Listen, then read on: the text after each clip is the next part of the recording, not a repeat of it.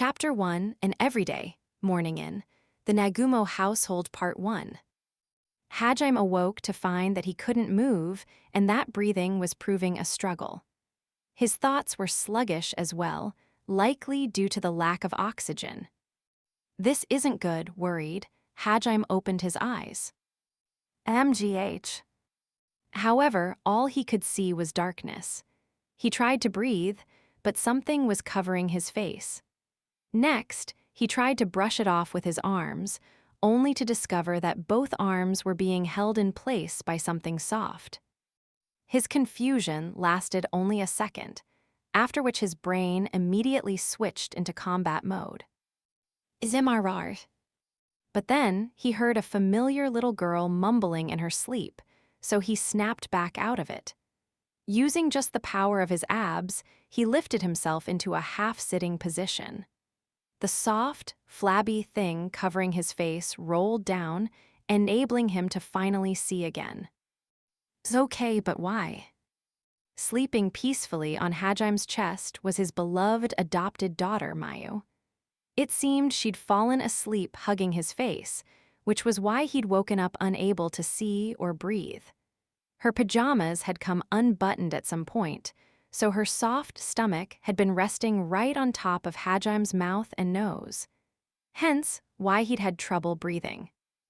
Hajime's question hadn't been directed at Mayu or her unique sleeping posture, though. Rather, he was confused by the scenery around him. Had anyone else seen it, they would think they made it to paradise. Hajime. Clinging to Hajime's right arm was Yue. Normally, she wore one of his t-shirts to bed, but right now she was stark naked. It was the same way she'd slept with Hajime back when they'd first made it to Oscar's hidden house deep within the Great Orcus Labyrinth, with Hajime's hand wedged between her legs. Sefwaya, is it morning already? Hanging off of Hajime's left arm was she. She wasn't completely naked, but seeing as she was wearing an unbuttoned dress shirt of Hajime, that left all of her important bits exposed, she may as well have been. Master, my arse can take no more punishment. Tia was hugging Hajime's right leg, with her face buried in his crotch. She wriggled her butt as she muttered in her sleep, her yukata completely open and also covering nothing. Even you're here, Ramia. Ramia was occupying the open space below Hajime's feet, and she was the only one sleeping in a normal posture. In fact, her pajamas weren't even messed up, though she was clinging to Hajime's shorts with one of her hands. But honestly, that was more cute than annoying. Actually, the whole situation was more cute than annoying. Hajime was surrounded by beautiful girls. Indeed, every man in the world would be jealous of him if they could see this. You know, I did give all of you your own rooms, Hajime said with a small smile as he watched Yue and she slowly wake up. He then turned to look around his room. A good 70% of it was occupied by bookshelves filled with books and video games. There was one window that faced south, and the bit of sunlight filtering through the navy blue curtains indicated that the weather was clear. Next to the window was a desk with an expensive gaming PC. There was a gaming chair by the desk as well. Finally, there were posters of Hajime's favorite anime on the door and lining the walls. This was, without a doubt, the same room his parents had kept clean for a full year, believing against all odds that Hajime would one day return to them. After being summoned to a different world, Hajime had gone through quite a bit of hardship, but in the end, he'd succeeded in returning home to his parents. A little over half a month had passed since the fateful day he'd returned home, and Hajime had gotten into the habit of looking around his room each morning to remind himself that he really was back. Hajime felt a gentle touch on his cheek and he looked down to see Yue gently caressing it. Don't worry, you're really here, Hajime. You made it back at last, Yue said with a heartwarming smile. Her ruby-red eyes always saw right through him, but he didn't mind that. As he looked deeply into her eyes, she leaned forward and kissed him softly. He could feel the depths of her kindness and her love for him through just that one kiss alone. She must have noticed that he'd almost slipped into combat mode a few seconds ago and was trying to be extra reassuring. "Yeah, you're right, I'm home. This is reality." Hajime lifted his left arm, which looked just like a regular flesh and blood arm. He then traced his right eye, which had no eye patch covering it, with his fingertips. As he looked back into Yue's eyes, he saw his old self reflected in them. A normal high schooler with black hair and two functioning, regular eyes. There was no visible proof of the torture he'd suffered in the depths of that labyrinth or of the superhuman body he'd acquired because of it. No white hair, no prosthetic metal arm, no magical eye made of specialized ore. As he'd been planning his trip back to Earth from Tortoise, he'd worked with Yue and the others to change his appearance back to what he'd looked like before, or at least as close to it as they could manage. "Are you still not used to being your old self?" Yue asked gently as she ran her hand through Hajime's hair. "I guess not, huh?" Hajime replied with a slight smile. His left arm and right eye only looked normal. Underneath the artificial skin, his arm was still a metal prosthetic, and his right eye was still the same demon eye he'd fashioned for himself. If he'd really wanted to, he could have had Kaori restore his old body with restoration magic. The reason he hadn't was because it was the new, white-haired, one-armed, one-eyed version of him that had fought through all those trials and hardships together with Yue and the others. He didn't want to throw away that part of himself. Also, it was simply a matter of practicality to keep all of the powerful weapons he'd grafted onto his body. He wasn't foolish enough to think he'd never need to fight again. So for both of those reasons, he'd kept his new body and simply camouflaged it to look like his old one. I guess it's not that easy to change gears. Everything that happened back on Tortoise is still fresh in my mind. Maybe it's because you've been so busy since getting back. Yeah, that's definitely a big part of it. Unsurprisingly, Hajime had been quite busy over the 2 weeks since he'd returned to Earth. An entire class of people had mysteriously disappeared all at once and stayed missing for a full year. Naturally, their sudden reappearance had caused quite a stir. They'd had to explain everything that had happened to the police and various politicians, then go through rigorous physical and mental examinations. Hajime had also had to go through various administrative procedures to obtain permission for Yue and the others to live in Japan, and then they'd had the mass media to deal with. Hajime hadn't even had a full day to sit down and talk with his parents. "Thank you, Hajime," Yue said, once again reading Hajime's thoughts. It had been difficult getting Yue and the others to integrate into Japanese society, considering how different their cultures were from Earth's.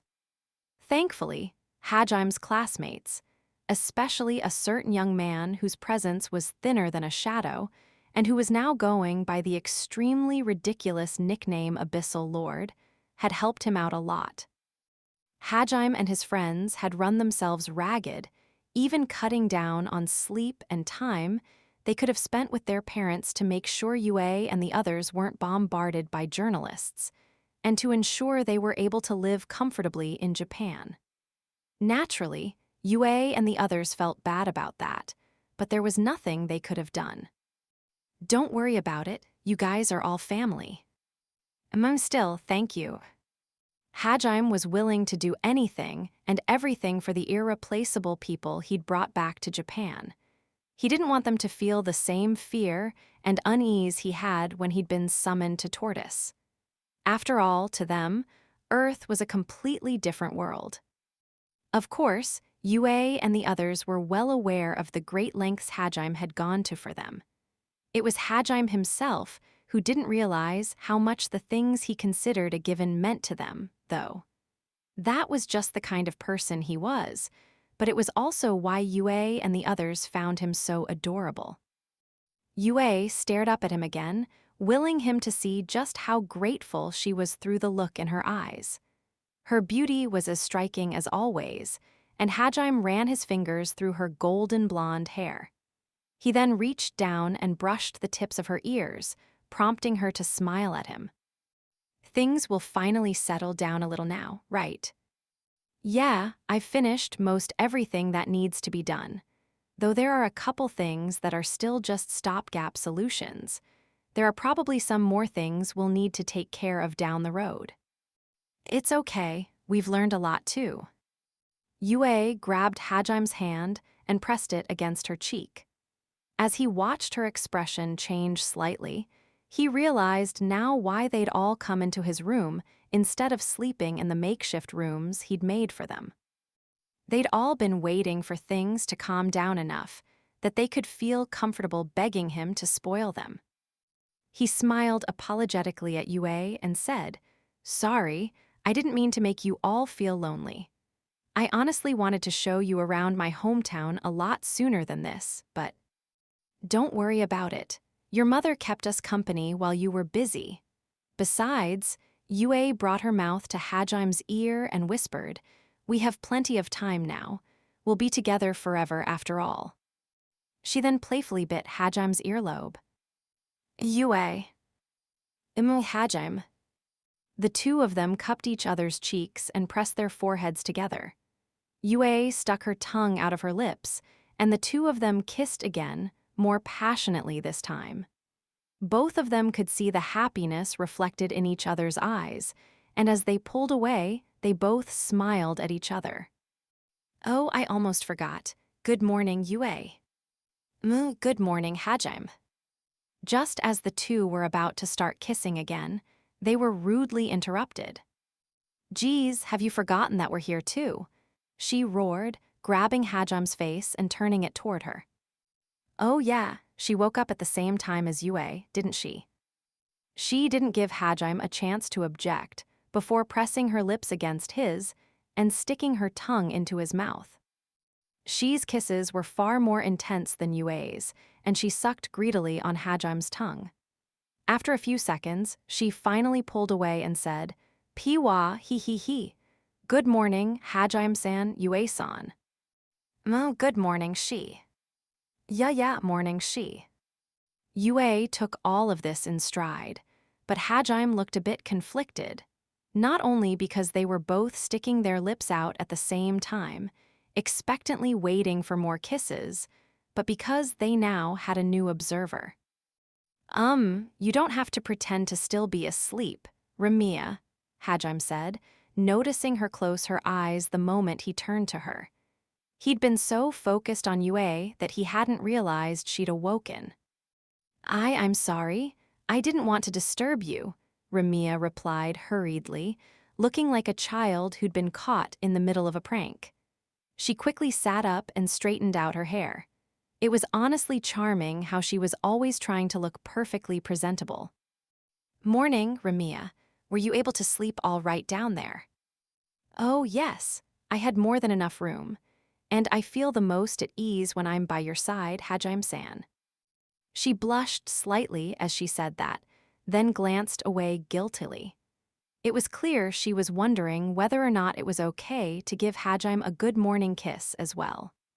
Even if she wasn't doing it on purpose, every single one of her mannerisms just made her look cuter, so Hajime had to hold himself back from pushing her down right then and there. "Tia, Mayu's right here, so restrain yourself. If you can't, I'll teleport you into the ocean." I'm sorry, Master. It was just a joke." Tio hurriedly got up as well, making it obvious she, too, had just been pretending to be asleep. She'd been sneakily trying to pull down Hajime's shorts, but Hajime put a stop to her perverted antics before she could do anything that Mayu wasn't allowed to see. She hadn't fixed up her yukata before getting up, so her boobs bounced up and down as she sat up, and the full length of her legs was clearly visible. Normally, any man would find her unbelievably attractive, but the fact that she was panting happily at the prospect of being tossed into the ocean killed any lust that might have been welling up inside Hajime. At the moment, though, he was thankful for how much of a turnoff that was. Seeing the hopeful look in Tio's eyes, Hajime kicked her off the bed, and she shouted, "Thank you very much," as she hit the ground with a thud. "Simararar, daddies. I'm right here. Good morning, Mayu." At this point, they were all being noisy enough that even Mayu woke up. Everyone watched with a smile on their face as she slowly rubbed the sleep out of her eyes. Good morning." Mayu also puckered her lips, clearly expecting a kiss from Hajime. It was obvious who she'd been influenced by. "Whoa there," Hajime said, holding his hand out to stop her. He then glared at Yue and she, who guiltily averted their gazes. "Simararar, why'd you stop me?" "It's too early for you to be kissing people on the lips, Mayu. Besides, I'm your dad." "Unacceptable. Shut up and let me kiss you." "Mayu, where did you learn that kind of language?" "From the drama Mommy really likes." After coming to Earth, Ramiya had gotten hooked on TV dramas. Yue and the others had been amazed by the wonders of modern civilization as well, but they'd been far more impressed by Hajime's PC. They'd all ended up becoming computer fans like the rest of the modern youth, but Ramiya had been far more entranced by the romantic drama she'd caught a glimpse of on TV. Hajime still remembered how her eyes had glittered with excitement as she'd sat down. Eyes glued to the TV while everyone else tinkered with his computer. Incidentally, everyone had a different favorite modern appliance. Yue loved her smartphone's GPS feature. She was all over the pressure cooker. Tio was amazed by the bathroom, specifically, the fact that you could get hot water from the faucets, and Mayu was obsessed with video game consoles. Yue's expression had truly been something to behold when Kaori had explained that if Hajime had his phone on him, Yue would be able to track his location via GPS no matter where he was. Incidentally, Kaori's expression had been the exact opposite of Yue's when she'd been giving that lecture. She's and Mayu's favorite modern appliances both matched their respective personalities perfectly. She had already started taking over the Nagumo family's kitchen, while Mayu was the person from Tortoise who had become the most proficient in using computers, microwaves, and other electronic gadgets in this short time. As for Tio, well, she had been spending a lot of time in the bathroom, and everyone could hear weird moaning noises every now and then. But they were all trying their best not to think too hard about it. At any rate, after hearing Mayu's answer, Ramiya covered her face with her hands and apologized profusely for being such a bad influence on her daughter. Hajime gently patted her back to try to calm her down, while Yue turned to Mayu and said, "Mayu, I'll give you a good morning kiss instead." Not wanting to be part of the group that was being a bad influence on Mayu, Yue pulled her out of Hajime's arms and softly kissed her on the cheek. Mayu let out a tiny squeal of surprise, but otherwise didn't protest. "Here, I'll give you a good morning kiss too." "Good morning, Mayu," she said, taking Mayu from Yue and kissing her on the forehead. Tio decided she also wanted to join in. "I'd like to be part of this as well. Good morning, Mayu." "I'll be more careful from now on, but you shouldn't say those kinds of things, okay, Mayu," Ramiya said, taking her daughter back. "Eek, everyone keeps kissing me." Naturally, Hajime had no compunction about kissing Mayu on the forehead, and he did so once everyone else was done with her. That seemed to pacify her for the moment, and she excitedly got out of bed. It was hard to believe this group of people had been fighting for their lives in a different world just a month prior. Though Hajime was having a hard time fully changing gears, seeing a scene like this helped drive home the fact that he'd really made it back, and that no harsh trials were waiting for him every time he woke up. "Hajime, you better get up soon, or..." The familiar yet nostalgic voice of Hajime's mom reached his ears as she walked up the stairs and opened his door before he could warn her not to. Sumayer Nagumo, a woman in her early 40s with a stylish bob cut, walked into the room and froze when she saw what was going on in her son's bed, namely, the fact that her son was surrounded by naked and half-naked women. "Ah," Yue, she, Tio, and Ramiya said at once. They all stared at the woman who was effectively their mother-in-law now. Honestly, from the way everyone looked, it was hard to tell if they'd had a wild time last night, or if all of these women were just about to have their way with Sumayer's son. Of course, in either case, this situation was extremely awkward. Yue and the others started panicking, worried that Sumayer might think they were all shameless women and chase them out of the Nagumo household. "Mom, it's not what you think, I can." "Ah, Grandma, good morning," Mayu exclaimed, interrupting Hajime's attempt to explain the situation. "Oh, good morning, Mayu-chan. You're in a good mood this morning." Thanks to Mayu's cheerful greeting, Sumayer's stiff expression turned into a smile, and she turned to Yue and the others. "Should I come back an hour later then? Well, with how many of you there are, I guess I should give you 2 hours. Enjoy." "What?" Stunned by how understanding Sumayer was being, Yue and the others were unable to say anything before she left and closed the door behind her. "Yeah, you're misunderstanding, Mother," Yue shouted far too late, stretching her arm out toward the door. "Dear, our son's having an orgy in his room. As his mother, how am I supposed to react to this?" Sumayer shouted, running down the stairs. She hurriedly jumped out of bed and said, "I'll go explain things to." "What? I can't believe my son is sleeping with his harem this early in the morning. I thought that only happened in visual novels. What is he, a visual novel protagonist?" Hajime's father, Shu Nagumo, shouted from the living room. "Oh, but dear, that means we're going to have even more grandchildren. Our family's going to keep on growing. We should go to the temple and buy some charms for all of the girls to pray for their safe deliveries. Actually, Sumayer, we should do that right now. Driving to the local temple and back should take us around 2 hours. That's enough time, right?" "Oh, yes, that's a perfect idea. It'd be awkward if we stuck around, right? I'll be ready in 40 seconds. As Hajime's parents ran around getting ready, Ramiya covered her face with both hands, her cheeks so red she looked like a tomato. Yue, she, and Tio were blushing in embarrassment as well, but at the same time, they gave Hajime a knowing look. "Dad, Mom," Hajime shook his head in exasperation. "Hajime, your parents are just like you. Hajime-san, your parents are just like you.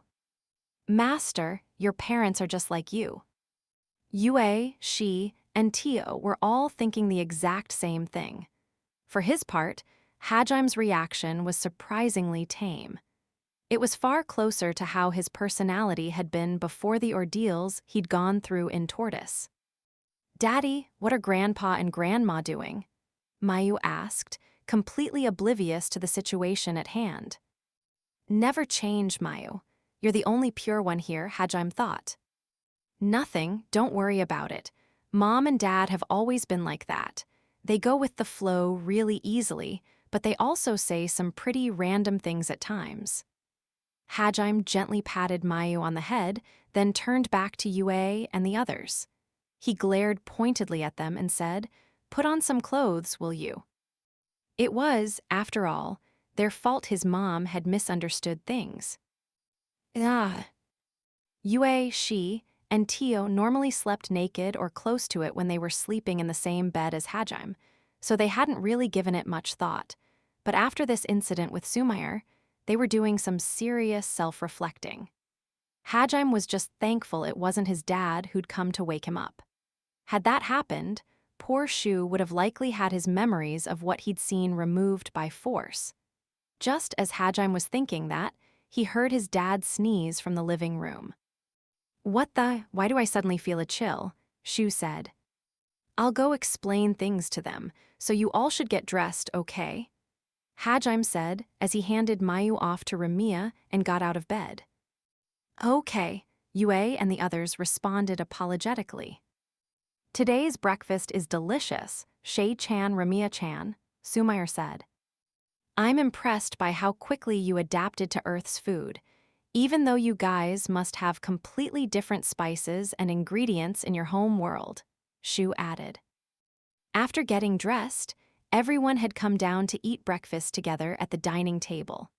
It was honestly a rare occurrence for everyone in the Nagumo household to be around for breakfast. Hajime's parents both worked in creative fields. Sumair was a popular shoujo manga author, while Shu worked at a game development company. They were both extremely passionate about their jobs and hardcore otaku, which meant they were both night owls. Normally, they never ate breakfast, and honestly, they skipped lunch pretty often too. They mostly subsisted on one big meal each day, that meal being dinner. Both of them were of the opinion that waking up early just to eat was a waste of time. Or rather, they had been of that opinion until she and Ramiya came along. He, I'm glad you like it. I heard all about Earth food from Hajime-san back when we were in Tortoise, and he showed me how to make a few simple Earth dishes, so adapting wasn't too hard, she said with a smile, her bunny ears flopping around happily. I know everyone lives their lives differently, but you two must have been extremely stressed over the past year, right? Both of you are terribly thin. I know your work keeps you busy, but I'd like it if you at least ate 3 proper meals a day, Ramiya continued in a kind voice. Even though she was younger than Sumair and Shu, both of them were gripped by the sudden urge to call her Mom anyway. She and Ramiya had started learning how to cook Earth dishes, while Hajime was busy taking care of all the small details that had accompanied their return to Earth. They wanted to do what they could to help Hajime and his parents, as well as slowly get used to Japan, and cooking had seemed like a good way to do both. It helped that both of them were good cooks already, so all they needed to do was learn how to use new ingredients and follow new recipes. Under normal circumstances, Sumair and Shu would never have woken up early to eat breakfast, but after hearing that 2 of their daughters-in-law were making homemade food for their sake, they'd immediately started setting alarms.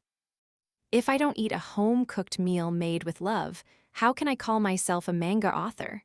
Sumair had said. There's no way I'd miss out on this once-in-a-lifetime opportunity, Shu had shouted.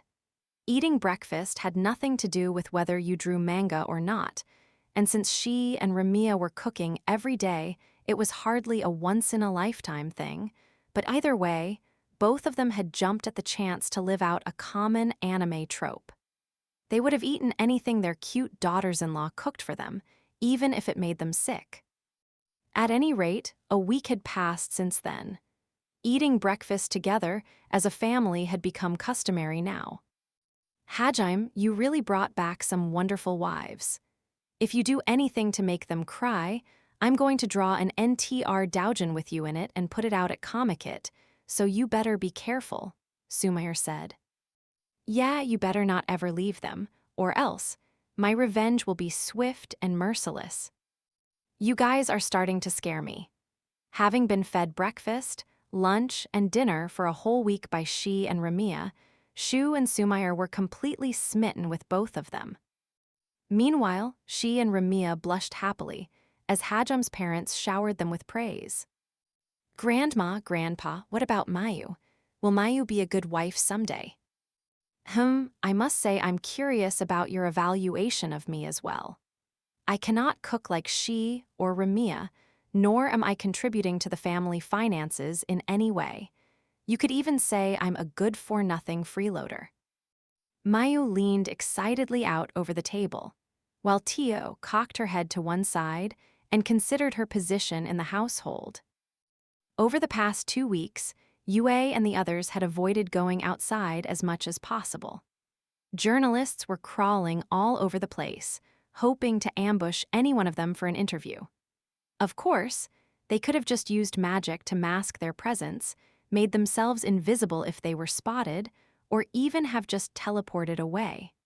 But Yue and the others weren't that interested in going outside in the first place, so they decided it wasn't worth the trouble.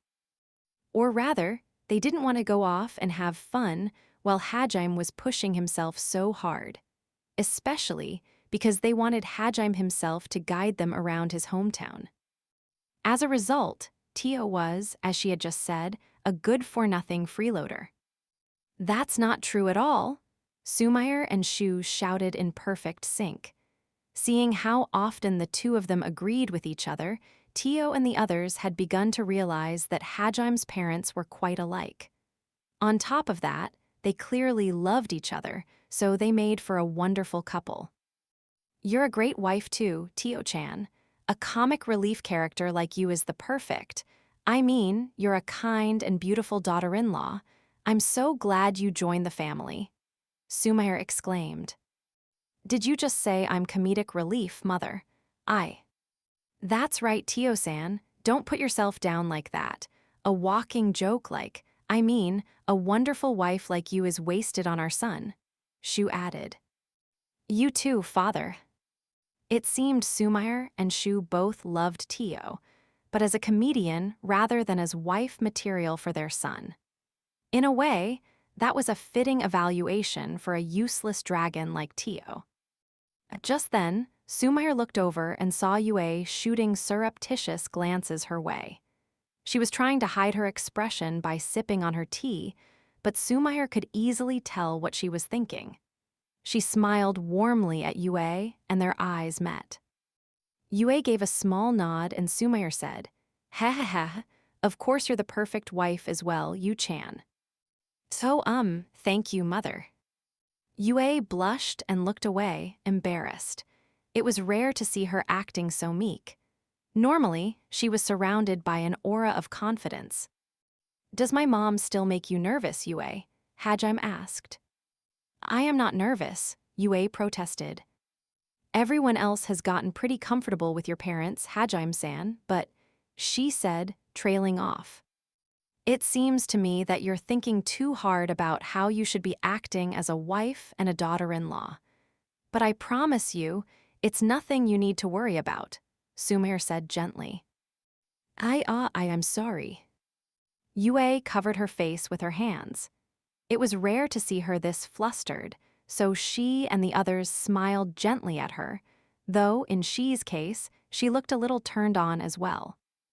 Normally, Yue proudly declared that she was Hajime's first wife, but it was precisely because she was so attached to that position that she was extra nervous around Hajime's parents. She absolutely didn't want them to hate her, and she wanted them to truly think from the bottom of their hearts that she was the best life partner their son could ever hope for. As a result, she often got too worked up around them. It's okay, you can relax. No matter what anyone says, you're the perfect wife, Yu-chan. We're both very glad to have you, isn't that right, dear? That's right. The more we hear about what happened in that other world, the happier we are that Hajime met someone like you. Thank you so much for staying by his side through everything. Both of them were deeply grateful to Yue. There was no telling what might have happened to Hajime if not for her. Even if he might have survived either way, his soul could very well have withered and died down there in the labyrinth without Yue. Unfortunately, their heartfelt gratitude just made Yue feel even more flustered. I just did what I wanted, so it's not like I deserve to be thanked for it. Hajime grinned as he watched Yue try to downplay her accomplishments. Meanwhile, she looked like she might push Yue down right then and there. Besides, it seems like our son can't live without you anymore, Shu said with a grin. So please take care of Hajime for us, okay, Yu-chan, Sumair added. Oh, yes, of course. Yue nodded emphatically, her exaggerated actions making her look unbelievably cute. They also made her look younger than she usually did. Hey, Yue, is it just me, or have you been acting more like a kid since coming here? Oh, I was thinking that too. Whenever Mom's around, Yue-san starts acting childish, doesn't she? It's so cute, she exclaimed, glad to have found a fellow Moe Yue appreciator in Hajime. Everyone turned to Yue, who blushed even harder and said, That's because mother and father are both so kind. They treat me like their real daughter and, while Uncle Dean taught me what having a father is like, I never really knew what it felt like to have a mother.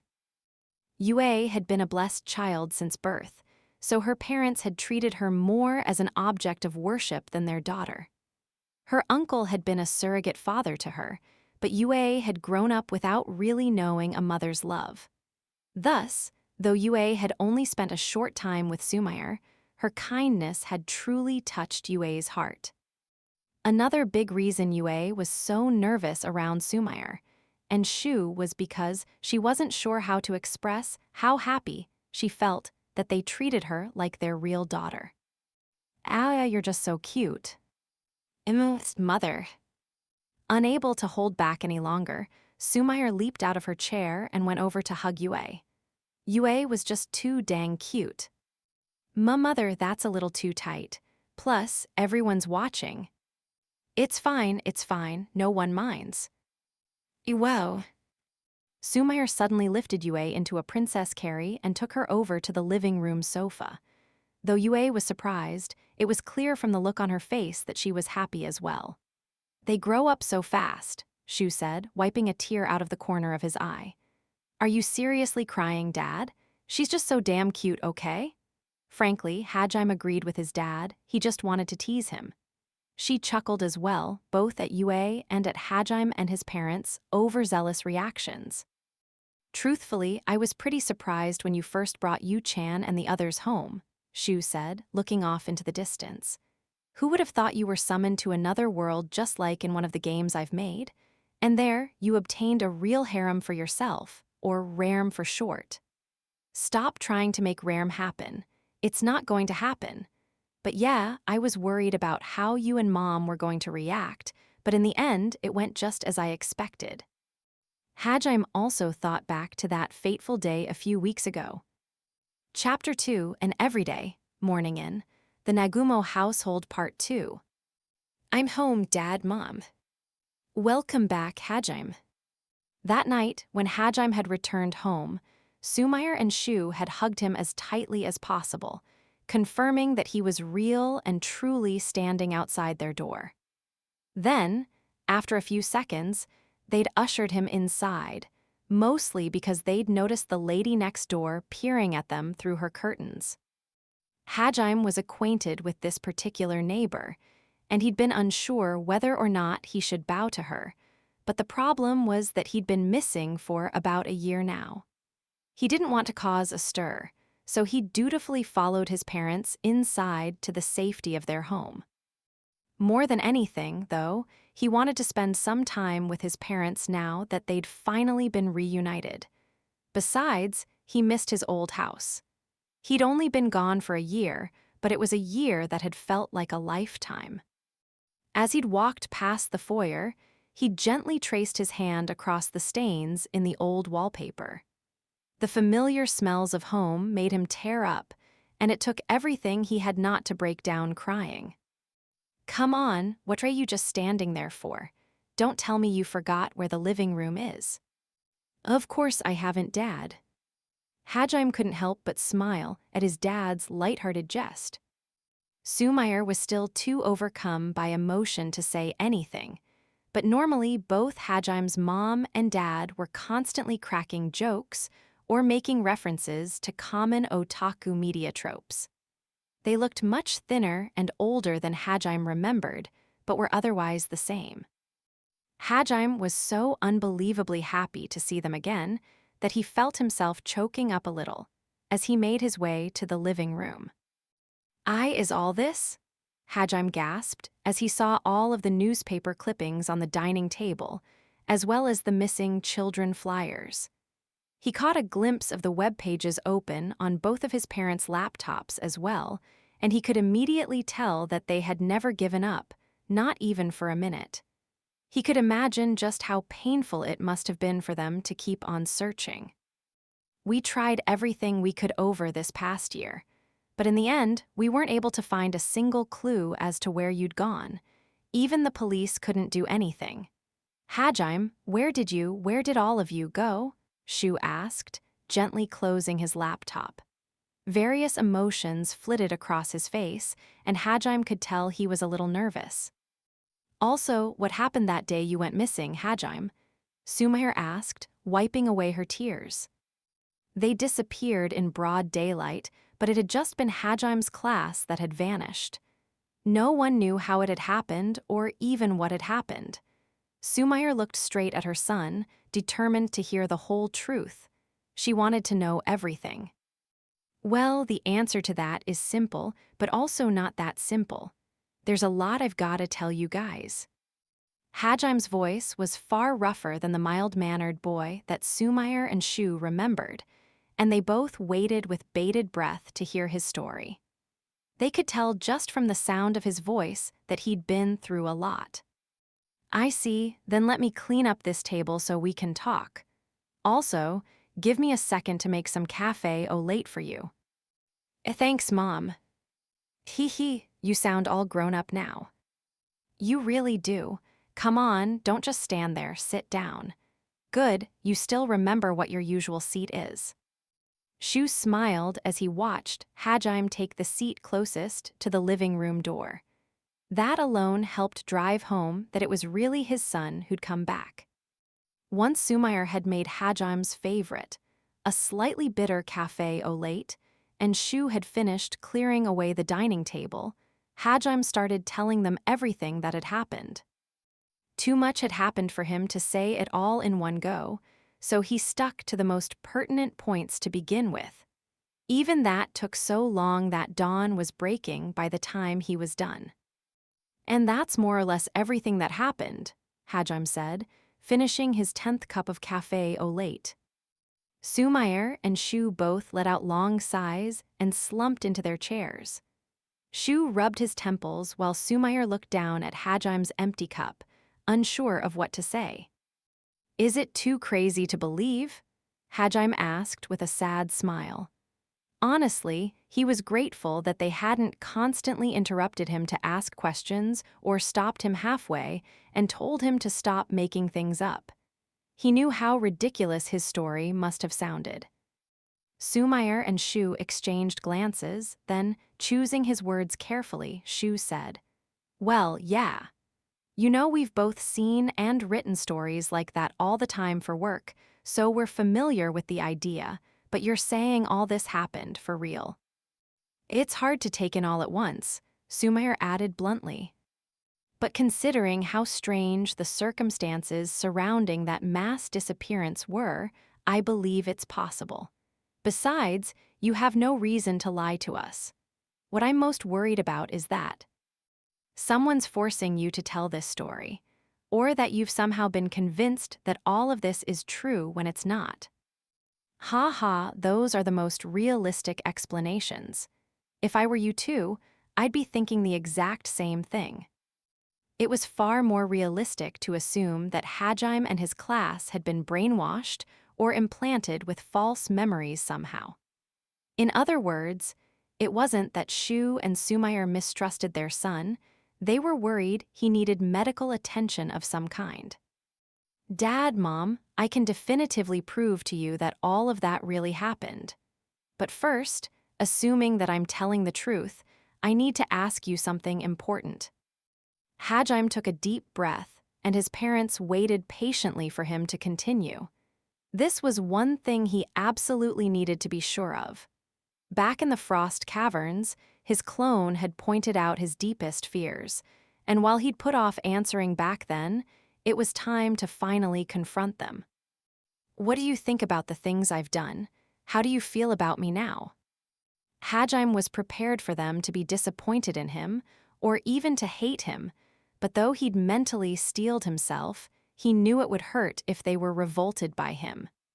In fact, he'd probably run out of the house and go cry in Yue's arms. To his surprise, though, Shu and Sumire just gave him an odd smile. You know, Hajime, neither me nor Sumire are saints. Huh, His parents got up from their seats and walked over to him. We care way more about our son's safety than any people he might have killed. Maybe that's not the right stance to take, but that's just how parents are. You don't need to look so nervous. Do you really think we'd disown you? Don't be silly, Sumair said, patting Hajim's head. But Mom, I may have only done it because I had to, but I still killed people without hesitation. I've changed. Can you really accept a son who doesn't feel any remorse when they kill another person? He asked reflexively. It wasn't like him to ask leading questions like this just to get reassuring answers. Still, even Hajime had times when he wanted reassurance, especially from his parents. Shu sighed and ruffled his hair. There's no way we wouldn't accept you. Sorry, but it's impossible to quit being a member of the Nagumo family. No matter what happens, even if you want to cut ties with us, you're still going to be our son, and that's final. Dad, you might be able to escape from the Demon Lord, but there's no escaping your old man. Did you really have to bring out a reference now of all times? Regardless, Hajime could tell his dad's feelings were sincere. Do you regret what you've done, Hajime? Sumair asked, sitting down next to him. Hajime shook his head without hesitation. No, not at all. I don't think what I did was wrong either. I chose the path I did fully prepared for the consequences. Hajime knew that if he hadn't gone that far, he might have lost everything. Though he'd constantly been getting stronger, the more people he grew to care about, the more desperate he became to protect them all. His harsh experiences in the abyss had taught him that hesitation and compassion were your worst enemies on the battlefield.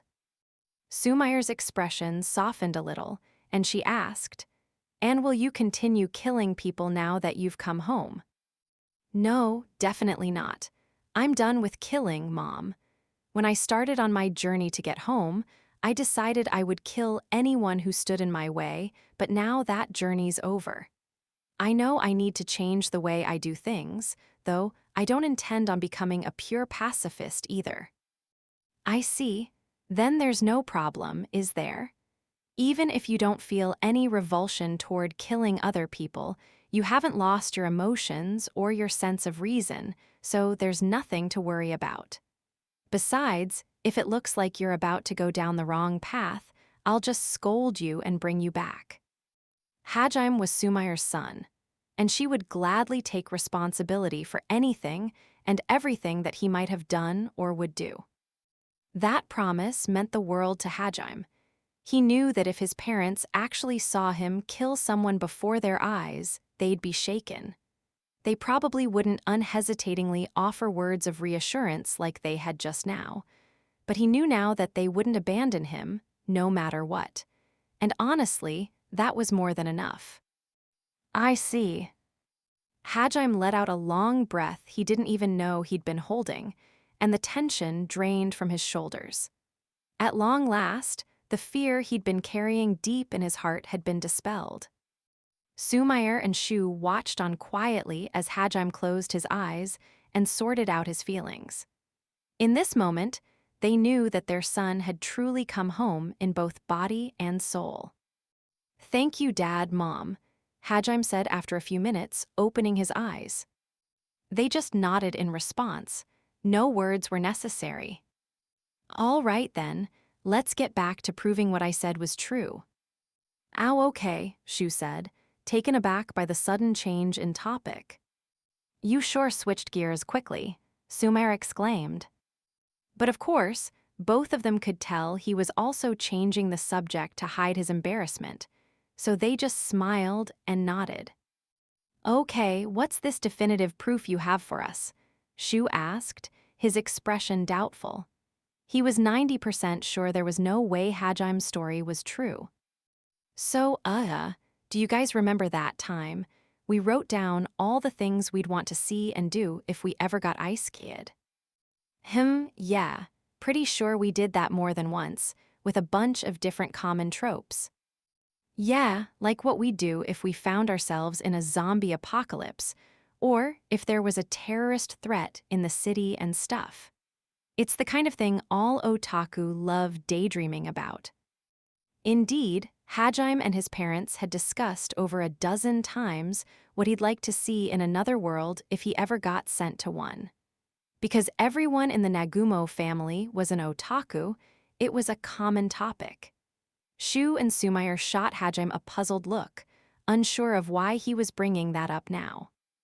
Blushing a little, Hajime said, "Remember how you always said, if you're a real man, you'll master swordsmanship and magic, defeat the demon lord, and gather a harem of cute girls." Dad. It's a cliché, sure, but a good one. But every time I said that, you always responded, "I don't have what it takes to defeat the demon lord, but I guess I'd give it my all to try to at least get back home. And if I met anyone I grew to care about, I'd try to bring them back too." You really should have been dreaming bigger. Sorry, I'm not as much of a man as you, but, well, I defeated the demon lord and an evil god with my harem, so I guess I fulfilled your dreams and then some. Hajime, you aren't about to say you want to introduce us to all the girlfriends you picked up along the way, are you? I thought those were all imaginary. Well, they're real. Shu and Sumayer exchanged glances, unsure of how to respond. Hold on a second, dear. What if they're the ones who implanted these false memories into Hajime's head? Sumayer asked, her expression suddenly turning grim. Whoa, smart thinking, Sumayer. I can't believe your brain is still working this well after an all-nighter. That has to be it. Hajime was grinning way too much every single time he mentioned them. They must have seduced our poor son. I bet they'll ask us to buy some sacred vase for $1 million in return for fixing his memories. A hint of rage began to enter Sumayer's voice. Nope, the all-nighter fried your brain after all, Shu exclaimed. Hajime nearly burst out laughing at the insinuation that Yue and the others were scammers, but he held it in and looked off at a point in the living room that seemed to have nothing there. Yue, can you hear me? Hey, Sumayer. He started talking to empty air. He really did make up imaginary girlfriends in his head. As his father, what should I do? Calm down, dear. Wait, no, we were too careless. What if they wiretapped Hajime? If those scam sales girls really exist, then maybe they're coming here right now.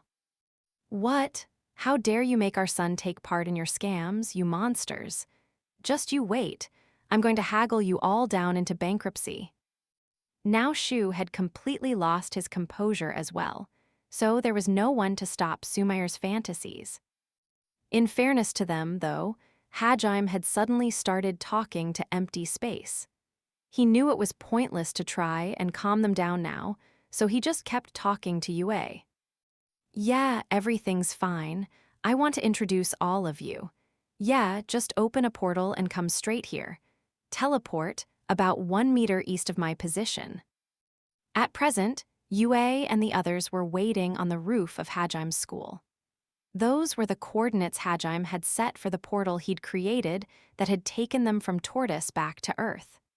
It was the place he could remember the most vividly outside of his own house, and the door leading up to it was usually locked, so it was unlikely they'd run into anyone there. When they'd made it back, everyone had been overcome by emotion and lifted Hajime into the air to celebrate. Shizuku had had to yell at them to quiet down so they didn't attract attention, and after a bit, everyone had run home at Olympic sprinter speeds. Yue and the others had suggested staying behind until Hajime's reunion was finished, since they hadn't wanted to get in the way. But of course, Shu and Sumayer didn't know any of that, and they were starting to seriously consider admitting their son to a psychiatric hospital with tears in their eyes. Seconds later, though, their concern turned to surprise. It's okay, Hajime. I know a good doctor, huh? Found it, dear. This is the best hospital for huh. The space to the right of Hajime began to twist and warp, and a whirlpool of golden light suddenly appeared in the space between the living room and dining room. Shu's and Sumayur's jaws dropped open, and their phones slipped from their slack fingers. The whirlpool of golden light slowly began to fade, revealing an oval-shaped portal. On the other side of that portal was a location that was quite familiar to both Hajime and his parents. It was his classroom in school. I, is that the anywhere door? Shu shouted. Haha, what's happening? Sumayur exclaimed. Both of them leaped to their feet, knocking their chairs over. A second later, a beautiful young girl poked her head out of the portal. She had luscious golden blonde hair, ruby red eyes, and porcelain white skin that made her look like a bisque doll. Shu and Sumayur stiffened, their minds struggling to comprehend what they were seeing. As Yue glanced around the Nagumo abode's living room, she spotted Hajime's parents and smiled warmly at them. It was such a dazzling smile that Sumayur gasped, and Shu nearly fainted. Yue then turned toward Hajime, silently asking with her eyes if it was okay for her to come in. Hajime got to his feet and held his hand out toward her. Welcome to the Nagumo family home. Come on in. And Yue hesitantly stepped through the portal. She kept her back ramrod straight and her hands clasped demurely in front of her. It was clear she was nervous. For her, the first meeting with Hajime's parents was one of the most important moments of her life. Hajime walked over to stand beside her and smiled playfully at his parents. He wanted to surprise them, and he had. Dad, Mom, this is Yue, the most important person in the world to me. Incidentally, she's a vampire and a former princess. That's so many tropes at once. Even when they were completely flabbergasted, Shu's and Sumayur's brains still worked on otaku logic. Though they hadn't fully grasped the situation, their minds reflexively formed retorts. They're definitely Hajime's parents, Yue thought with a small smile. That helped ease some of her nervousness, and she lifted the hem of her skirt slightly and curtsied to Sumayur and Shu. It's a pleasure to make your acquaintance, mother, father. My name is Yue. I'm overjoyed to finally be able to meet you. I hope we can get along. Well to meet you too. That's a very formal, polite introduction, Shu stammered. A pleasure to make your acquaintance, Sumayur replied. Both of them were so dumbfounded by the sudden appearance of Hajime's first girlfriend that they were tripping over their words. They both bowed over and over, and while Hajime did feel like he might be going a little overboard doing things this way, he nevertheless called the others in without hesitation. You can come in too. Okay, hi Mom, hi Dad, I'm nice to meet you. Now we've got a bunny girl. Shu and Sumayur shouted in unison as she hopped through the portal. Nice reaction. I knew I could count on Hajime-san's parents to notice all the right things, she thought with a smile. Indeed, Shu and Sumayur were staring intently at Shi's bunny ears.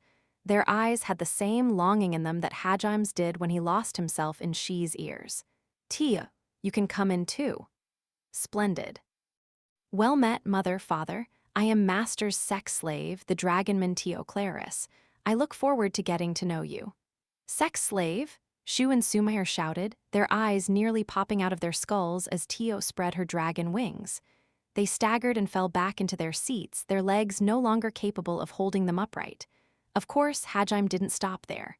Ramiya, Mayu, come on in. Coming, dear. Hello, my name is Ramiya. Thank you for inviting me and my daughter into your home, Ramiya said with a graceful bow. I'm Daddy's daughter, Mayu. Hi, Grandma, hi, Grandpa. Grandpa. Yeah, you have a daughter? This was the greatest shock yet. Not only did Hajime have half a dozen girlfriends, but it seemed he had a daughter too. Shu and Sumayur were grandparents now. Both of them turned to Hajime, silently demanding an explanation. Hajime smiled and said, They all proposed to me. As you can probably see, Mayu isn't related to me by blood, but I've decided to adopt her, so she's your granddaughter now. Be nice to her, okay? Yeah, that doesn't explain anything. Also, if you recall from my story, there are 4 other girls. I'll introduce them all later. I can't believe you really made a harem, the 2 of them shouted in unison again. Despite saying Hajime hadn't explained anything, they had more or less grasped exactly what was going on. Now that they knew Hajime's story about Tortoise was real, they understood that Hajime had discovered he had some cheat superpowers in the ice sky and created a harem before coming back home. Of course, that didn't make this any less shocking. Wait, hold on, Sumair. There's no way girls this cute can be real. I bet they're all CG. Shu shouted, still in denial. Hajime, I understand wanting to marry your waifu, I really do, but you have to bring home real girls someday or you'll become an incel. Sumair yelled.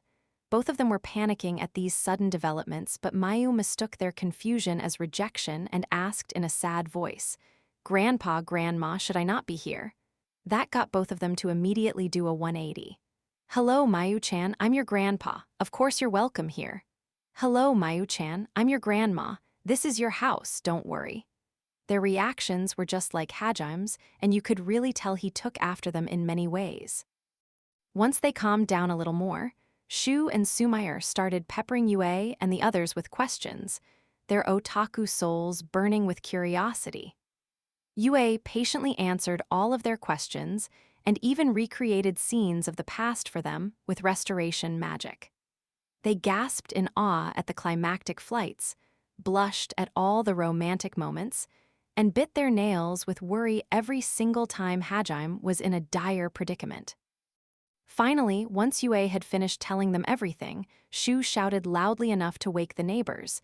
Hell yeah!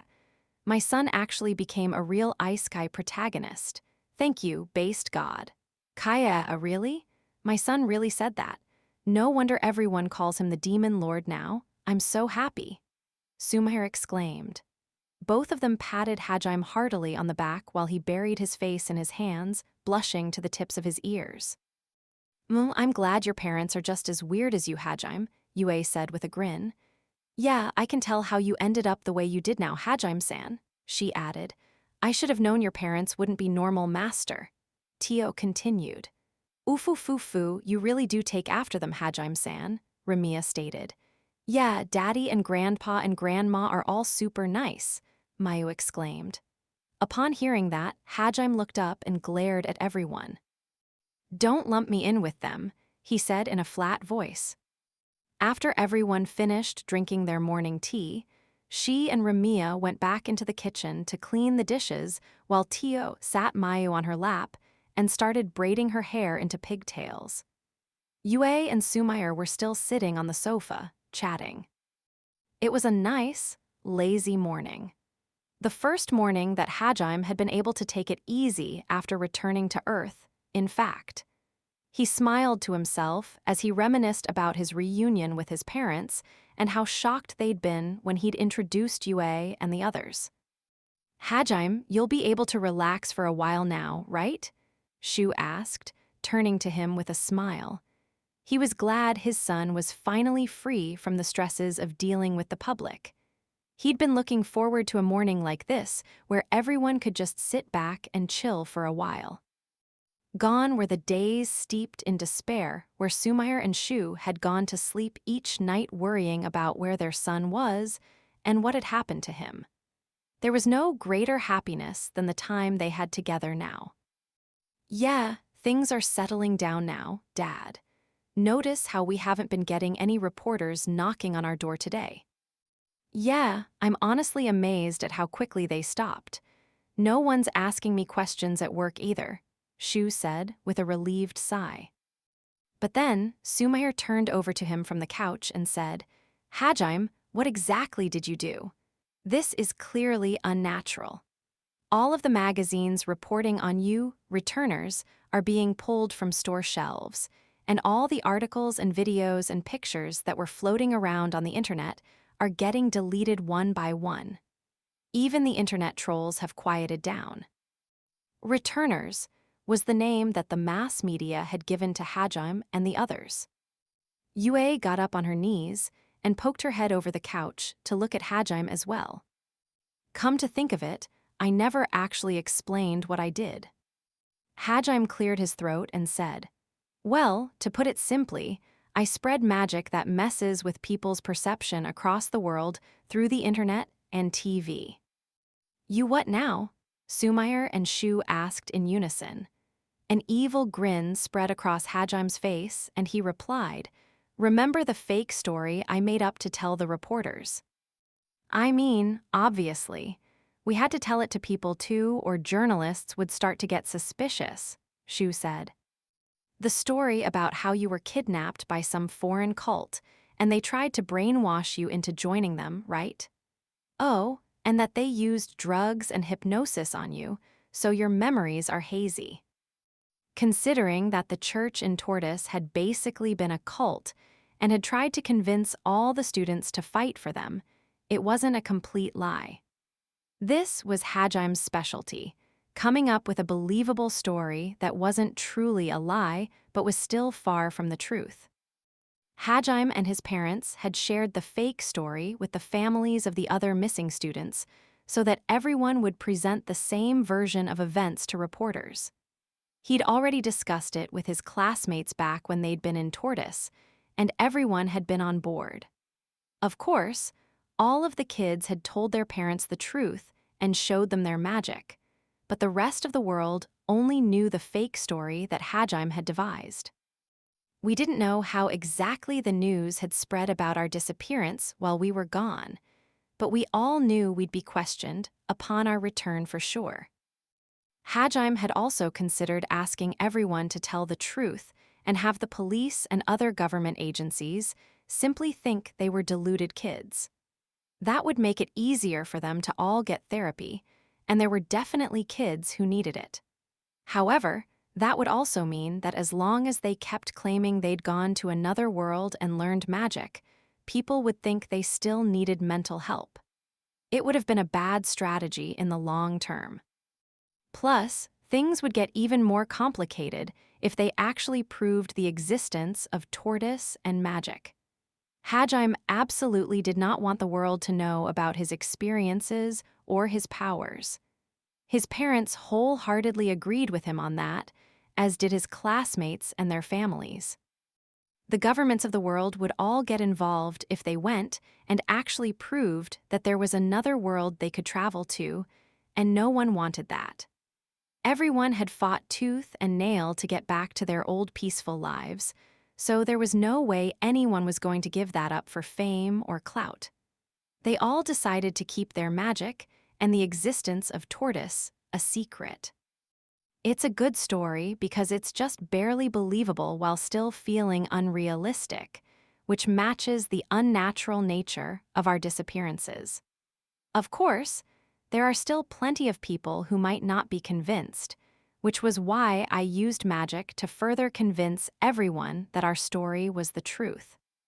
Most importantly, Hajime wanted everyone to think that his and the other students' memories of events were hazy and unreliable. That way, they could get by just saying that some group they didn't recall too well had attacked the cult, and before they knew it, they'd been sent back home. Everyone would assume that this mysterious group that had attacked the cult had rescued the kids. Furthermore, since everyone's memories were supposed to be hazy, there wouldn't be any issue if there were minor inconsistencies with the way they told their stories.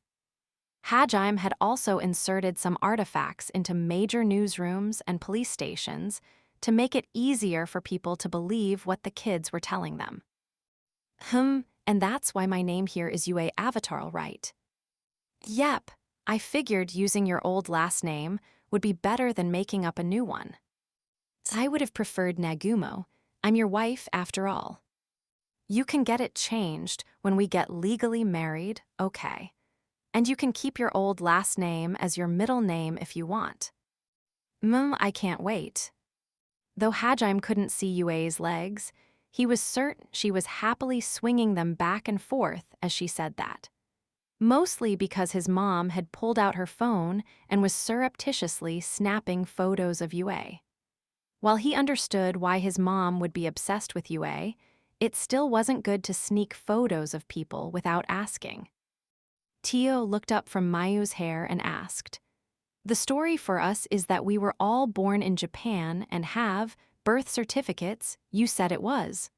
Regardless, we were raised together in a very isolated facility, which is why there are no public records of us, correct? Oh, and that facility had connections to the cult that kidnapped all of you, right? It was made to raise promising kids and brainwash them into being obedient cult members or whatever, she added, poking her face out from the kitchen. Hajime nodded, so she went back to washing the dishes. Yeah, something like that. I didn't want to risk trying to forge foreign birth certificates, so this was the easiest story to use. I feel bad for the government official you mind-controlled to make those birth certificates. You're sure there won't be any side effects on him, right?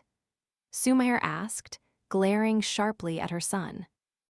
In order to get birth certificates for Yue and the others, Hajime had had no choice but to use magic on one of the officials who worked at a local government office. It was far better to get real documents than to try and forge his own, after all. Yeah, I used a special artifact that Yue helped me make. Don't worry, Mom, it didn't hurt him at all. In fact, as thanks, we used restoration magic on him to cure all of his chronic diseases. Really? Well, in that case. We even healed all of his coworkers. Right now, everyone in that office is the healthiest they've ever been. It's actually caused a stir among all their friends, but it hasn't made national news because everyone's still preoccupied with us. Wait, you didn't just cast this magic on one or two people. Kaori's the one who came up with the idea, and at the time we were too busy to cast pinpoint magic, so she just used restoration magic on the whole building. Now, the locals are calling the place a sacred site that cures diabetes. I'm glad they're superstitious enough to just take this in stride.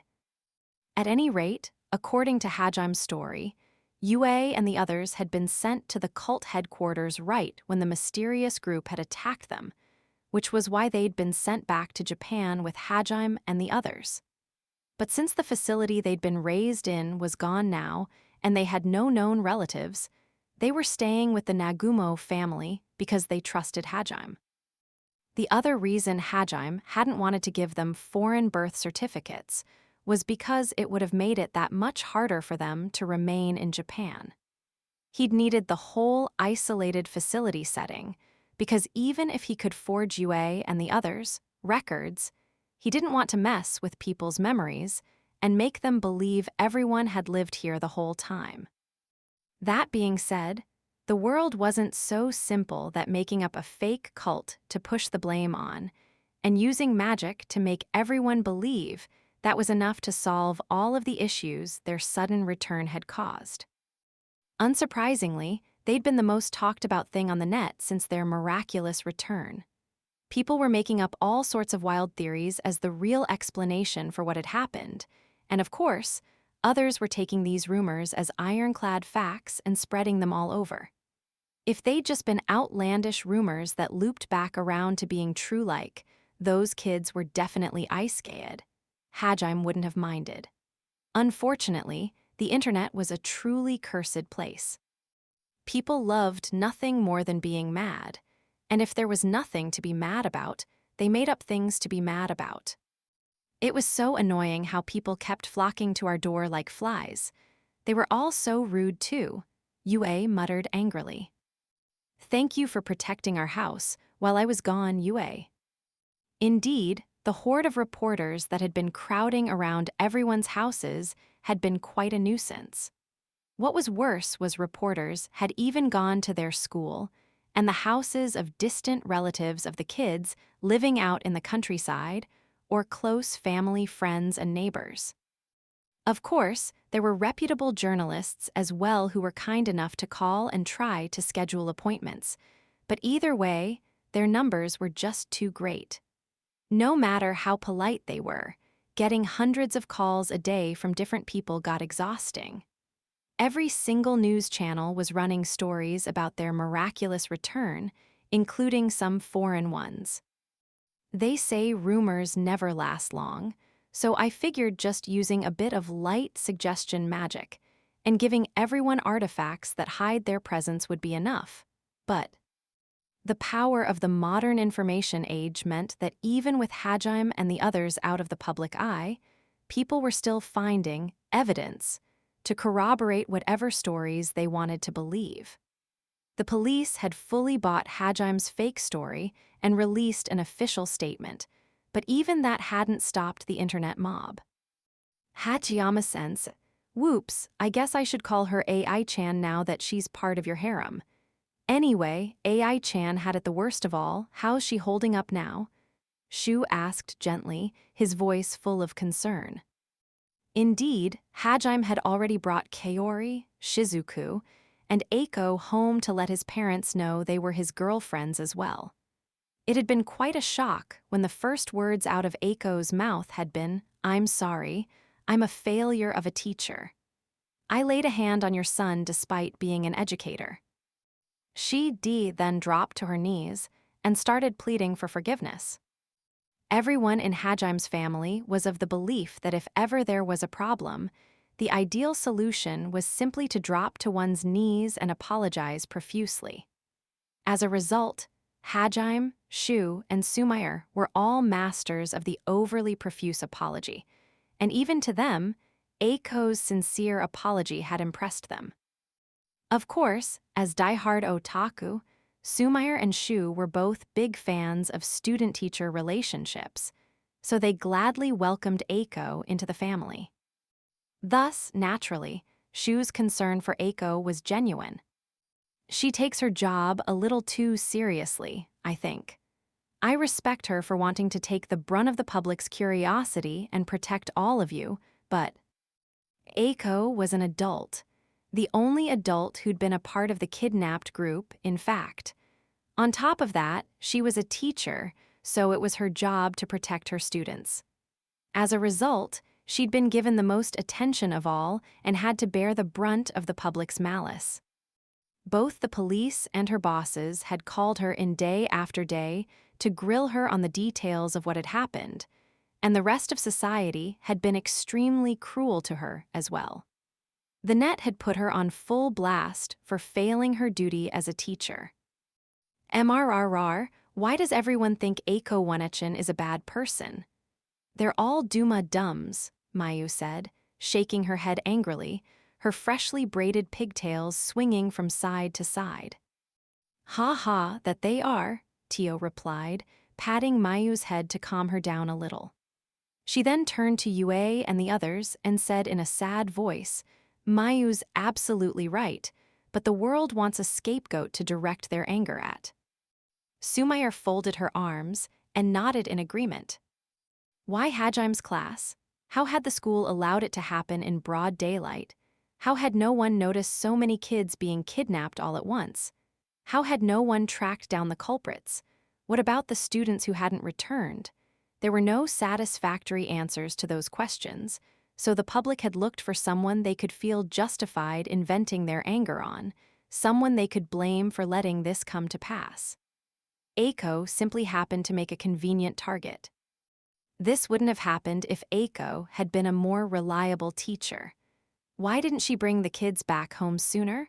How come she wasn't able to broadcast her location to anyone for a whole year? Those were the kinds of things people had started saying. Most of them didn't even really care about the safety of the students. All that was driving them was malice. I'm glad she didn't quit her job, Sumair said softly. There's no way I was going to let that happen, Hajime said, frowning angrily. Despite the constant bashing both in person and on the internet, Aiko had remained strong. A normal person would have crumbled under that much criticism, but Aiko had survived numerous deadly battlefields back in Tortoise, so she was made of much sterner stuff. Of course, things had still been tough for her. Luckily, Hajime had been there to support her, both emotionally and with spirit magic. In truth, Aiko had been fully prepared to be fired from her job when she'd willingly stepped into the scapegoat role to protect her students. Maybe after things settled down and the public forgot all about this event, She might be able to find a small rural school somewhere no one knew her and resume teaching, but she'd been certain she wouldn't be able to continue teaching at her current school. After all, Hajime and the others weren't the only class she taught. There were other students in her school that she cared about just as much, and she didn't want to cause them or her coworkers any trouble. Indeed, she'd been ready to quit if her boss hadn't fired her, just so that peace could return to her beloved students a little bit faster. Despite everything that had happened, Aiko was still committed to her students above all else. I did the same thing I did to make everyone believe our fake story to make sure she could keep teaching. That whole disseminating magic through the internet and TV thing, what exactly did you do? Brainwash the world, basically. You what? Shu and Sumayer both covered their ears with their hands, unable to believe what Hajime had just said. Meanwhile, Yue and Tio just laughed. So, I had Yue use her divine edict. It's a special kind of magic that can influence people's souls. That was the same spell Ehitrude had used to decimate Hajime the first time they'd fought. But after he'd possessed Yue's body, she'd stolen his own signature move, as well as all of the other magic he'd developed, so she was capable of using it herself. Indeed, the reason everyone from Tortoise had no trouble understanding people in Japan was because Yue had imprinted language comprehension onto everyone's souls. Yue gave everyone a peace sign as Hajime said that. The gesture was so cute that Sumayer started snapping pictures of her again. This time, Yue turned to the camera and winked, so she was clearly leaning into this rather than being put off by it. Thank you for your fan service, Sumayer thought, pumping her fist as she kept on tapping her smartphone. Meanwhile, Shu nodded at Hajime, asking for further clarification. His wife had been completely captivated by Yue, but he still wanted to know the rest of the story. Anyway, I created artifacts that could transmit Yue's divine edict over regular radio waves, then stuck them to radio towers all over the country. He'd had his classmates help with this endeavor, and they'd all been busy running around the country for the past few days. Of course, they'd gladly agreed to help when they'd learned it was to help their beloved Aiko-sensei. A certain Abyss Lord had accomplished a great deal, easily sneaking into TV stations and some very highly guarded locations without anyone noticing his presence. At this point, he was probably the most knowledgeable person in the world about industrial espionage. He'd also put his own voice recordings into the artifacts he'd set, so there were times when you might hear, BWA ha ha ha ha. The Demon Lord's right-hand man has emerged from the darkness to conquer you all. On multiple TV stations at once, or when someone opened certain web pages. The most famous Demon Lord in Japan was, of course, Oda Nobunaga, so people were starting to think his ghost was haunting the airwaves or something. Anyway, just watching TV or listening to the radio will get you imprinted with Yue's divine edict and make you start to think that everyone, including Aiko, was a victim, and that it's the cult that kidnapped us that's truly to blame. Whoa.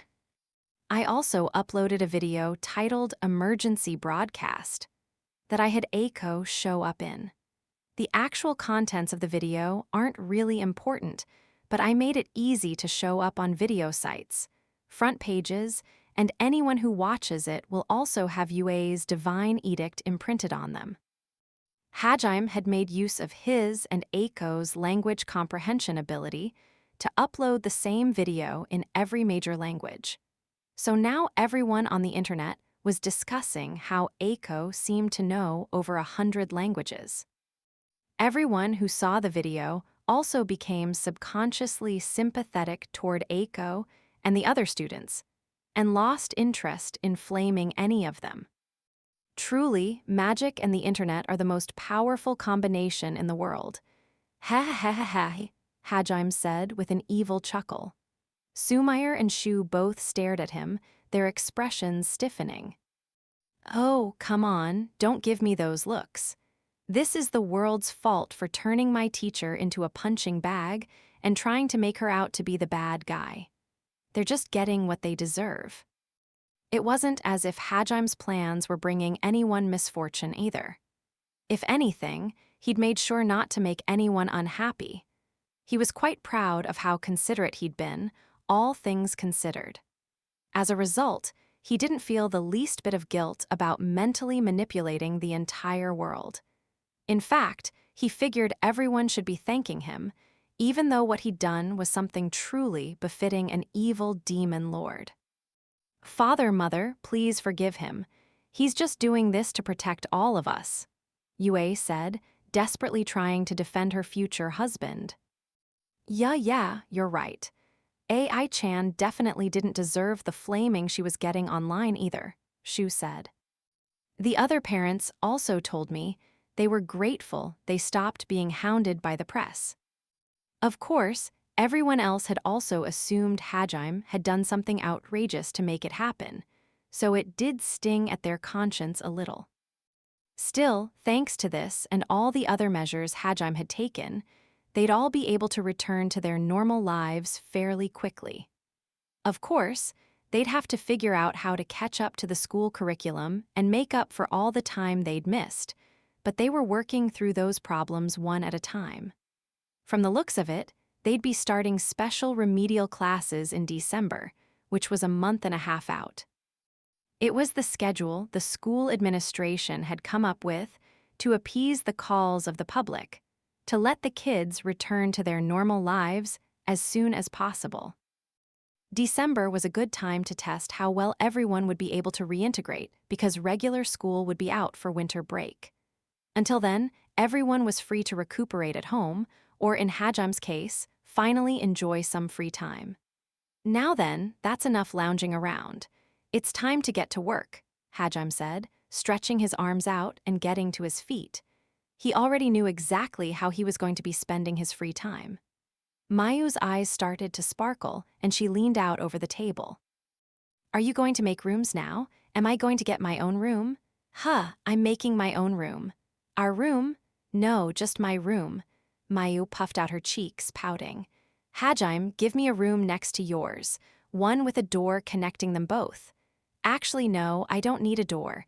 Just make a single room for the two of us." "I already told you that you can have my old room on the second floor." "Master, please make sure your bedroom is large enough to fit a king-sized bed, as well as some iron bars, a cattle prod, and I'm not going to let you turn our basement into a BDSM dungeon, you pervert."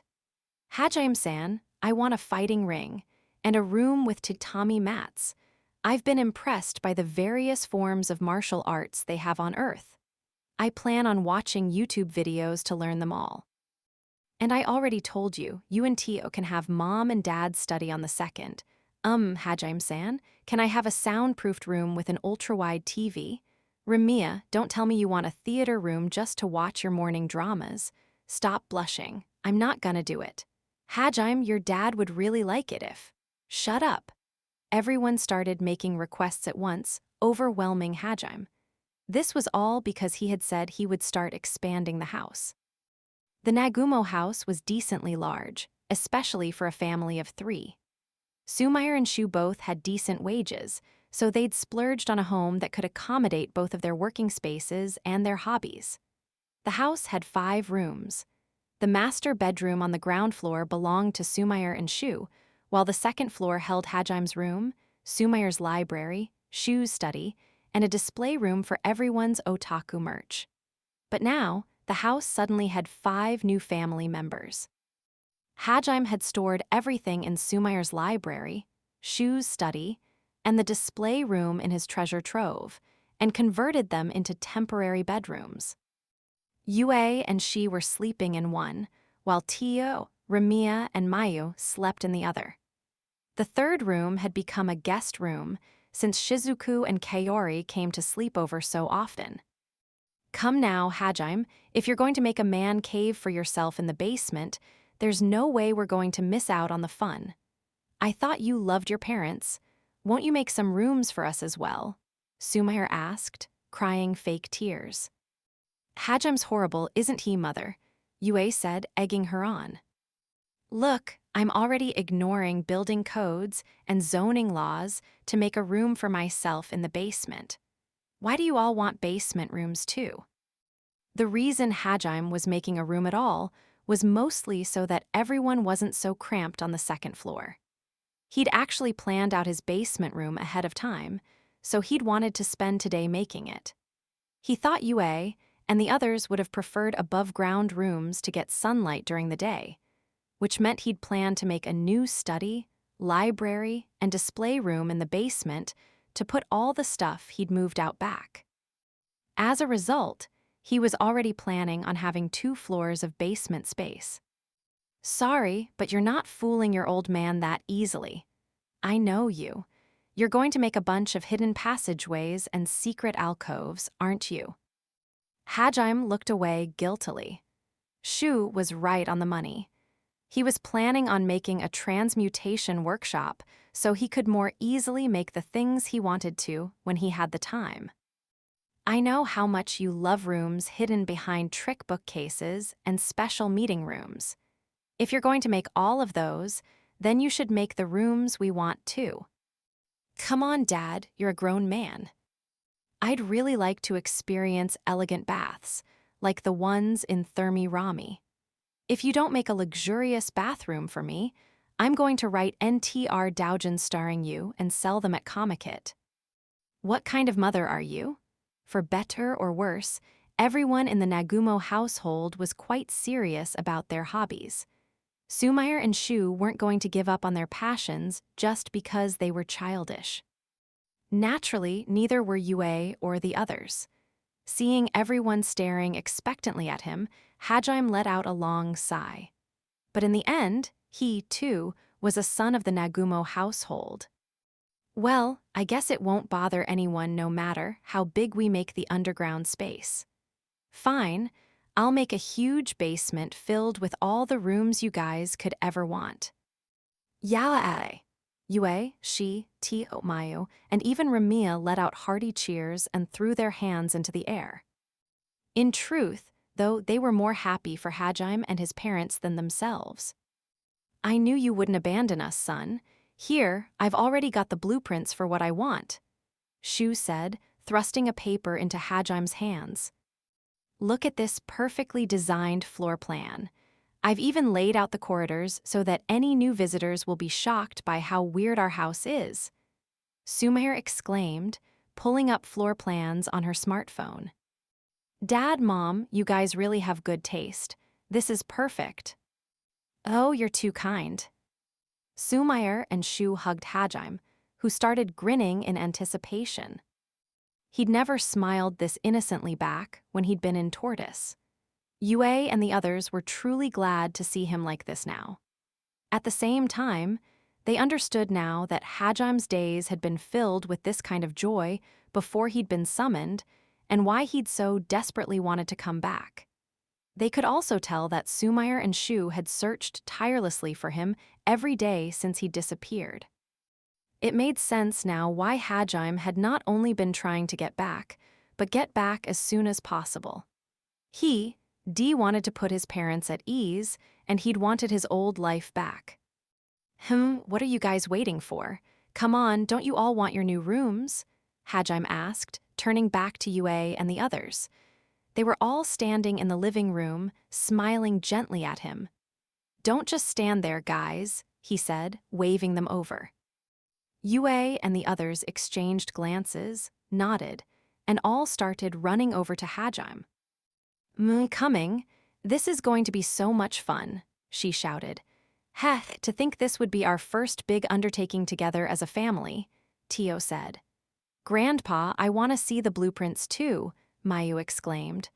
My, don't run too fast now, Mayu, or you'll trip, Ramiya said with a warm smile. Chapter 3, The Nagumos Day Off.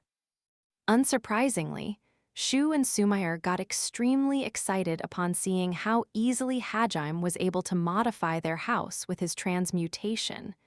the same magic that had once killed a god.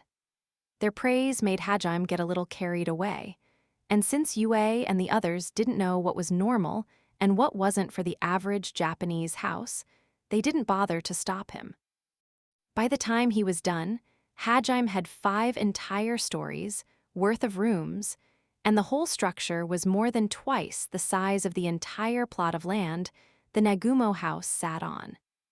The basement rooms were all accessible via a teleporter, so Hajime had built them over 50 meters deep underground, ensuring they wouldn't get in the way of municipal pipelines or the sewer system or anything.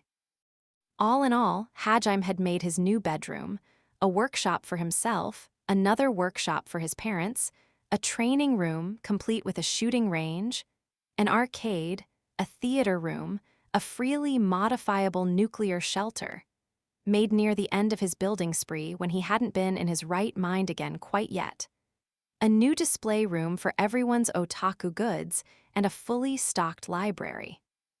None of their neighbors knew that literally overnight, a huge number of rooms had been built under their houses. The morning after all that illegal construction was completed, Hajime looked over his handiwork and said, "Maybe I went a bit overboard." He then sat down on the living room sofa and stared at a display of all the rooms he'd created. And in the end, I'm still just using my old room. Indeed, after a long discussion, Hajime had ended up sticking to his old room on the second floor. Yue and the others had been insistent that if Hajime was going to move underground, they would all sleep down there with him. And if they went through with that, all of the second-floor rooms would go completely unused, defeating the initial purpose of Hajime's construction project. Hee, that shouldn't be a problem, should it? Ramiya asked with a smile, walking into the living room. "Don't you want to be in the room next to us, Daddy?" Mayu asked, walking in behind her mother. She then jumped onto Hajime's lap and pouted up at him. Hajime poked her puffy cheeks and shook his head. "Nah, I was honestly kind of attached to my old room, so I'm happy with this arrangement. Besides, that makes my basement room that much cooler, since I won't be using it all the time." "Glad to hear it. I was worried we were being too pushy when we asked you to stay upstairs. I'm fine with this, but are you guys sure you don't mind? You, Tio, and Mayu all have to share a room now." Naturally, the other room was occupied by Yue and she. Ramiya sat down right next to Hajime and shook her head. "I don't mind in the slightest. If anything, I'm glad to be sharing a room with Tio-san. We often talk late into the night about all sorts of things, and it would be a shame if I could no longer do that, heh, Ramiya said with an almost childish smile. It was clear she didn't mind sharing a space with Tio at all. "It's fun sleeping with Mommy one night and you one echen and Shihonechin the next," Mayu exclaimed. "I see. Well, as long as everyone's happy with this, it's fine, I guess." It seemed everyone was more than happy to share rooms. "Don't you get lonely sleeping alone, Daddy?" Mayu asked suddenly, pointing out the fact that only Hajime had a room to himself. It was an innocent enough question, but it still hurt to be asked that. "Well, you see, Mayu, boys have times when they want to be alone," Ramiya replied before Hajime could respond. "Really?" Mayu asked as Hajime shot Ramiya a confused look. "That's right. You see, Daddy has a lot of hobbies, and sometimes he wants to be alone so he can enjoy them," Ramiya explained. "Why alone? How come Mayu can't be with him?" "Wait, that's not true." However, before Hajime could say anything, Ramiya plowed ahead and said, "You just can't. You're not old enough yet. You see, in this world, there are age ratings for some things, and children can't look at R18 material." "What?" Hajime exclaimed, jumping in his seat and losing his mind. "How does Ramiya know the word R18? Has she seen my collection? But how? When?" "MRR, so I can't see them yet. What about you, Mommy, or everyone else? Can they be there with Daddy?" "Oof, we certainly can. But only if he wants us to, isn't that right?" Ramiya stated, shooting Hajime a playful wink. Mayu turned to Hajime as well and gasped when she saw him. "Duh, Daddy, what's wrong?" "How? What do you mean?" "You're sweating a bunch." "Ha, you must be imagining things. Don't worry, I'm just fine. You don't sound fine, Mayu exclaimed as she pulled out a handkerchief and started dabbing at Hajim's sweat-streaked forehead. My, oh my, Ramiya said with a knowing smile. I'm sorry for snooping, Hajime-san, but while you were busy, your mother showed me all of your doujinshi and visual novels. Get your butt up here. How do you even know where I hid all my VNs? Depending on your answer, I may have to disown you. Please don't blame her, Hajime-san. We're the ones who kept on begging her to tell us what our husband's fetishes are. You talked about what while I was gone. Is that the kind of thing you normally ask your mother-in-law? Do you have any idea how embarrassing that is for me? Hajime jumped to his feet, still holding Mayu in his arms. His face was betrayed, which was unusual for him. Mayu stared intently at him, enjoying seeing this rare side of him. At the same time, she realized she had to find whatever it was that her daddy was so desperate to hide from her. It was clear from her expression that she had some wicked thoughts cooking in her brain, but Hajime was too shaken to notice. Ha ha ha ha, sorry we looked through your room without permission, Hajime-san, she said, walking into the living room. My apologies, but we were dying to learn more about what kind of person you were before you were summoned to Tortoise, Master. Surely you can forgive us for this one indiscretion? Tio said, following she inside. Sorry, Hajime. I didn't want Kaori to be able to keep saying she knew more about the kind of person you were before you came to Tortoise, so I had to learn everything I could about you, Yue said, also walking in. After hearing the sincerity in Yue's voice, Hajime deflated and sat back down. You guys really are a handful, he said with a long sigh. Oh, also, Yue said, trailing off. Wait, there's more? Hajime asked, suddenly on guard again. In an apologetic voice, Yue said, Father showed us your family album. Oh, that's it. That's not that big a deal. You were really cute even when you were a baby, Hajime, and seeing you play around in the bath as a toddler was adorable. Hang on, what are you insinuating here? You looked totally different from how you do now. You were so cute that I could have just eaten you right up. Well, I suppose I did end up doing that once you were all grown up. Hey, no dirty talk when Mayu's around, you perverted vampire. Father gave me copies of all the best pictures. I'll treasure them forever. Get rid of them right now. It was one thing to want to know everything about him, but it was quite another to be lusting after his toddler body. There were some things even Hajime couldn't let slide. To his dismay, it seemed Yue wasn't the only one who'd found young Hajime delectable. She and the others were blushing as well. Incidentally, Master, I'll gladly perform any of the acts in your doujinshi for you at any time if you so. Stop right there, or I'm bringing white-haired Hajime back. Hajime cut in with a threatening voice. He was, of course, referring to his true appearance, which he'd come to dub combat mode.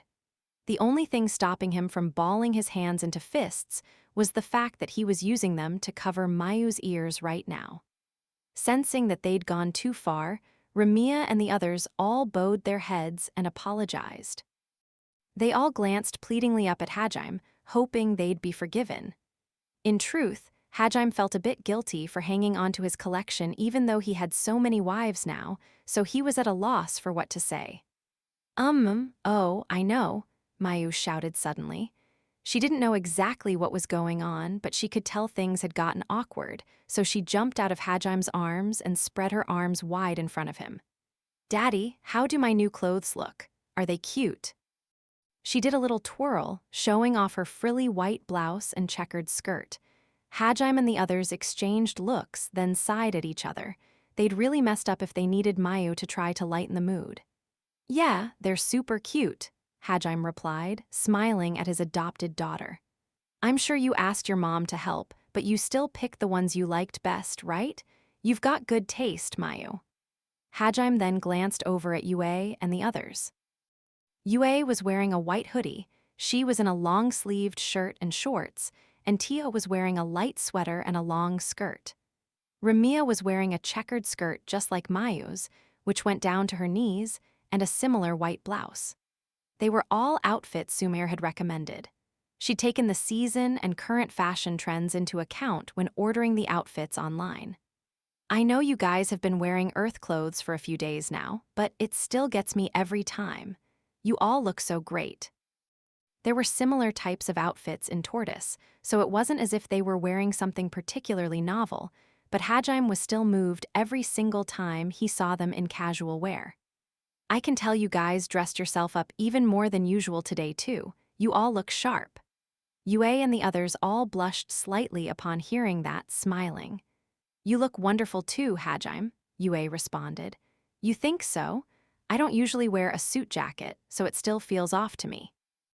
Hajime was wearing a pretty simple outfit, a regular button-up shirt with a suit jacket over it, but it seemed Yue and the others found it quite charming. Hajime looked down at himself, frowning. This is going to be our first date on Earth, after all. Well, I'll just be showing you guys around town, but still, I don't want to look lame when you guys went to all the effort of dressing up. I'm not sure if I did a good enough job, but if you all like it, then I guess it's fine. Indeed, Hajime had set aside all of today to show Yue and the others around town, which was why everyone was dolled up more than usual. Chem, did someone say you looked lame, Hajime? Give me their names and I'll crush their balls, Yue declared. Calm down, no one said I look lame.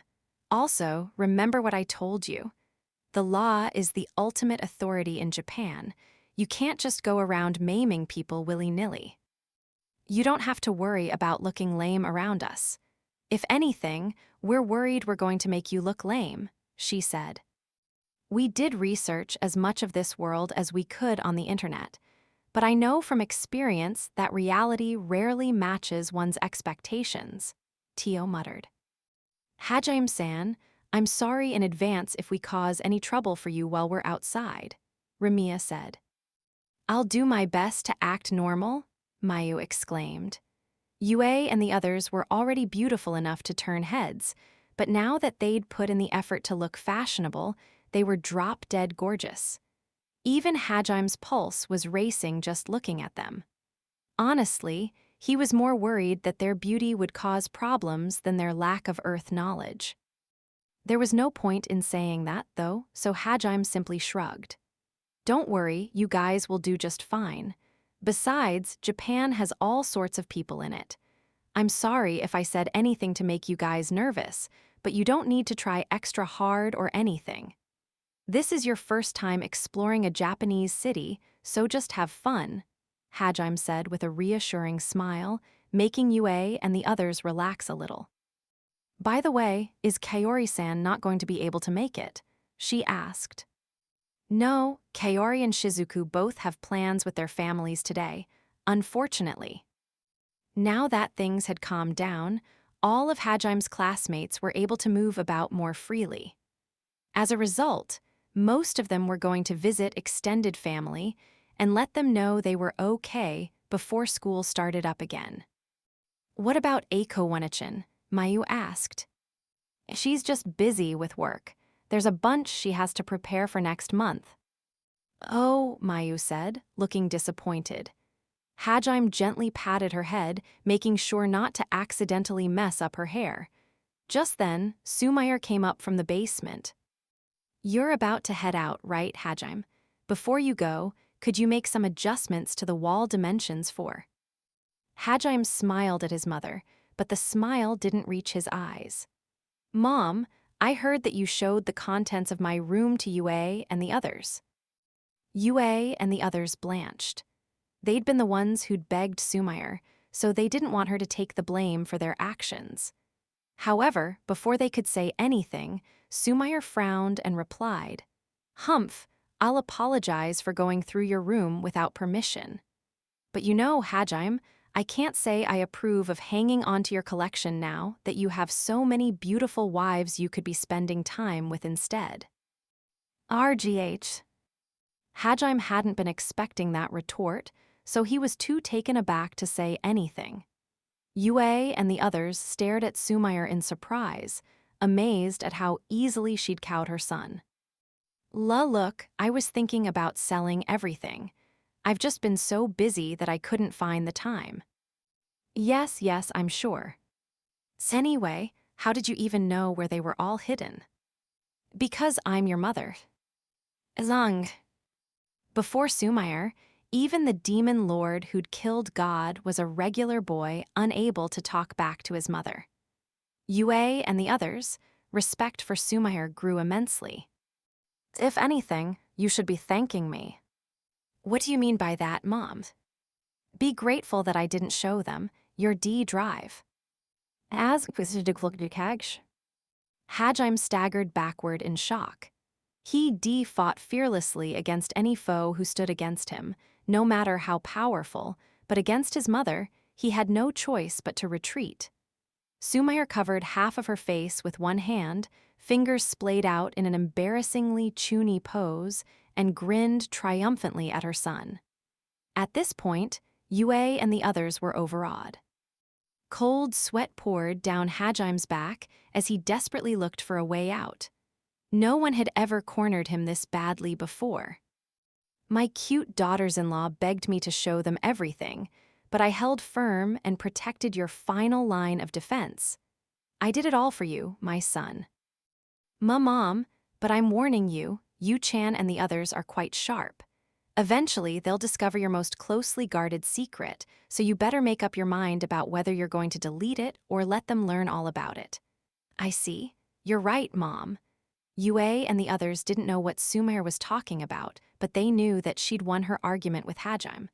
This was the first time they'd seen anyone ever get the better of Hajime in a battle of wits. Hajime? Mother. What exactly is a D drive and why? You wanted me to fix the walls, right, Mom? Leave it to me. Hajime shouted, cutting Yue off. Thank you, my dear son. Once that's done, you can go enjoy your date. Hajime and Sumair returned to the basement, completely ignoring Yue's question. In this, at least, Sumair was completely on Hajime's side. After all, she too was an otaku. Still, the fact that this D drive was something that not even Hajime's mother was willing to divulge only made Yue all the more curious. One day, I'll get them to teach me all of the Nagumo family secrets, Yue declared, and she and the others nodded solemnly. Just as Sumair had said, Hajime needed to decide quickly whether or not he was going to delete that drive, since Yue and the others would crack the password soon enough. The closest station to Hajime's house was currently experiencing quite a stir. It was a pretty big station with restaurants, convenience stores, and even a bookstore attached to it, so traffic was pretty heavy most days. And right now, everyone at the station was staring over at the ticket booth. Yue gulped as she looked up. Yeah, you can do it, Yu-chan. You've got this, Yue. You managed to get your body back from God, so this is nothing.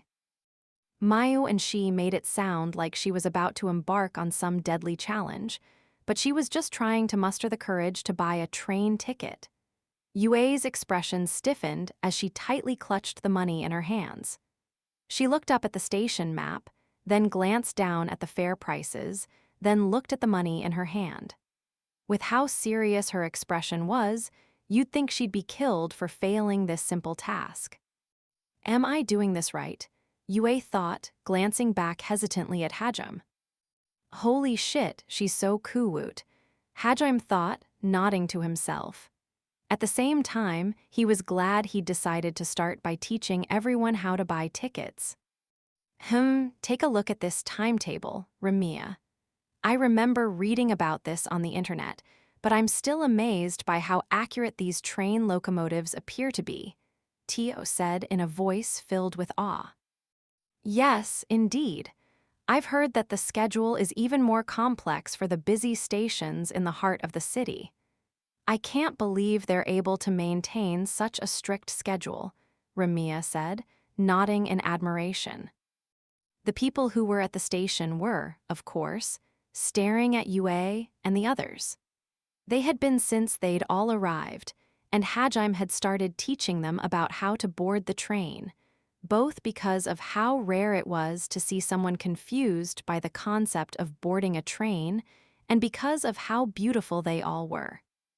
They've gotta be foreigners, right? Holy shit, they're all so hot. Maybe they're all models. They don't seem to know how to board a train. I wonder where they're from. That blonde girl over there is a real flesh and blood human, right? She's not a doll, is she? 3 girls whispered emphatically to each other, their expressions rapt. Incidentally, she was wearing artifact ear cuffs, and Mayu and Ramiya were wearing artifact earrings to make their non-human ears appear human to onlookers. The artifacts also made Mayu's and Ramiya's hair look emerald blonde instead of emerald green, so that they didn't stand out as much as they otherwise would have. I know I made their effects somewhat weak, but I can't believe Yue and the others are still attracting this much attention through the presence-hiding artifacts I gave everyone. Maybe I should make them a bit stronger.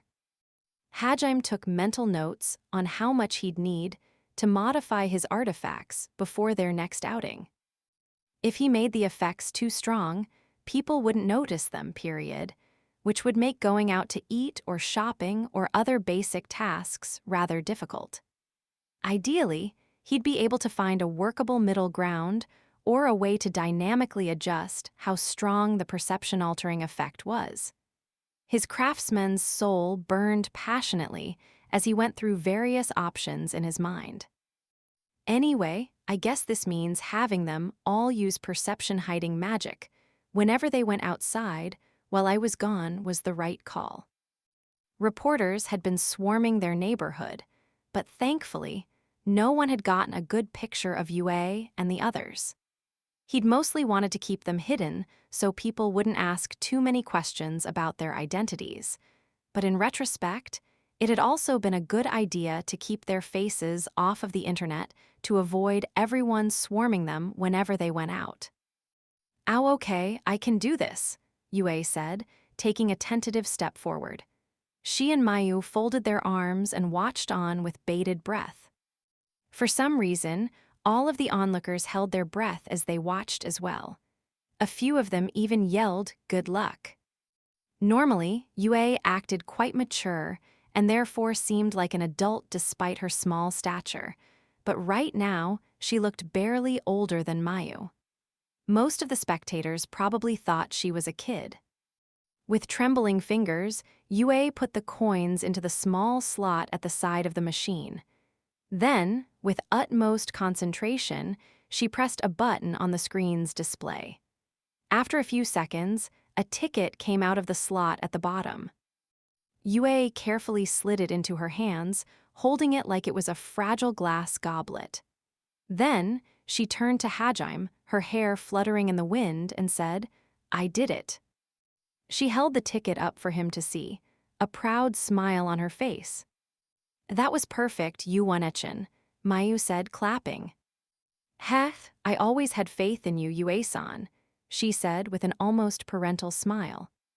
Swept up by the atmosphere, the station attendant and all the other onlookers started clapping as well. Noticing that everyone was staring at her, Yue blushed a little and glanced away. But then she looked back up at the crowd, lifted the hem of her hoodie, and gave them a small curtsy. After that, she turned back to Hajime with a beaming smile and gave him a peace sign. That gesture was so cute that all of the men watching clutched their hearts and made a HNNNNNGH noise. Surprisingly, many of the women also got nosebleeds, and the station attendant started crying tears of joy. Of course, these were the reactions of people who'd had their senses dulled by the perception-altering artifacts. Hajime, who was witnessing this in its full glory, was completely overcome by emotion. "Oh, Tio-san, Hajime-san's soul is leaving his body. We have to hurry up and put it back," Ramiya shouted. Yu-One-Echin's smile sent Daddy to heaven. "Oh no, come back to us, Master." Tio rushed over to Hajime, her hand glowing as she cast spirit magic on him. She also grabbed at a spot slightly over his head and pushed something back into his mouth. Whoa, that was close. Thanks for the save, Tio." "Anytime, Master. I have to say, though, Yue really isn't showing you any mercy today." Hajime-san, you should steel yourself. Yue-san has been looking forward to today ever since we got to Earth. You'll be running into many more moments like this one, Ramiya said. So that's why Yue's even cuter than usual. Heh. Looks like I'll need to mentally prepare myself. Ooh, Hajime, aren't you exaggerating a bit too much? Yue asked, blushing profusely. She started fiddling with the ends of her hair, giving Hajime another cuteness overload. Stop it, Yuan-echin. Daddy's life points are already at 0, Mayu shouted. As the one who'd spent the most time on the internet, Mayu had already started absorbing a lot of popular memes. Her usage of old memes was so cute that Hajime was once again hit with a cuteness bomb. It was incredibly heartwarming to see his daughter becoming an otaku already. Tio once again used spirit magic on Hajime to keep him tethered to this mortal plane. And this time, her hand glowed so brightly that even some of the onlookers noticed. Tio, you're the only one I can rely on now. Please keep my soul safe.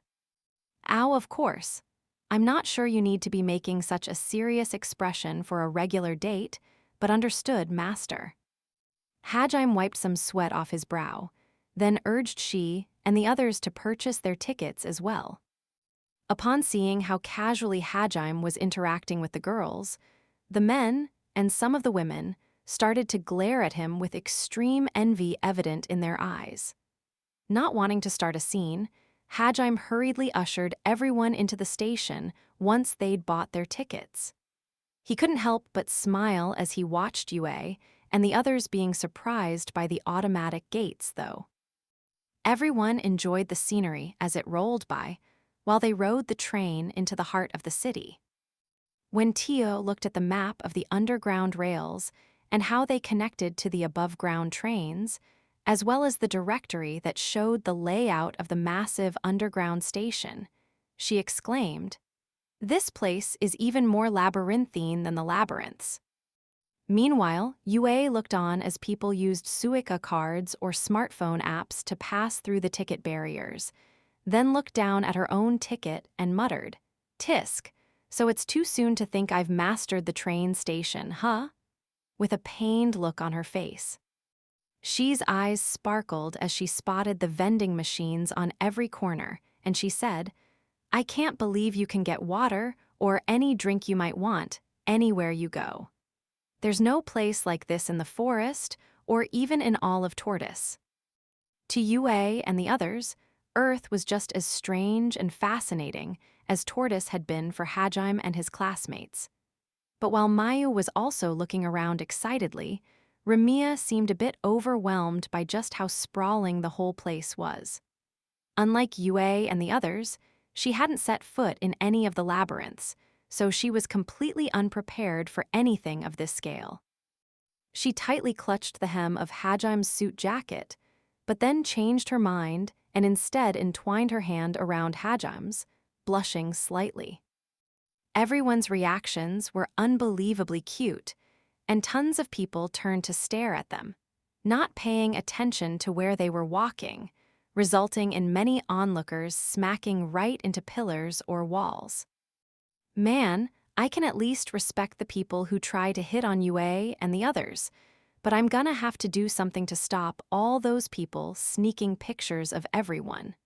Maybe I'll design an anti-camera artifact, Hajime muttered as they walked into a nearby clothes store.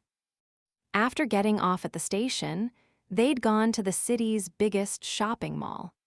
Everywhere they'd walked, they'd attracted a ton of attention, so Hajime found himself having to constantly glare at people to deter them from sneaking pictures of the girls. Hajime, how does this look?" Yue asked as she threw open the curtains of the changing room she was in and showed Hajime the sleeveless sweater and long skirt she'd just tried on. The combination was quite powerful, but then she did a little twirl and looked expectantly up at Hajime, which slayed him on the spot. "Too cute," one of the female store clerks muttered, overcome by Yue's godlike cuteness. "You look great, Yue. Long skirts really do suit you. You already bought some pants at the last shop we visited, so you should definitely get a skirt here, Hajime replied. Really? Do you prefer skirts, Hajime? Yeah, I like them. But frankly, I like anything you wear, Yue. Oh, Hajime. So moe, the same store clerk muttered, her voice fading as she struggled to remain conscious. Surprisingly, she was able to maintain her business smile even though she was blushing profusely and barely able to stay standing. But then, she suddenly got hit by another cuteness bomb. Hajime-san, how do I look? I went for a less revealing outfit this time, she said, also pulling her curtains back. I simply can't get used to Western attire.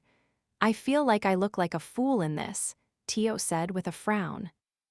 Yue and the others were hogging all the changing rooms, but neither the store clerks nor the other customers seemed to mind.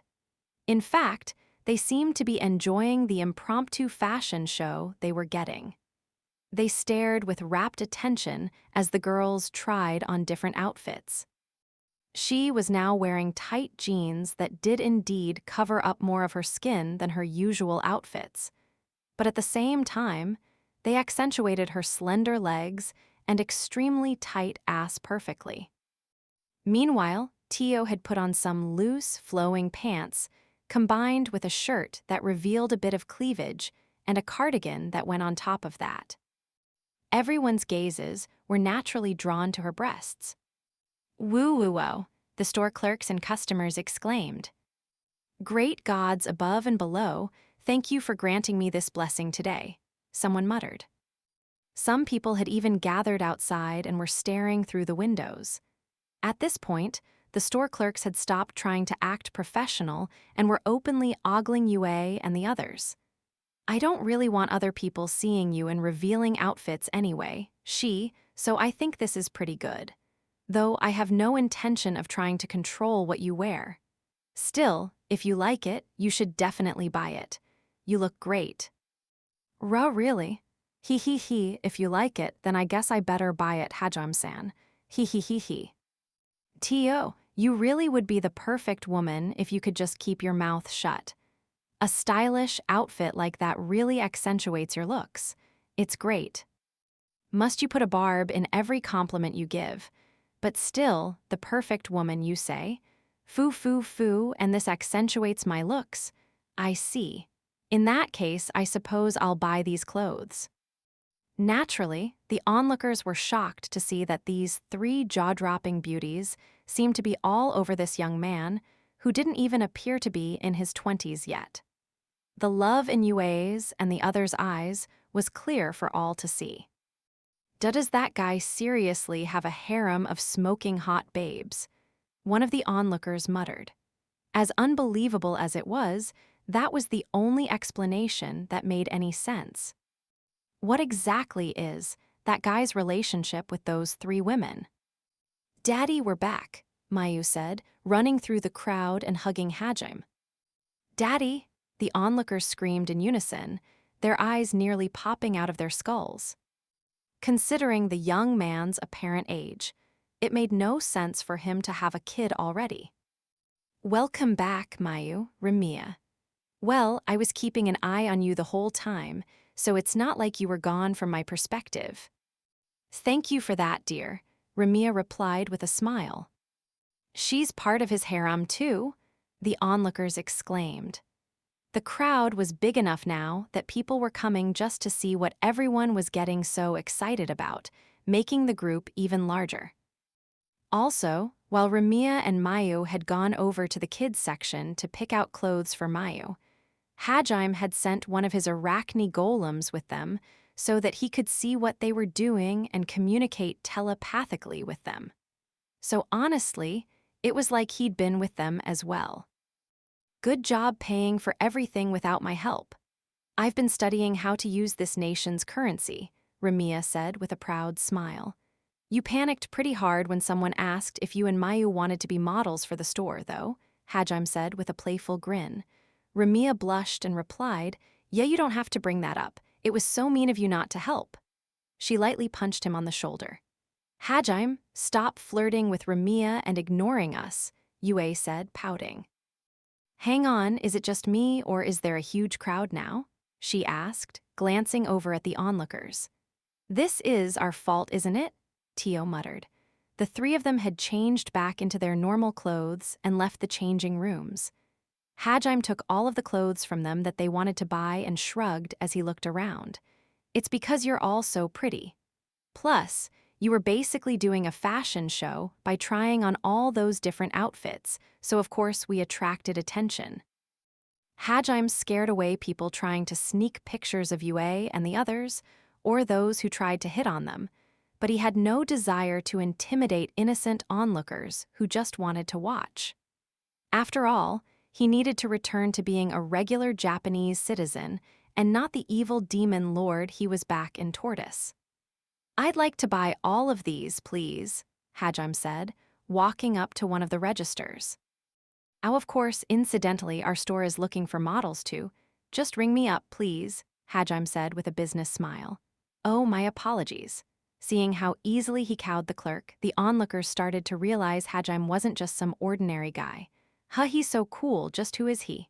There are a bunch of people who tried to scout those girls and he sent them all away. Is he the son of some rich CEO or something? He seems so used to this. Nah, just look at how he carries himself. He's probably the son of a Yakuza boss or something. I thought I was gonna die when he glared at me earlier. You really think he's Yakuza? Shit, man, if he is, there's no way I'm gonna risk hitting on a Yakuza member's girlfriend. In truth, Hajime was far more dangerous than a regular old Yakuza boss. It seemed that his aura helped keep people at bay. He might have reverted to his old appearance, but he still couldn't change how he carried himself so easily. Hajime himself was disappointed that he couldn't become perfectly normal yet, but a good number of the women watching found his deadly aura quite alluring. It helped that his expression became unbelievably gentle whenever he was hugging his daughter or looking at Yue and the others. He had both an intimidating presence and a fountain of boundless love. As a result, the men found him dangerous, and the women found him charming. MRR, I can tell some women are batting their eyelids at you, Hajime-san, she said, frowning. Hee, it appears we need to be on the lookout for vultures just as much as Master is, Tio said with a chuckle. Humph, it's only natural that my husband charms everyone he meets, Yue said, puffing her chest out proudly. Daddy's popular? Mayu asked, looking up at Ramiya. Oof, he certainly is. It's because he looks so cool. You think he looks cool too, right, Mayu? Yeah, Mayu said happily. Some of the girls who overheard their conversation blushed a little. Well, it's past noon now, so we should get some lunch and then get back to shopping. Let's get out of here before. Yue grabbed Hajime's sleeve and tugged on it, interrupting him. There's somewhere important we need to go first. Is there something you want to check out? If you told me, I would have taken you there first, Hajime responded, cocking his head. She wagged a finger at Hajime and said, He, that would ruin the surprise. You see, this is our present to you, Hajime-san. What are you talking about? Underwear, of course, Tio said. Didn't you guys buy some earlier? We did, but you didn't pick those out for us. In fact, you refused to set foot in the store. I mean, the other women in there would feel uncomfortable if a dude like me went in. Besides, that let you guys practice paying for stuff. Yes, and we appreciate the lesson. However, dear, not caring if others overheard, Ramiya boldly said, We haven't bought any sexy underwear yet. Excuse me? One of the spectators said, and everyone turned to stare at Hajime. Mother did say that every good wife should have a few pairs of sexy underwear to please her husband, Yue said. I really did not want to know Mom said that. We already have plenty of pairs from Tort. I mean from our overseas vacation, but when we told Mother that, she said that wasn't good enough, and honestly, we agreed. I'm not even sure how to respond to that. His mother told them to buy sexy underwear. What the hell is wrong with that boy's family? The onlookers thought, aghast. Would you rather we didn't get any, Hajime? Yue asked, looking pleadingly up at him. Hajime immediately replied, No, I'd love it if you got some, with a straight face. The other guys watching muttered, "Yeah, I'd say the same," but the women gave him cold looks. Of course, Yue and the others were more than happy to oblige. "Good, because I've already looked up which store has the best reviews. Let's go." "Hold up. Mayu's still too young to go into a store like that. I'll wait outside with her, so." "Oh, come on. There's no point if you don't choose, Hajime-san," she said. "It'll be good for Mayu's education to learn these things now," Tio said. "Tio, shut up. Stop trying to corrupt." "I wanna learn," Mayu shouted. "Mayu, when I get older, you'll need to buy underwear for me too, right?" "Hey, do something before they corrupt your daughter," Hajime said, glaring at Ramiya. However, Yue and she grabbed onto both of his arms and steered him away. "Come on, Hajime, let's go. Make sure you pick out some good ones for us." Both of them were smiling brightly at him. They had zero intention of letting him escape this time. This was, in fact, the main reason they'd come shopping today. Hajime looked up at the ceiling and let out a long sigh. Fine, fine. Honestly, I'm kind of happy that you want me to pick them out so badly." "It's important to be true to your desires," Tio said happily. "Yeah, be true to your desires," Mayu repeated. Mai ufufu. She and Yue marched Hajime out of the store with Tio, Ramiya, and Mayu following behind them. The crowd parted before them like the Red Sea. No one wanted to say anything to them because of how determined the girls looked. They watched, dumbfounded, as the girls took Hajime to an adult underwear shop. "Thank you very much. Please come back again. Also, we still have those fall outfits the girls bought in stock, so if anyone else is interested, please check them out," the store clerk said, returning the crowd to their senses. It was honestly impressive how she managed to stay professional despite what everyone had just seen. For days afterward, rumors spread about the group of mysterious beauties who'd come to visit this clothing store. The sun had long since set by the time Hajime and the others got off the train station closest to home. Mayu had exhausted herself completely and fallen asleep in Hajime's arms the moment they got on the train. Yue and the others looked quite tired as well. While they'd done far harsher traveling during their time in Tortoise, everything they'd seen today had been completely new to them, which had been mentally taxing. "Hajime, thanks for showing us around today," Yue said, turning to look up at Hajime. "You're welcome. Did you all have fun?" "Of course," she exclaimed. "I hope Kaori-san can come with us next time."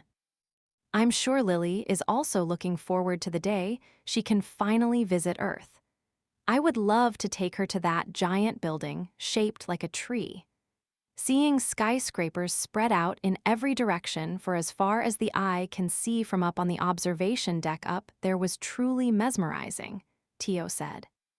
"This world really is full of surprises." "Oofufu, I was excited about every new thing we saw," Ramiya said with a smile. After buying clothes, Hajime had taken everyone to the food court so that they could sample the various cuisine options of Japan, after which they'd spent some more time touring the shopping mall. During lunch, he'd modified everyone's artifacts to increase their perception-altering powers.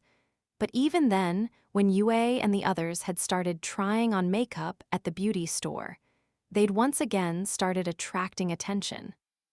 They'd all been impressed by the various home appliances they saw in the hardware stores, as well as the elevators and escalators.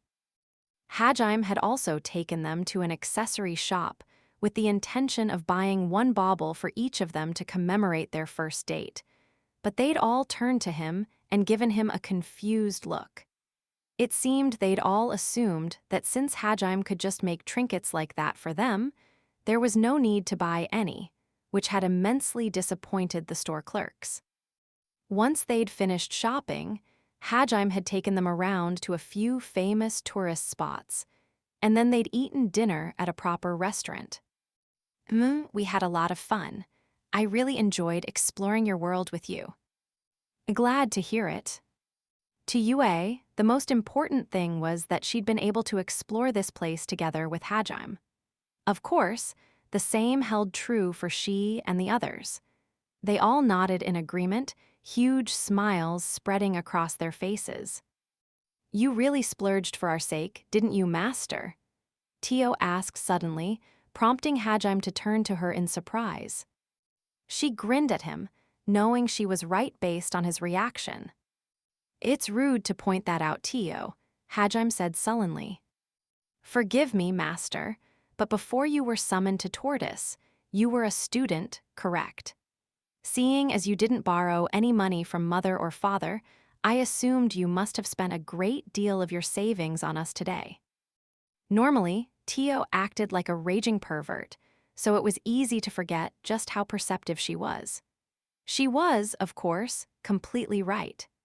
Hajime had grown up spending time helping out at both his mother's and father's workplaces, so he'd earned a decent amount of money doing odd jobs.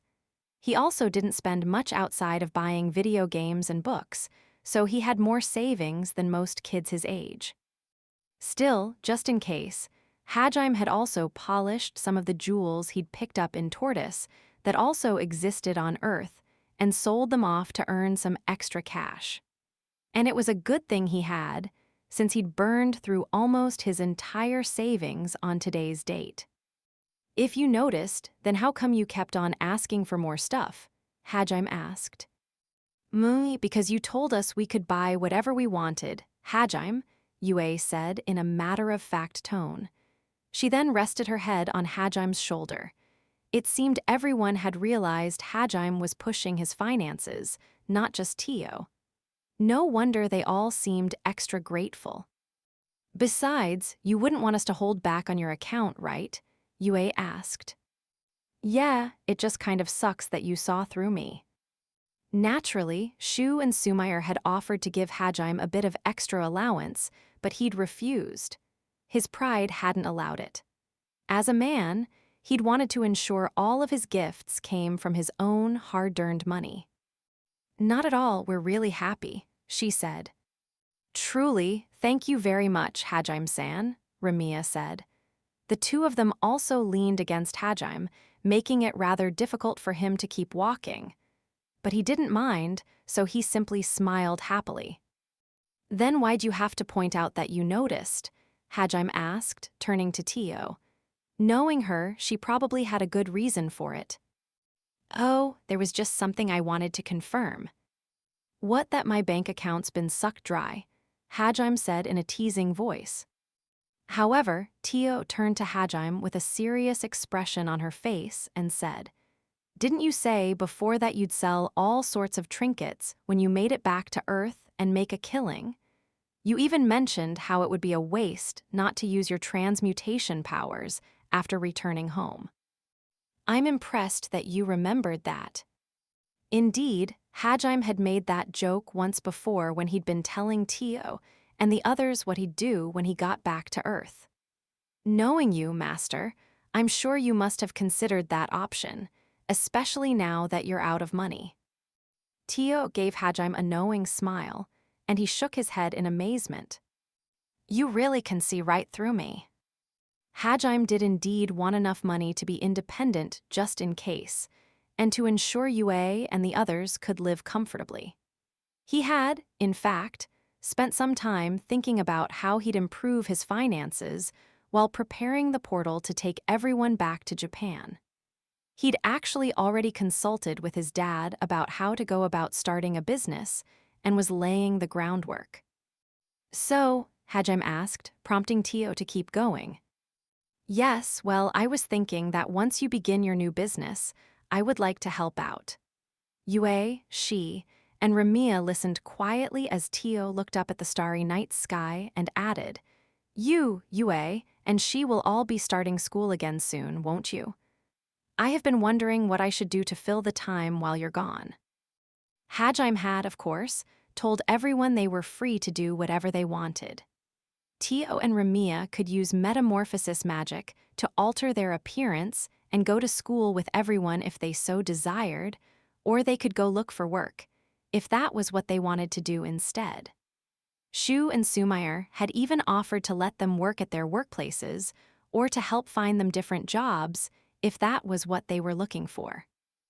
Tio had considered her options over the past week, and this was what she decided she wanted to do. I wish to make an honest living in this world. I want to contribute to this society so that I can feel like I'm truly a part of it.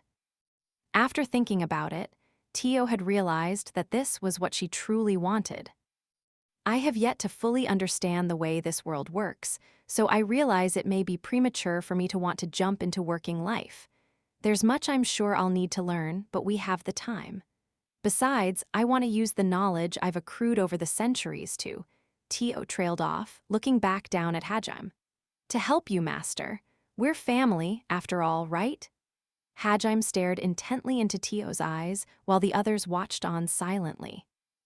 After a long pause, Hajime finally said, "Honestly, I was planning to ask all of you this once the new year started." He paused there, then sucked in a deep breath and looked over at Yue and the others as well. In a hesitant voice, he continued, "I wanted to know if you all thought you'd feel comfortable living in this world." In many ways, Japan was a far more restrictive society than the various civilizations of Tortoise. Naturally, the culture was very different as well. Hajime had been worried Yue and the others might find it stifling, that they preferred their lives back on Tortoise. That was why he decided to ask them how they felt about living here again after some time had passed. Isn't it a bit too soon to be deciding your path in life? You can take some more time to think about it, you know, Hajime said in a gentle voice. After all, Tio's suggestion implied that she was intending to spend the rest of her life here. Heiwa, Yue gasped, letting out a long sigh. "You need to stop putting our desires before your own, Hajime," she said, pointing her finger at him. She and the others nodded in agreement. "You want to know whether we feel comfortable living here? What a stupid question." What do you mean, stupid? Humph, it's not about whether or not we feel comfortable. We're going to make ourselves comfortable. No matter what obstacles stand in our way, we're going to make it work. You finally made it back home, Hajime, so we're not going anywhere. Even if Yue and the others found Japan stifling, it wouldn't matter. They'd already decided they were going to stay here with Hajime, in the hometown he'd yearned to return to. "You know, Hajime-san," Ramiya said hesitantly, "I was actually thinking the same thing as Tio-san." "Which part exactly?"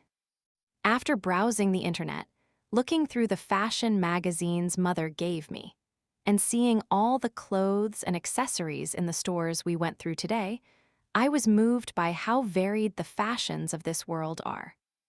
Come to think of it, you were really excited about clothes shopping. Ramiya blushed a little, not realizing it had been that obvious to Hajime. "Anyway, I was thinking it would be nice to be able to turn this inspiration into my job." "Oh, I see. So you want to be a fashion designer then?" "Yes." It seemed that while Tio was interested in the management side of business, Ramiya wanted to be a designer. She, too, had been thinking about how she would live her life in Japan. Hajime looked over at Tio and Ramiya, taking in their earnest expressions. "MRR, I want to be with Daddy forever," Mayu muttered in her sleep, squeezing Hajime's neck. "Hey, it doesn't really hurt, but just what kind of dream do you have?" She was clinging to him quite tightly, as if to make sure he didn't go anywhere. Hajime smiled, then turned back to Tio and the others. All right, I get it. I was worrying for nothing. Maybe I was just trying too hard to get you all to like Japan when I didn't need to be," he said, nodding to everyone. "Okay then, I guess I'll be counting on both of you to help me with my business." "Splendid. I can't wait to get started. Ramiya, the two of us have to do our best to ensure that Master's business is a huge success." "Naturally. Oh, but we'll be doing what we want to at the same time, of course. Otherwise, Hajime-san will start to worry that he's putting unnecessary burdens on us." Ufufu, she frowned while Tio and Ramiya shook hands. "But that means you two won't be going to school with us. It's a shame, but I guess you guys are really excited about working. I'm kind of jealous, honestly." "MRR, if you work, you lose," Mayu mumbled in her sleep. It seemed she'd picked up that particular internet meme as well. Hajime and the others exchanged glances, then burst out laughing. Oh, it looks like you all had fun. I guess Hajime's first date was a huge success. Welcome back, everyone. Oh, looks like Mayu-chan's already conked out. Guess I should be a bit quieter. Sumair and Shu addressed the group as soon as they got home. The two of them had just gotten out of their car and were taking things out of the trunk. It seemed they'd gone out to buy things to decorate their new rooms with. Mother, father, we're home, she exclaimed. You seem to have bought quite a lot of stuff. Shall I carry those boxes for you? Fear not. Dragon men are quite strong. Welcome home to you too as well. Is there anything we can help with? Ramiya asked with a smile. The three of them walked over to Hajime's parents, and just as he was about to as well, he felt Yue tug on his sleeve. Hey, Hajime. He turned to look at her and found her smiling happily up at him. Thank you for giving us such a wonderful place to return home to. Yue, she looked over at her family, which was currently carrying boxes of goods into the house, her eyes welling up with emotion. She then turned back to Hajime. There's so much I still want to learn about your world, Hajime. Knowing that we'll all get to be together and learn about them one by one makes me so happy. Hajime felt like a fool for worrying about whether Yue and the others would find life on Earth stifling.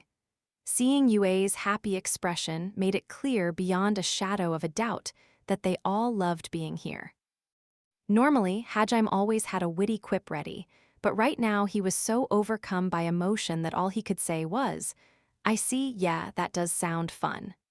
Hajime, Yu-chan, what are you just standing there for?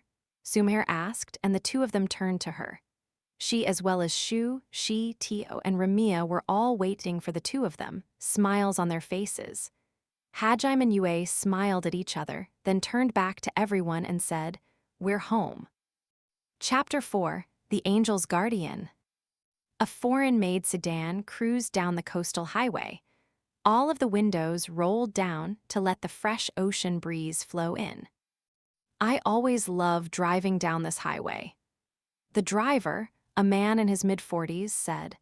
His hair whipped behind him in the wind, and despite his age, he looked quite handsome and young enough to be mistaken as 30. This man was Tomoichi Shirasaki, Kaori's father. It does feel nice, the woman in the front passenger seat said. She was Kaoruko Shirasaki, Kaori's mother. The resemblance between the two of them was so strong that it was clear Kaori would look just like her mother when she grew older. Much like Tomoichi, Kaoruko didn't look at all like she was in her 40s. Yeah, you think so too, right, Kaori? Tomoichi asked, glancing at his daughter through the rearview mirror. He'd been looking back at her constantly, much to the chagrin of his wife, who wanted him to focus on the road. Kaori said nothing in response. She was wearing a white dress under a thick cardigan. With her hands neatly in her lap, she looked like the daughter of some rich family. The way she stared out of the window at the ocean was so picturesque that it belonged in a Hollywood movie. Unfortunately, her expression ruined the otherwise perfect image. It wasn't that she hadn't heard her father, but she was purposely ignoring him. That much was clear from the frown on her face. Tomoichi cleared his throat and once more tried to catch his daughter's attention. I've always wanted a beachfront house. Maybe we should move. Over my dead body, Kaori said, and Tomoichi let out a small groan. Still, he refused to give up. Yeah, you're the one who always complained that you didn't want to go back every time we came here. You'll be able to live closer to Sakurai and Ichin too, don't you think? If you want to move, then you can do it. I'm staying. That's too cruel, Kaori, Tomoichi exclaimed, turning back to Kaori. Naturally, the car started to swerve, and Kaoruko slapped him, forcing him to look back at the road in front of him. In a stern voice, she said, Dear, and Tomoichi immediately apologized. He knew how terrifying his wife's wrath could be. Much like Kaori, Kaoruko's rage was a sight to behold. Come now, dear. There's no way Kaori would want to move. especially since Shizuku-chan isn't going anywhere. Yeah, you have a point, but I still think it's a good idea, Tomoichi grumbled to himself. Right now, the Shirasaki family was heading to the house where Tomoichi's parents and older brother lived. His older brother had a daughter named Sakura, who was 4 years older than Kaori. She'd always been a very mature girl, and Kaori had always looked up to her like an older sister. As an only child, Kaori had always wanted siblings, and Sakura had been the closest thing to one. Tisk, I thought if I brought up Sakura-chan, I might be able to change Kaori's mind, Tomoichi thought to himself. He was truly desperate right now. His beloved daughter had miraculously returned to him, only to tell him that she'd fallen in love. Now the mere mention of Hajime's name soured his mood. Besides, Kaori's never going to leave the city Hajime-kun lives in, Kaoruko said with a chuckle, knowing that saying Hajime's name would set Tomoichi off. Please don't, Kaoruko. We finally get to have a proper family gathering, so don't bring up that miserable brat and ruin the...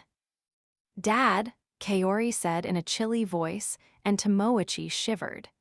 He knew that if he turned around, he'd see a demonic mask floating above Kaori's head. But even so, he couldn't back down here. His beloved daughter was being deceived by this villainous man, or so he thought, and he had to bring her back to her senses. Kaori, calm down. I'm sorry, I should have chosen my words more carefully. Still, I think that shitty philanderer shouldn't. Fine, I'm going home. Bye, Dad. No, listen to me, Kaori. I'm saying this to protect you. You're insulting people for my sake. I didn't know you were such a horrible person, Dad. You've got it all wrong, Kaori. I don't want to say such horrible things about that guy. I'm grateful to him too. Really? Kaori said, finally turning to face her father, a dubious look on her face. Yes, really. If not for that Bast. I mean, that guy, you wouldn't have made it back home, right? And while I still can't believe it, he even... Yep, he saved my life. After getting back home, Kaori had told Tomoichi and Kaoruko about everything she'd been through in Tortoise. Like Hajime's parents, they hadn't believed her at first, but after seeing her use magic, they'd had no choice but to. With the amount of proof they'd seen, Tomoichi and Kaoruko fully believed that Kaori had been sent to a different world for a whole year. As a result, it had been quite chilling to learn that Kaori had died once, had her soul transferred to a different body, and even had to fight against a god's army. She'd come close to dying for good countless times, so it was only natural that they'd be worried. It really is a miracle that you returned to us, and it seems he's the one who brought you all back. I owe him everything. Dad, Kaori mumbled, her expression finally softening. She could tell her dad wasn't lying. Kaoruko nodded along in agreement. Indeed, the first time both of them had met Hajime, they'd hugged him and professed their heartfelt thanks with tears in their eyes. But even so, Tomoichi couldn't accept that the two of them were in a relationship. Not because he disapproved of the two of them going out, but rather because he disapproved of Hajime's harem. But still, how can that bastard cheat on you with all those other women when he already has such a perfect girlfriend, Kaori? He doesn't even feel guilty about it. Instead, he's openly flaunting his harem. Only a scumbag would do that. Forget it, I hate you, Dad. Iga. That was the last thing Tomoichi wanted to hear, so he nearly started coughing up blood. Tears welled up in his eyes, he wailed, Please don't hate me, Kaori, my beautiful angel. Oh dear, please just accept it already. Kaori had a crush on Hajime-kun even before they got summoned away. Isn't it wonderful that her love finally bore fruit in the harsh climate of another world? No one told me she had a crush on him for that long. Indeed, the knowledge that Kaori had become Hajime's girlfriend had been a complete shock to Tomoichi, especially since during the family meeting where all the families of the missing children had gathered together, Hajime had introduced Yue and the others to everyone. Dee explained that he'd only been able to get everyone back with their help, so of course the parents had all been grateful to them. At the same time, they'd side-eyed Hajime when they'd learned that all of these women were Hajime's girlfriends. Of course, even Tomoichi had been able to figure out Kaori loved Hajime when he saw how her expression changed every time she mentioned him when she'd been telling her parents about everything that had happened in Tortoise. That alone had been quite a shock, but he'd been willing to accept Kaori dating Hajime considering all that he'd done to help his daughter. So naturally, Tomoichi had felt quite betrayed when he'd learned Kaori was just one of Hajime's many girlfriends. Besides, that bastard didn't even show me any respect when he said he was going out with you. Tomoichi exclaimed, his knuckles going white as he gripped the steering wheel as hard as he could. His anger was understandable, considering how Hajime had completely skipped the obligatory, "Please let me have your daughter" conversation with Tomoichi. Instead, he'd boldly proclaimed, "Your daughter's mine now. I hope you don't mind, father-in-law." Of course, he'd only said the truth, which made it all the more galling to Tomoichi. One could hardly have blamed Tomoichi, who'd been profusely thanking Hajime a second ago, for suddenly saying, "All right, you're a dead man," after that. He even said he won't break up with any of them. Who does he think he is, saying he's going to marry every single one of you? Calm down, dear. It's not really that bad. Everyone seems happy with the arrangement. Have you ever seen Kaori look so happy? She seems to get along great with Yu-chan and the others as well, so what's the problem? Exactly. Well, I still wouldn't say I get along with Yue, but I don't hate her. And I do respect her. Honestly, I don't mind supporting Hajime-kun together with everyone else, Kaori said, blushing. I bet that bastard used some sort of magic to mind control Kaori. That's gotta be it. Tomoichi thought for the 100th time. Indeed, that was what he'd initially assumed during the big family meeting, and he tried to punch Hajime. However, it had been Kaori herself who'd pinned him down and stopped him. Meanwhile, Hajime hadn't looked the least bit put off by Tomoichi's wrath. In truth, he'd been fully prepared to be punched because he knew that what he was doing was considered scummy by normal standards, but Tomoichi had mistaken his resolve for condescension, which had only made him angrier. In the end, Kaori had been forced to suplex her dad to knock him out, at which point the whole meeting had adjourned. Afterward, he'd learned that Kaori had already had sex with Hajime too, which had sent him into another fit of rage. He'd actually planned this impromptu family trip, because he'd learned that Hajime was going to be taking everyone, including Kaori, out on a date today and had wanted to get in the way. Naturally, Kaori's grandparents and her uncle had come running over when they'd learned that she'd miraculously come back, but things had still been chaotic back then, so they hadn't been able to spend too much time together. Everyone was really looking forward to seeing Kaori again today, which was why she'd reluctantly told Hajime that she wouldn't be able to make it to her date. It's too late to do anything about it now, but next time make sure you check what my plans are before deciding on trips like this, okay, Dad? I will, Tomoichi replied in a low voice, clearly intending to ruin her plans next time as well. Kaori could tell what he was thinking, so her mood grew even darker. Hajime-kun didn't even get mad when I said I couldn't come. He told me to enjoy my time with my family, all because he knows how you feel. I see. I can't believe he's trying to one-up me by acting like the mature one, Tomoichi said angrily. Despite his desire to get back in his daughter's good graces, he couldn't help but continue to insult him. Give it a rest, you two. We're almost there, Kaoruko said, finding her daughter and husband's spat more entertaining than anything else. Tomoichi parked the car in front of a large, two-family house. This was the home he'd grown up in and where his parents and older brother still lived.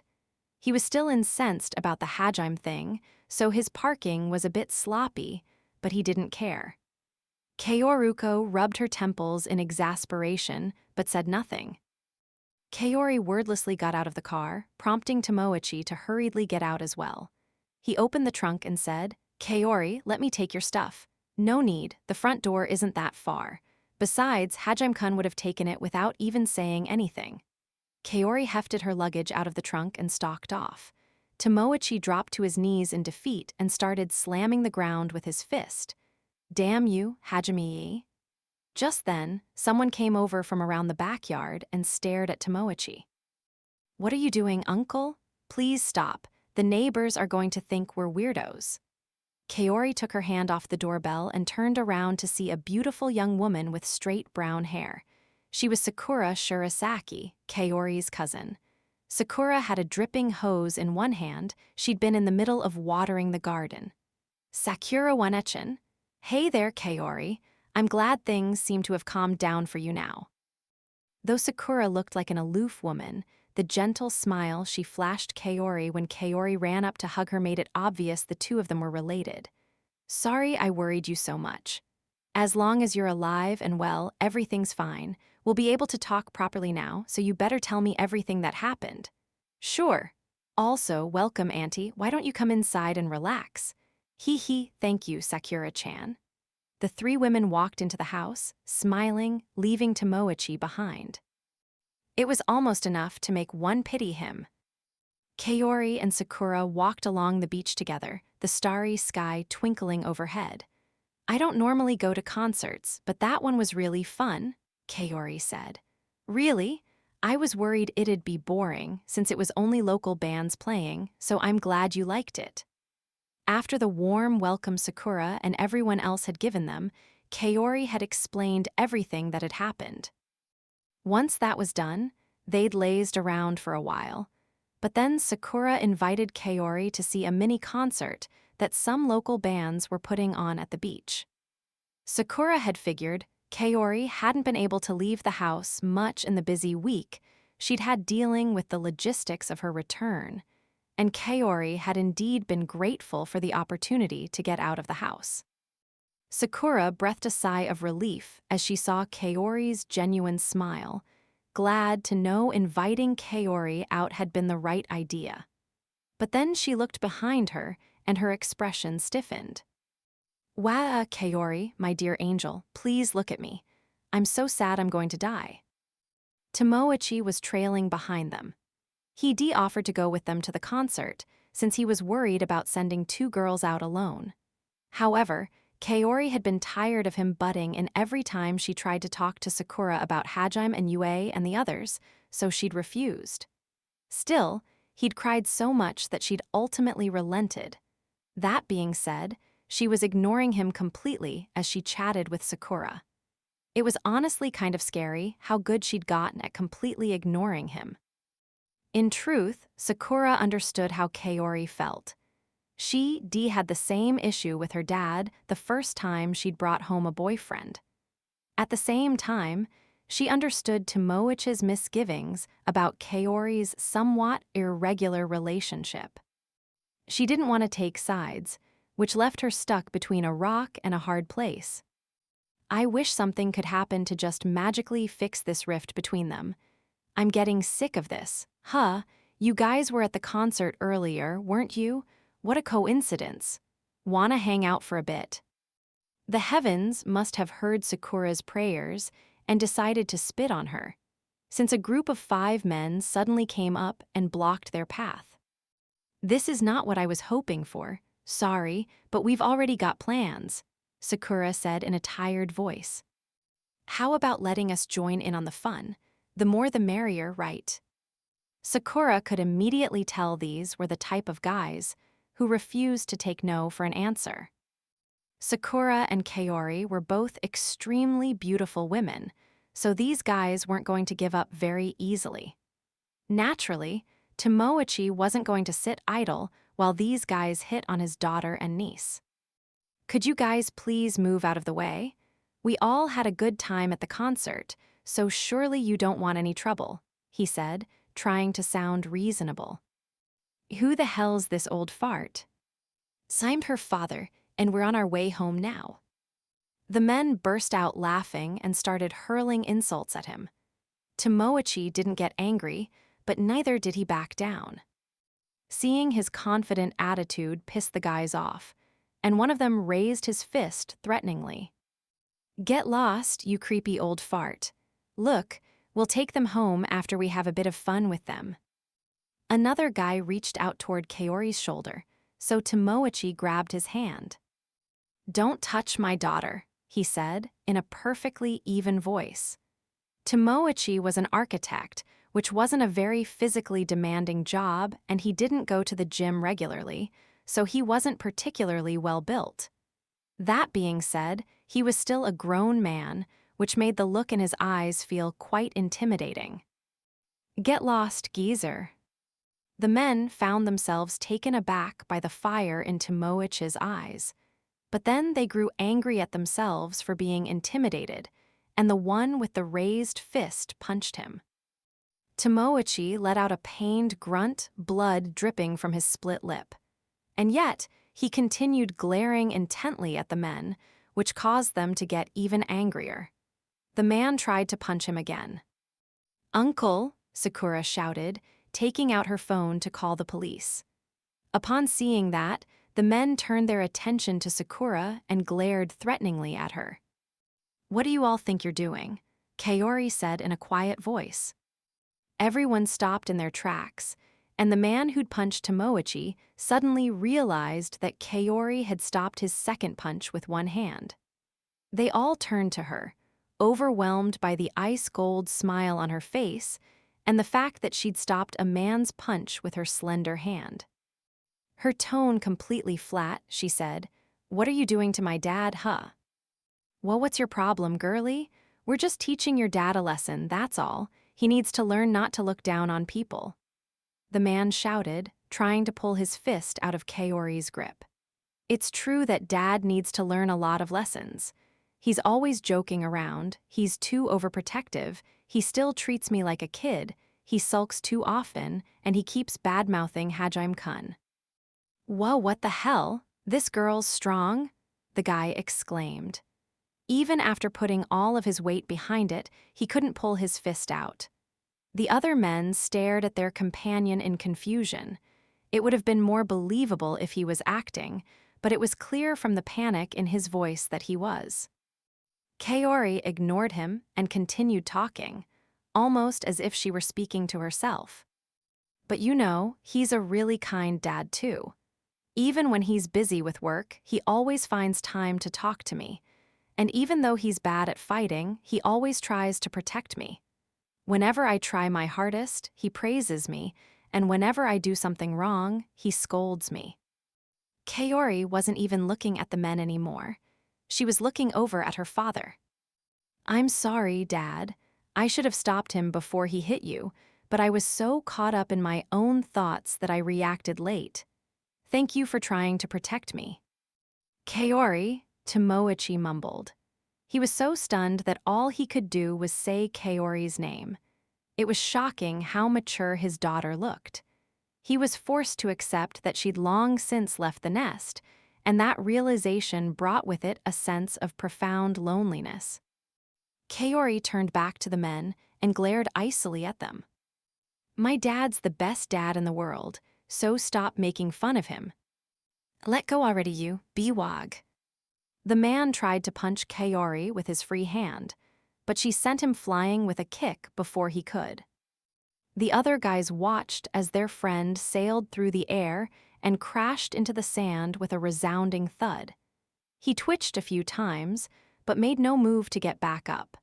They stared at him in stunned silence for a few seconds. If you leave now, I'll let the rest of you go, Kaori said in a cold voice. The men exchanged uneasy glances. Normally, they would have run away, but she'd hurt their pride. Screaming incoherent insults, they all charged at her. I guess no matter what world you're in, there's always guys like you out there, huh? Kaori said with a long sigh. That, more than anything, got to the men. We're gonna fucking kill. There was a loud metallic click and the men stopped in their tracks. They looked down at Kaori's hands in shock. She'd somehow suddenly brought out 2 extendable batons, one in each hand. They must have been custom-made since they were over a meter long. Definitely not the kind of things a regular high school girl carried around. Kaori, where did you bring those out from? Sakura asked, looking just as shocked as the men. None of them had any idea that the ring on Kaori's pinky finger contained a whole host of deadly weapons, including her prized twin claymores. Hajime had, in fact, made these batons for Kaori, as well as mundane weapons for everyone else, because he'd predicted that something like this might happen. That bluff won't work on Biwag. The baton was made of pure azantium and could shock people as well. Kaori made short work of the hoodlums, teaching them a lesson about pain that they wouldn't ever forget. Isn't that great, Uncle? Kaori's getting mad on your behalf, Sakura said. Yeah, I can even see the aura she gives off when she's really mad. It's clearer than ever, Tomoichi replied. They both watched as Kaori sent all 5 of the men flying. Once she was done, she messed with their memories a little using spirit magic, a beaming smile on her face. Neither Tomoichi nor Sakura asked what exactly she'd done to them, but they could tell from her expression that it was something exceptionally cruel. That night, they both learned that they should never make Kaori truly mad. Kaori and Tomoichi took a detour to take a slightly longer route back home, while Sakura headed straight back. She could tell that the 2 of them wanted to have a long talk, so she made herself scarce. Dad, does your lip still hurt? Don't worry, I'm fine now, Kaori. Magic really is amazing. I know I've seen it a bunch now, but it still surprises me each time. Kaori smiled gently, then tried to figure out how to phrase what it was she wanted to say. Tomoichi already knew what was going through her mind, so he held back a sigh. Kaori, if there's something you want to say, just say it. I'm the world's best dad, so I promise I'll hear you out. Kaori blinked in surprise, then smiled again and said, All righty then. You know, Dad, I realized this earlier, but you're a lot like Hajime-kun. Hold up, Kaori, there's a limit to how much I can take, even if I am the world's best dad. You're telling me I'm like that cheating harem lord bastard.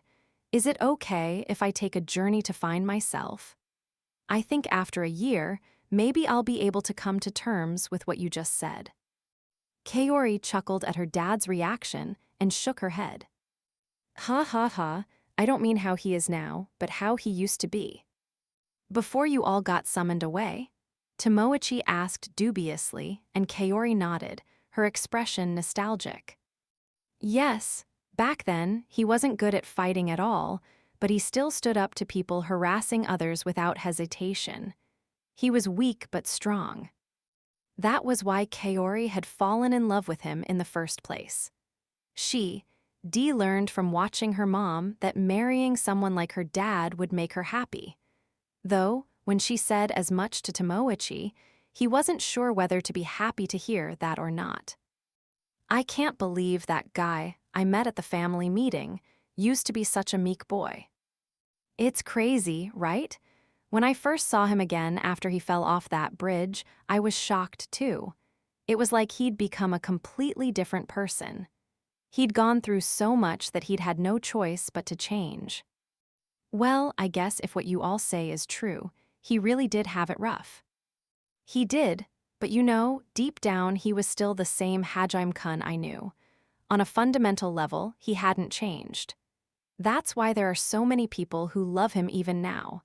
If he really was a cheating womanizer, do you think there'd be so many people sticking by his side? Besides, I'm not so stupid that I'd pine after a guy like that either. There was nothing Tomoichi could say to refute that. Groaning, he kicked a rock in frustration.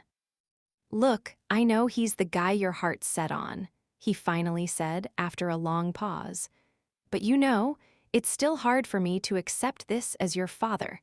I want you to marry someone who will treasure you more than anyone else. Tomoichi let out a long sigh and scratched his head. Kaori linked her arm around his and said, "Thank you, Dad, but I know that even if I won't be the most important person to Hajime-kun, he'll still make me happier than anyone else ever could." Kaori showed him the ring hanging from the necklace around her neck. This one wasn't a treasure trove, it was a simple engagement ring that Hajime had given her. Naturally, Tomoichi frowned distastefully as he looked at it.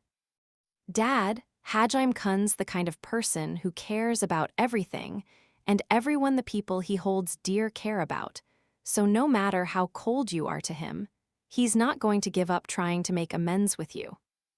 I guess he is the guy who crawled back up out of hell, just to make it back to his family, and then killed God to get his girlfriend back. That's right, he never ever gives up. Yeah, I don't think I can win in a war of attrition against him."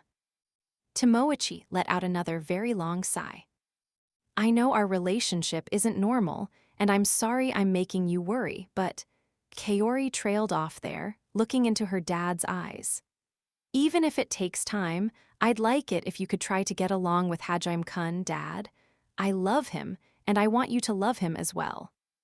I wish the tide had come in and drowned out my daughter's words just now. If I could just pretend I never heard that, then this would be so much easier. Tomoichi glared over at the ocean, unable to maintain eye contact with his daughter. He'd never felt this conflicted before.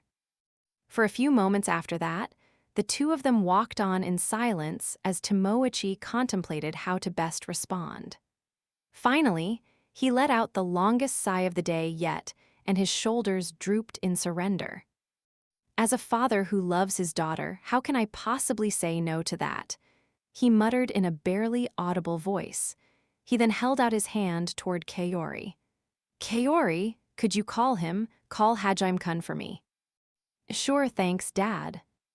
Kaori took out her cell phone and dialed Hajime's number. He picked up immediately, and she quickly explained the situation to him. He, of course, gladly agreed to speak to Kaori's dad. His aura of calm confidence still rubbed Tomoichi the wrong way, but he tried to hold back his distaste. Kaori shook her head in exasperation as she handed the phone over to him. "It's me," Tomoichi said curtly. "We haven't spoken since the family meeting. I'm glad I got to talk to you again." "Humph, I would have been happy never hearing your voice ever again." "But I thought Kaori called because you wanted to talk to me." "Tisk, you always have a smart-ass response ready, don't you? That's how you seduced my daughter, isn't it?" "Not really. If anything, she's the one who seduced me."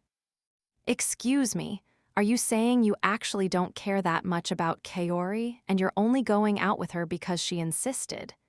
Is that it, huh? Who do you think you are, you?" "Dad," Kaori said in a menacing voice. "Sorry." Hearing Hajime's voice reflexively put Tomoichi into fight or flight mode. He gave Kaori an apologetic smile, but she continued glaring at him. He could tell that if he didn't get his act together, she might give him the silent treatment for months. The reason I called, well, it's just I've been thinking a lot, and look, it's hard for me to act naturally around my daughter's boyfriend, okay? As a father myself, I understand completely. If my daughter brought a guy like me home, I'd break all the bones in his body, encase him in concrete, and dump him into the ocean. Huh? Oh yeah, same, totally. I'd go that far too, for sure. No, sorry, I suppose that wouldn't be enough to appease your anger, would it? You probably want to drop a meteor on me, don't you? It doesn't matter how much of the world you destroy in the process, you want me to disappear that badly, right? You exactly. Cold sweat started beading on Tomoichi's forehead. He hadn't known Hajime was this extreme. Suddenly, he was dreading the day Hajime's daughter brought home a boyfriend. Who knew what would happen to Japan then? For a moment, he considered trying to calm Hajime down, but then his pride as a father kicked in and he started competing with him again. It seems you understand my feelings very well. But let's put that aside for now. There's one thing I want to ask you. Sure. You intend to marry all of your girlfriends, no matter what, correct? That's right. I know that defies social norms, and I understand why that bothers you, but I have no intention of changing my mind, no matter what happens. I'll dedicate my entire life to earning your approval, if that's what it takes. So you're doubling down. I hope that one day you'll understand this is my way of showing my sincerity and my resolve. Tomoichi gripped Kaori's phone tighter. Indeed, what Hajime was saying was completely over the top. But at the same time, he could tell that he was serious about this. I want to punch you so bad right now. I'm prepared to be punched as many times as it takes. Well, I can't because then my daughter's going to get mad at me. God, why did she ever have to meet you? Tomoichi came to a halt. They were within eyeshot of the family home, but he could hardly step inside while having this conversation. Plus, there was one other thing he absolutely needed to ask. There's no father in the world who doesn't wish for their daughter's happiness. As I know. And right now, my daughter says she's happy. She even looks happier than I've ever seen her. Tomoichi glanced back at Kaori. She smiled a cuter smile than he'd ever seen and nodded in response. It galled him that he'd never been able to make her smile like that. I understand that you're a bastard who wants his harem no matter what, but let me just ask you this. Can you swear to me that you'll keep Kaori this happy for the rest of her life? Can you promise me that? Tomoichi could tell that Hajime's expression had turned serious, even though he couldn't see him. The tone of Hajime's voice alone conveyed the strength of his resolve and just how seriously he'd taken Tomoichi's question. I already swore to do that when I decided to marry her. I won't break that promise even if it kills me. Tomoichi looked up at the sky. He wanted to shout, "Got him it all?" so badly, but with a Herculean effort, he stifled his emotions for the sake of his daughter. In that case, come over for dinner sometime. Thank you very much, I'll be sure to come. Kaori ran over and hugged her dad. Thank you so much, Dad, I love you, she said in a small voice. Just hearing that made everything worth it, so Tomoichi was glad he'd sucked up his pride and made up with Hajime. At the same time, though, he felt a profound sense of defeat, knowing that he wouldn't have had this reconciliation if Hajime hadn't been so goddamn earnest. Don't get the wrong idea, though. This doesn't mean I approve of you just yet. If you make Kaori cry even once, I'm going to dump you in the Pacific and drop a meteor on you. Tomoichi shouted, suddenly going tsundere. Ha ha, now that's scary, I'll keep that in mind. Kaori chuckled as well, and just as it looked like everything would turn out all right, disaster struck. Hajime, how does the sexy underwear you bought for me look? Yue said, her voice clearly audible from the other side of the phone. I'm saying. Look, there are holes everywhere in this thing. Can you even call this underwear? She exclaimed. Tonight is going to be a long night, master. Let us drown in our own lust. Tio said. You guys seriously had to come in at the worst time possible, didn't you? This is why I keep telling you to knock before. The color drained from Tomoichi's face, and even Kaori's smile turned hostile. But then she realized this would make it 100 times harder for her dad to accept Hajime, and she shook her head in exasperation. Hey, pervert, Tomoichi said in a threatening voice. Well, wait, this is all a misunderstanding, Tomoichi-san. Give me a chance to. Like hell I'm giving you more chances. Yeah, you're one crazy guy all right. Ha ha ha ha ha ha. Tomoichi started laughing maniacally, and before Kaori could stop him, he blew up completely. I take it all back, you bastard. I'm never letting you have my daughter. Don't you dare come near her ever again, or I'll drop you into the ocean with a meteor. Wait, I. Tomoichi chucked the phone onto the ground, and it snapped in half. Hey, that's my phone, Kaori shouted, but Tomoichi didn't even notice. He was too blinded by rage to care. He stomped on the phone over and over, hoping to never hear his hated foe's voice ever again. Duh, Dad, stop it. I'm never talking to that guy again. Kaori, don't you dare ever go to meet him. Promise me. Naturally, Kaori wasn't about to make that promise. If anything, she was jealous that Yue and the others had gotten sexy underwear from Hajime and she hadn't. Tomoichi read her thoughts from her expression, which made him completely lose it.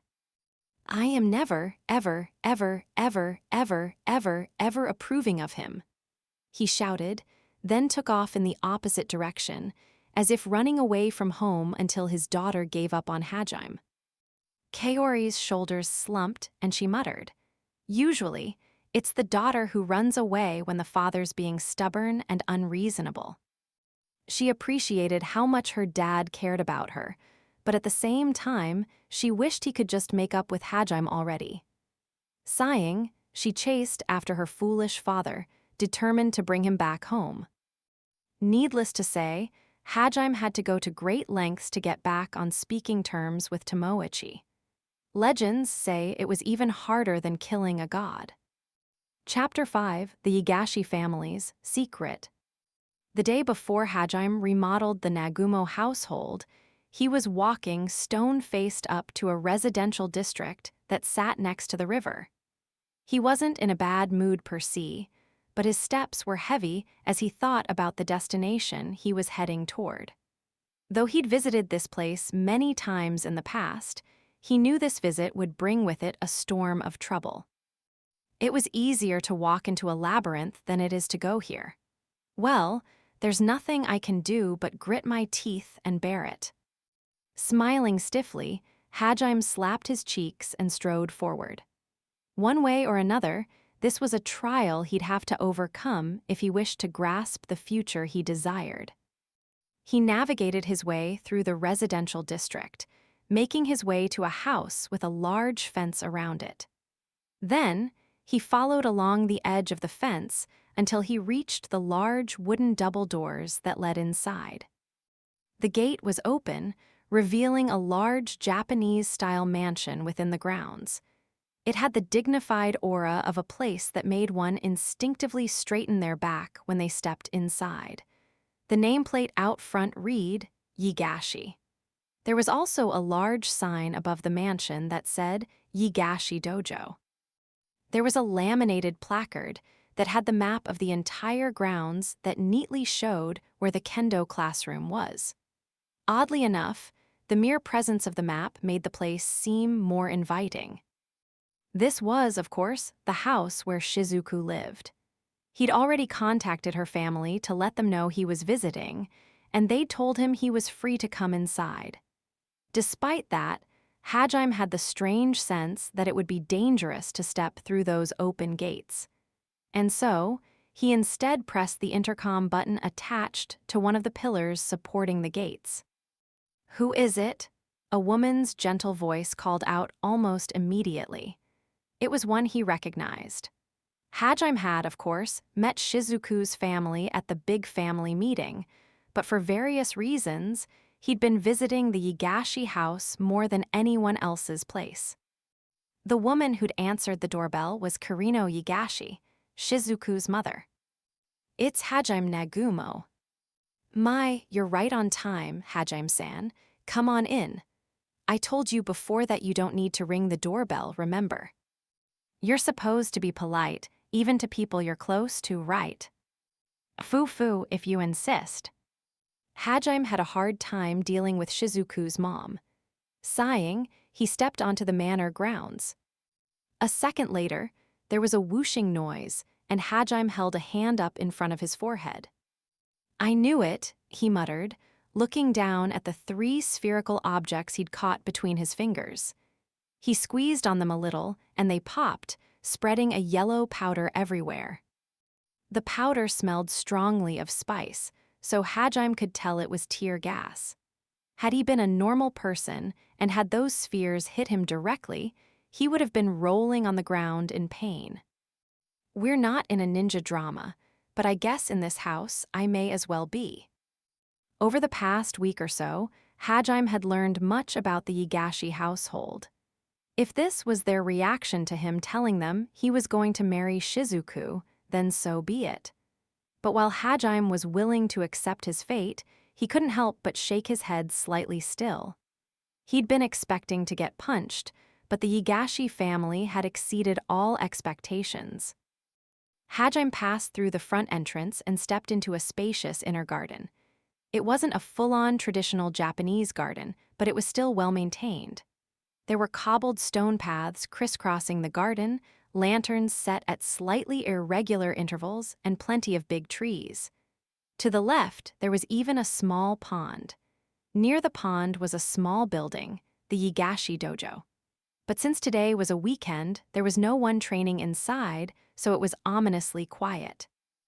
As Hajime walked past one of the trees, he suddenly sensed an intense bloodlust. He looked up and saw an old man leaping down from a branch, a wooden sword raised high above his head.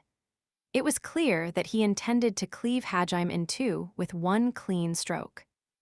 "Good afternoon, Shiuzu-san," Hajime said, blocking an attack that would have shattered a boulder with just one hand and bowing to the man who'd slashed at him.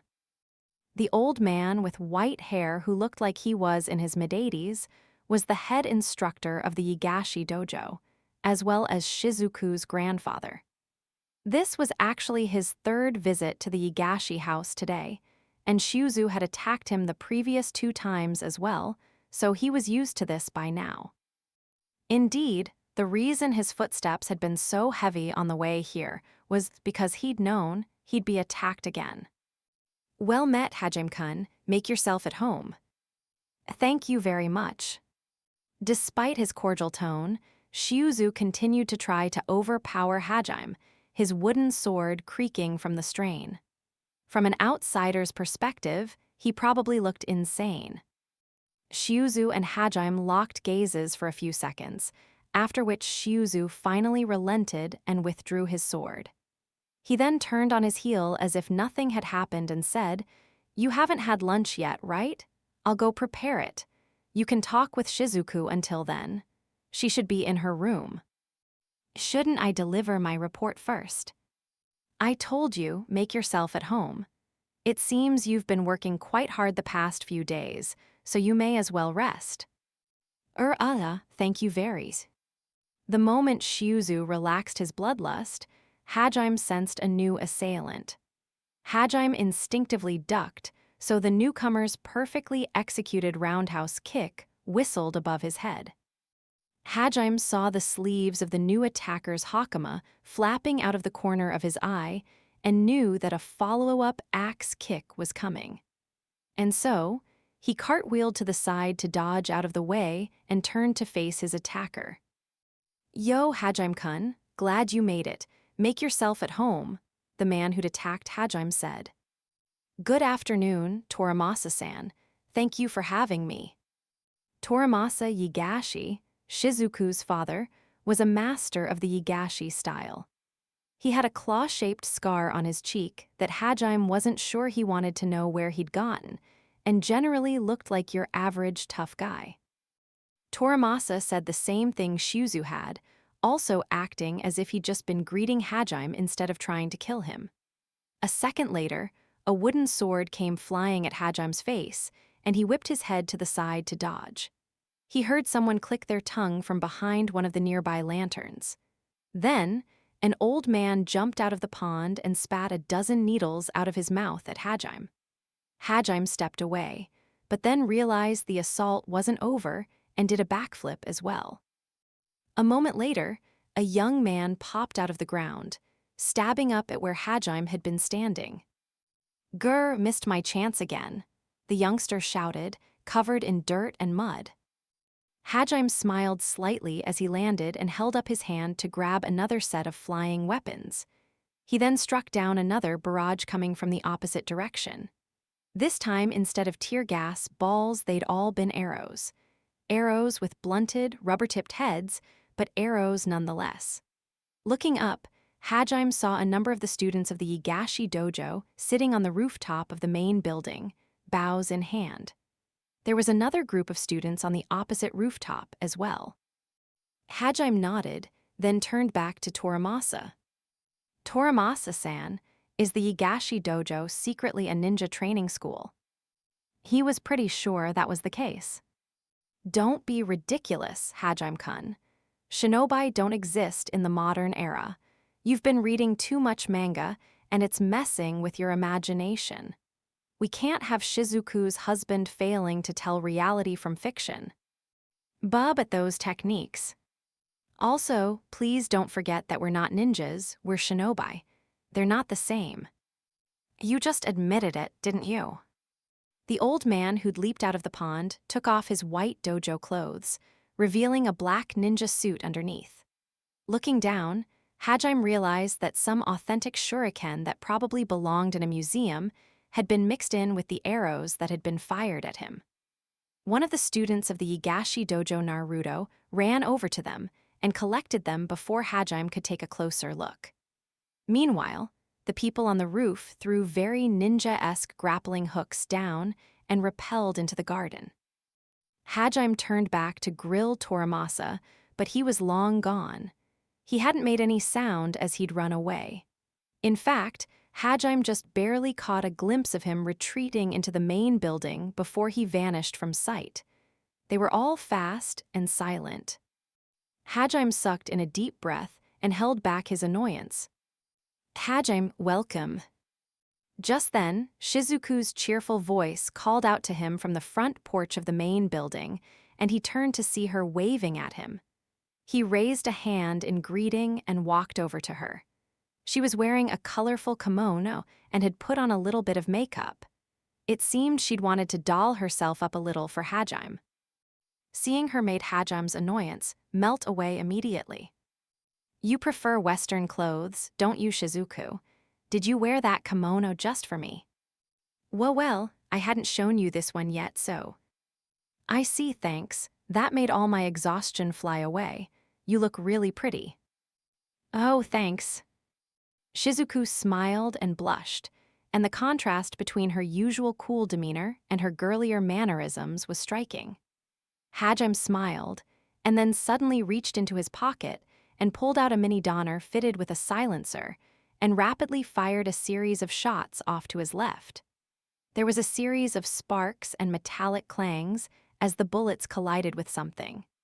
Shizuku jumped a little and looked over to see a series of small bamboo cylinders jutting out from the ground. They were barely visible unless you were focusing intently. It seemed there had still been a few assassins lying in wait. They must have been communicating secretly with each other while hiding, and had fired darts from their blowguns in tandem. Not you guys again. Get out here right now, Shizuku shouted, her face reddening in anger. They ignored her and scurried away, the ground barely shifting as they used whatever secret passages they dug under the courtyard. Shizuku trembled with rage, and Hajime flashed her a sympathetic smile. However, he still needed to confirm something. Hey, Shizuku, are you sure your family isn't descended from ninjas? I don't think so, but... Her family had never acted like this before they'd been summoned to Tortoise. It had all started after Hajime had begun visiting the Yaegashi house. Since then, she'd learned far too much about the secret passageways within her own house and the various assassination techniques in the Yaegashi style that she'd never been privy to before. It was honestly more of a shock to her than it was to Hajime. Mind asking them for me? You know, maybe try to see if they secretly trained you to be a kunoichi without you realizing it. I grilled Dad and Grandpa a few days ago. And what they say? That these were all sword techniques, just combined with a bit of acrobatics.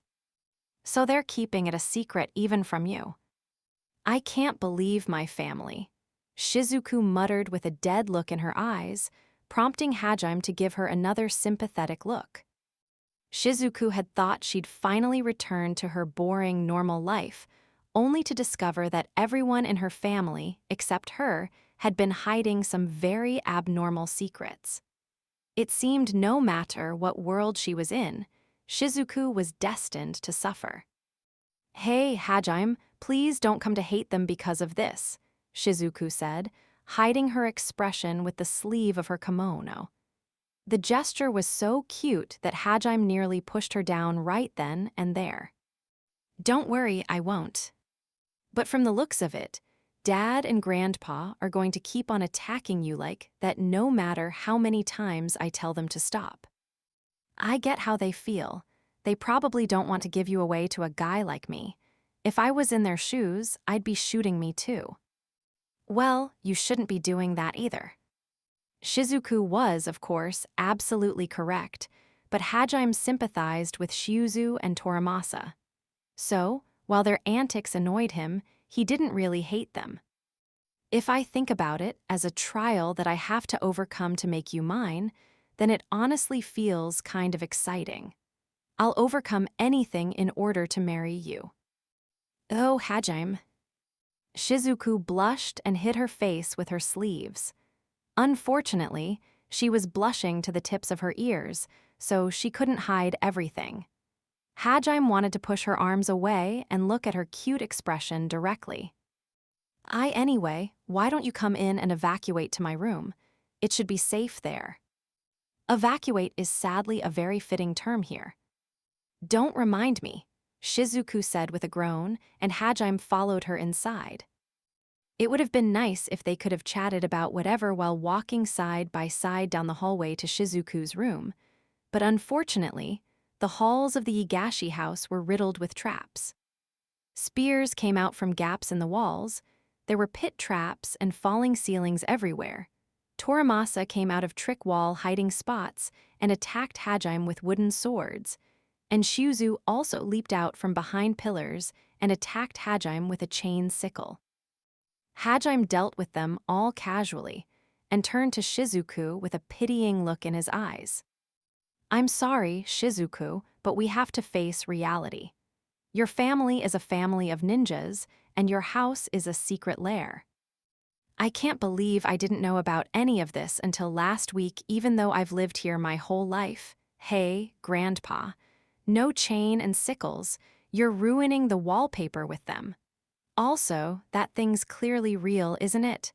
Where did you get that from?" Shizuku may as well have been yelling at empty air, since by the time they rounded the corner, the chain sickle attack from Shiuzu was nowhere to be seen. She dropped to her knees in despair. "Hey, Shizuku, how about we go to the living room instead of your room? It looks like they're getting more and more desperate since I can block all of their attacks. At this rate, they may accidentally damage your prized stuffed animal collection." My room should be safe. If they touch anything in there, I'm leaving this house forever. I'm already mad enough that they keep attacking you," Shizuku shouted, knowing there were people in the walls, ceiling, and the floor listening in. They could tell she was seriously mad now as they all silently retreated. "Now let's go, Hajime. We can finally spend some time alone," Shizuku said, squeezing Hajime's arm and leading him to her room. Yeah, you must be getting really desperate, huh?" Hajime had been in Shizuku's room twice before, and as always it was filled to the brim with cute things. Stuffed animals lined the shelves, there was a calendar with pictures of cute cats hanging on the wall, the curtains and sheets were all pink, and the cushions had cute rabbit ear designs on them. It was the girliest a room could possibly be. Shizuku put down a cute raccoon cushion for Hajime, and it let out a cutesy squeal when he sat down on it. If the people in Tortoise saw Hajime sitting down on something like this, they'd probably all burst out laughing, especially the Imperial Emperor. "One sec, I'll get us some tea and snacks." "Nah, don't bother. Also, I don't really want to be alone in this house." It'll be fine. I told them I won't tolerate this anymore, and I did thoroughly explore my room to make sure there's no secret. Just then, Hajime heard a clunk from the ceiling, and Shizuku's reassurances turned to ashes in her mouth. "Welcome, Hajime-san. Please enjoy some snacks," Kirino said, removing one of the ceiling panels and dropping down with a tea tray laden with tea and snacks. The fact that she managed the feat without spilling a drop of tea or a crumb of cake was beyond impressive. "Mom, how? I thought I examined everything," Shizuku muttered, looking up at the ceiling in despair. Kirino just smiled and gently set the tray down on the glass table in Shizuku's room. It was clear from her calm, confident demeanor that she was a very strong woman. While she did look pretty, the overwhelming impression Hajime got from her was that she was more cool than beautiful. "Hey, Mom, you're secretly a Kanoichi, aren't you? Don't lie to me now." Kirino was the one person in Shizuku's family who hadn't suddenly transformed after Hajime's arrival. Or at least, that was what Shizuku had thought, so suddenly seeing her mom drop from the ceiling like a ninja shocked her to her core. "Not you too, Mom." Shizuku stared up at her mother with dead eyes.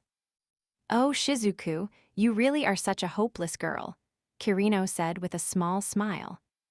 "I'm sorry, Hajime-san. She got overly excited when she learned you were coming, so I thought I'd lighten the mood with a joke to make sure she doesn't trip over herself.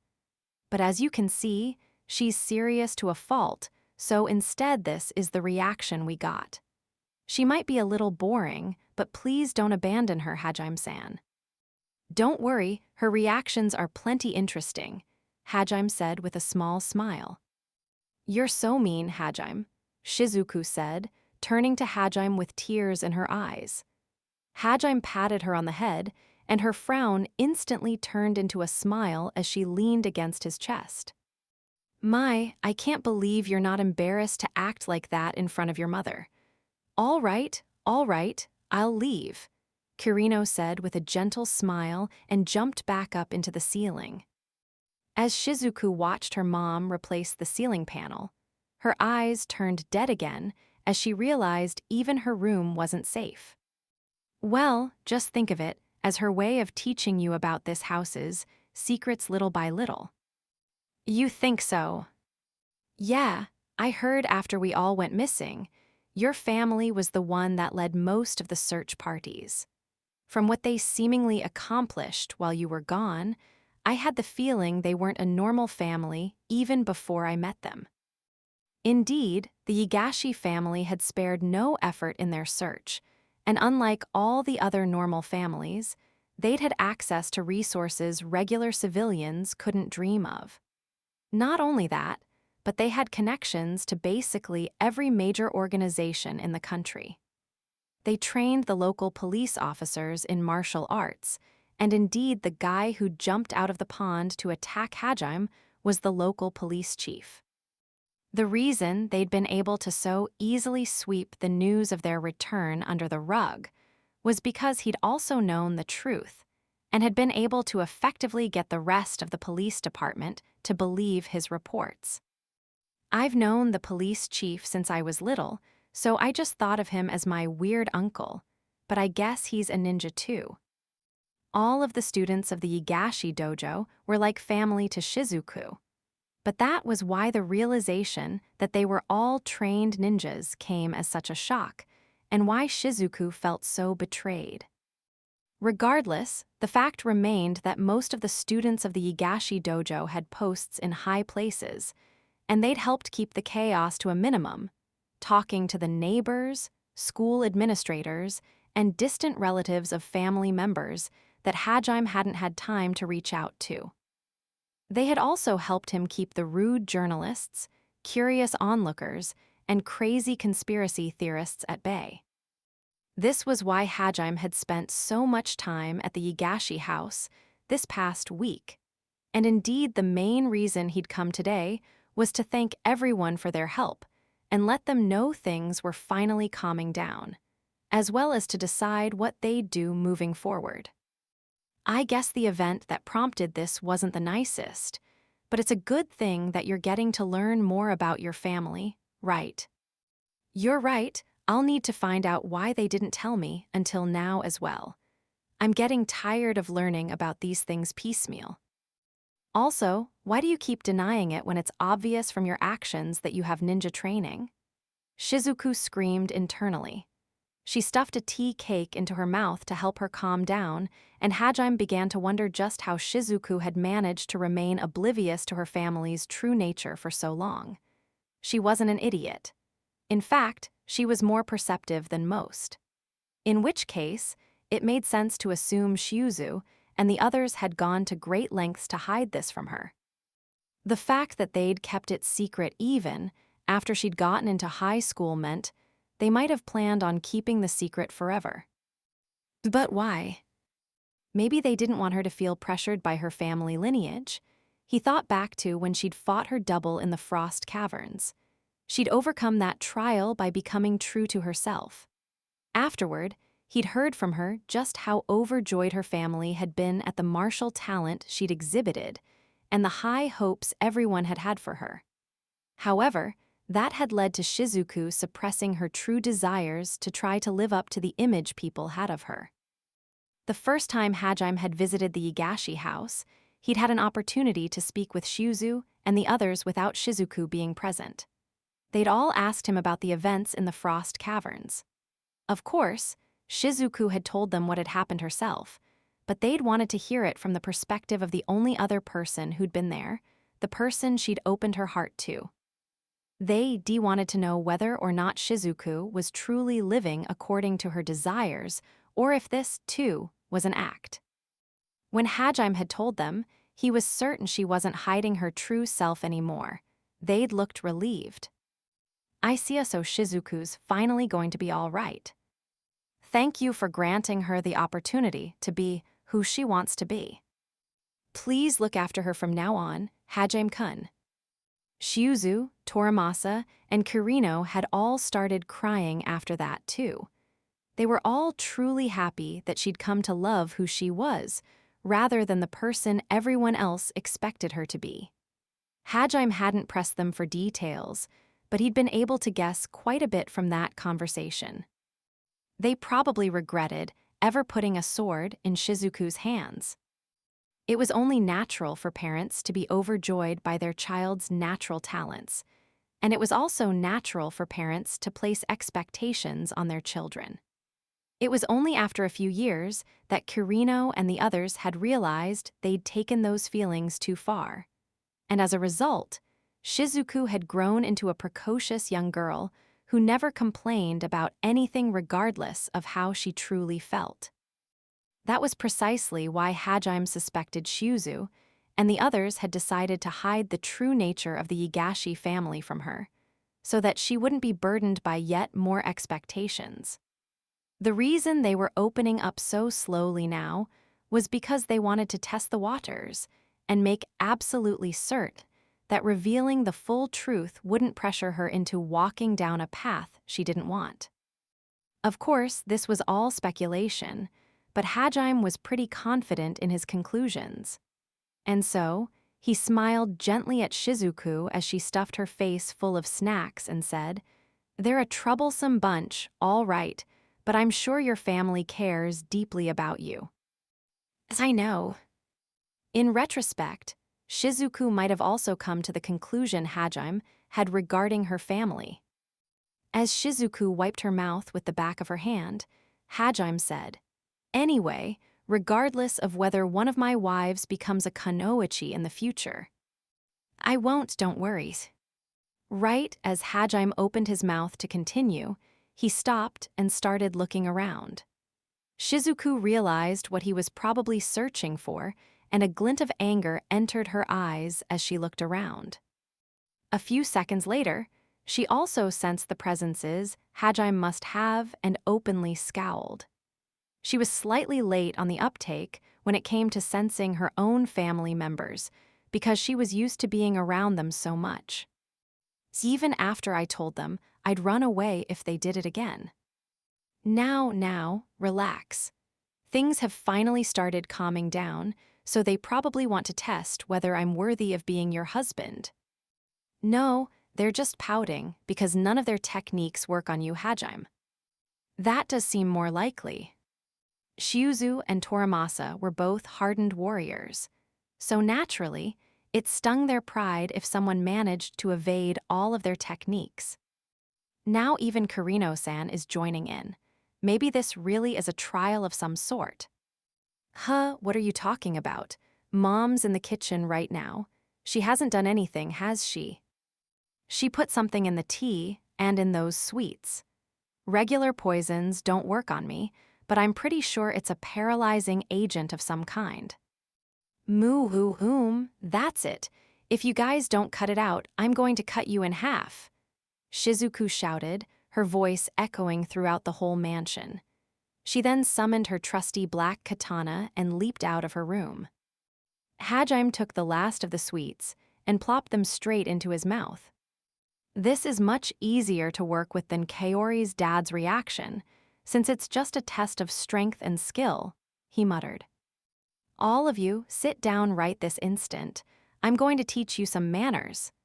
Hajime heard Shizuku shout from a few rooms away. That was quickly followed by Shiuzu screaming, Biwa! Shizuku, you've grown even stronger. Heh, very well then. Let's see just how much you polished your swordsmanship while you were away in the other world. Toramasa exclaimed, seemingly still resisting. There was a loud crash, followed by a disciple shouting, We need reinforcements urgently. The young miss is going on a rampage. Another one yelled, At her current level of strength, we won't be able to win just by ganging up on her. Get into the four corners of judgment formation. She's left the boys' side. White Tiger team, kill him now. Hajime waited patiently as numerous people closed in on his location from all sides. I guess Earth isn't all that different from Tortoise after all, he muttered with a sad shake of his head. Incidentally, when Shizuku went on a family trip to visit extended relatives the day Hajime took Yue and the others out on a date, she called him in the middle of the night, screaming, Hajime, there are people claiming to be from the Iga clan and the Kuga clan here. They're all dressed like ninjas too, but they keep saying it's a fashion statement and that they're not really ninjas. What do I do? Chapter 6, Aiko-sensei's Worries. About a month had passed since Hajime and the others had returned from Tortoise. It was a cold November afternoon, and Aiko was sitting languidly on her front porch. It really hasn't changed at all, she said in a lazy voice. She was wearing a blue PE uniform, her legs dangling off the edge of the porch. The uniform had a small tag with her name and class on it, which was how you could tell this was her middle school PE uniform. It was truly saddening, both that she was still wearing her old middle school clothes and that they still fit her. She definitely wouldn't want to show this side of her to her students, much less her boyfriend. Fortunately, none of them were around. The only thing that's changed is that Mom's bike finally gave out after 20 years of abuse, Aiko mumbled, looking out into the familiar yard. There was a small stone fence that had weeds growing out of the cracks, a drying rack, and a rusted steel drum of unknown purpose. Leaning against the wall was a bike with punctured tires and a broken chain. This was the nostalgic backyard Aiko had seen while growing up in her parents' house. Until just recently, she'd been fighting her way through a battlefield much deadlier than anything she'd faced in Tortoise. But now things had finally calmed down enough that she could go visit her parents. Hajime had forced people to stop flaming her in person and online, and Aiko had already prepared all the teaching materials she'd need for the special class that would be opening in December. So now she was just waiting for the administrators to finish approving everything. Now that she'd finally secured herself some free time, she'd decided to visit her parents in the countryside. But after a few days of lazing around, Aiko had come to realize she'd been busy for so long that she didn't even know what to do with her free time. I wonder what Hajime-kun's doing right now. Aiko muttered absent-mindedly, then blushed and covered her face with her hands as she realized what she'd just said. Incidentally, she'd been back at her parents' house for 3 days now, and she'd said those same words dozens of times already. I'm supposed to be a teacher, and Hajime-kun's my student, though I guess it's too late to be saying that now. Indeed, at this point, everyone knew Hajime and Aiko were dating. They'd already had sex numerous times as well. It'd be irresponsible to say, I just got carried away in the heat of the moment. And anyway, I know that's not true, but still, Aiko knew her feelings for Hajime were 100% real. But after the weeks of interviews and spending time preparing the special semester she'd be teaching for all the students who'd been ice-skated, she'd been treating Hajime more as a student and less as a boyfriend recently, which had reminded her once again that she was, in fact, his teacher. I can't believe I slept with one of my students. I should have at least waited until he graduated. Though honestly, I know I wouldn't have been able to wait that long. She wouldn't have been able to resist the temptations of the devil on her shoulder. The worst part was that she didn't even have an angel on the other shoulder to be the voice of sanity and reason. He even invited me to come on the first date he's taking Yue and the others to in Japan, but I felt so awkward that I refused. The last time she'd seen Hajime was when she'd been invited to eat dinner at his house. They'd been in constant contact, but they hadn't met face-to-face since then. I bet they're all having fun on their date, Aiko muttered, grabbing her knees and letting out a long sigh. She was the one who'd turned down the invitation, but she still couldn't help but feel jealous that she wasn't there. She'd become one of those clingy girlfriends who kept claiming that she wanted some space for no real reason. I'm so lonely, but if word gets out to the public that I'm in a relationship with one of my students, the media would be up in arms again. Aiko was serious to a fault, so naturally, she wanted to avoid causing trouble for Hajime. There's such a big age gap between us two. Aiko had, of course, completely forgot that the last time she'd mentioned the age gap Yue had given her an earful, since she was far older. Hey, Aiko, stop rolling around in the yard. Imagine what the neighbors will say if they see you. MRR. Aiko rolled over onto her back and looked up at the speaker. It was her mother, Akiko Hajiyama. She had her hair in a short bob and had a kind, round face. She was also wearing the same apron that Aiko had made for her back in elementary school in home ec. Right now, she had one hand on her hip and was holding a wooden basket in the other. The basket was filled with freshly picked oranges. The Hajiyama family ran a fruit farm, so all of those oranges were homegrown. Want some? Akiko asked. Yes, please, Aiko replied with a nod. Akiko then sat down next to Aiko, and Aiko lazily opened up her mouth like a baby bird begging for food. Naturally, Akiko scolded her for her bad manners, and Aiko reluctantly sat back up. Her students would have been shocked if they saw her acting so spoiled. Akiko peeled one of the oranges and handed it to Aiko. Aiko eagerly bit into the orange, enjoying the nostalgic tart taste of her family farm. A childish smile spread across her face, and she certainly didn't look like a 26-year-old adult. It was hard to tell if it was thanks to her mana or what, but her skin looked more vibrant and youthful than ever, so she definitely still looked like a teenager. You look so happy that it's hard to imagine you were getting blasted by journalists and internet trolls just a few days ago. Though, you also don't look as cool as you did when you were facing them down. I could hardly show this uncool side of me to Haji, my students, Aiko said with a shrug of her shoulders. Of course, Akiko didn't miss what Aiko had nearly let slip. Hey, Aiko. Humph, what is it? When are you going to introduce us to Hajime Nagumo-kun? Biwag. Aiko spit out a mouthful of orange, and Akiko exclaimed, That's disgusting. Well, why do you ask? There's no. I mean, he's the one who brought you back, isn't he? Of course I'd like to meet him and give him my thanks. Oh yeah, of course. That makes sense. Aiko breathed a very obvious sigh of relief, and Akiko shook her head. You've always been terrible at hiding things. Naturally, Aiko's parents had taken part in the family meetings where everyone got together to look for their missing kids, so they were well acquainted with Sumayer and Shu. However, because they ran a farm in a rural town, they'd met with the other families a lot less frequently. They'd taken over the lease for Aiko's apartment and gone over every few weeks to keep it clean, but when Hajime and the others had returned, they'd been at home rather than in the city. Why not invite him here?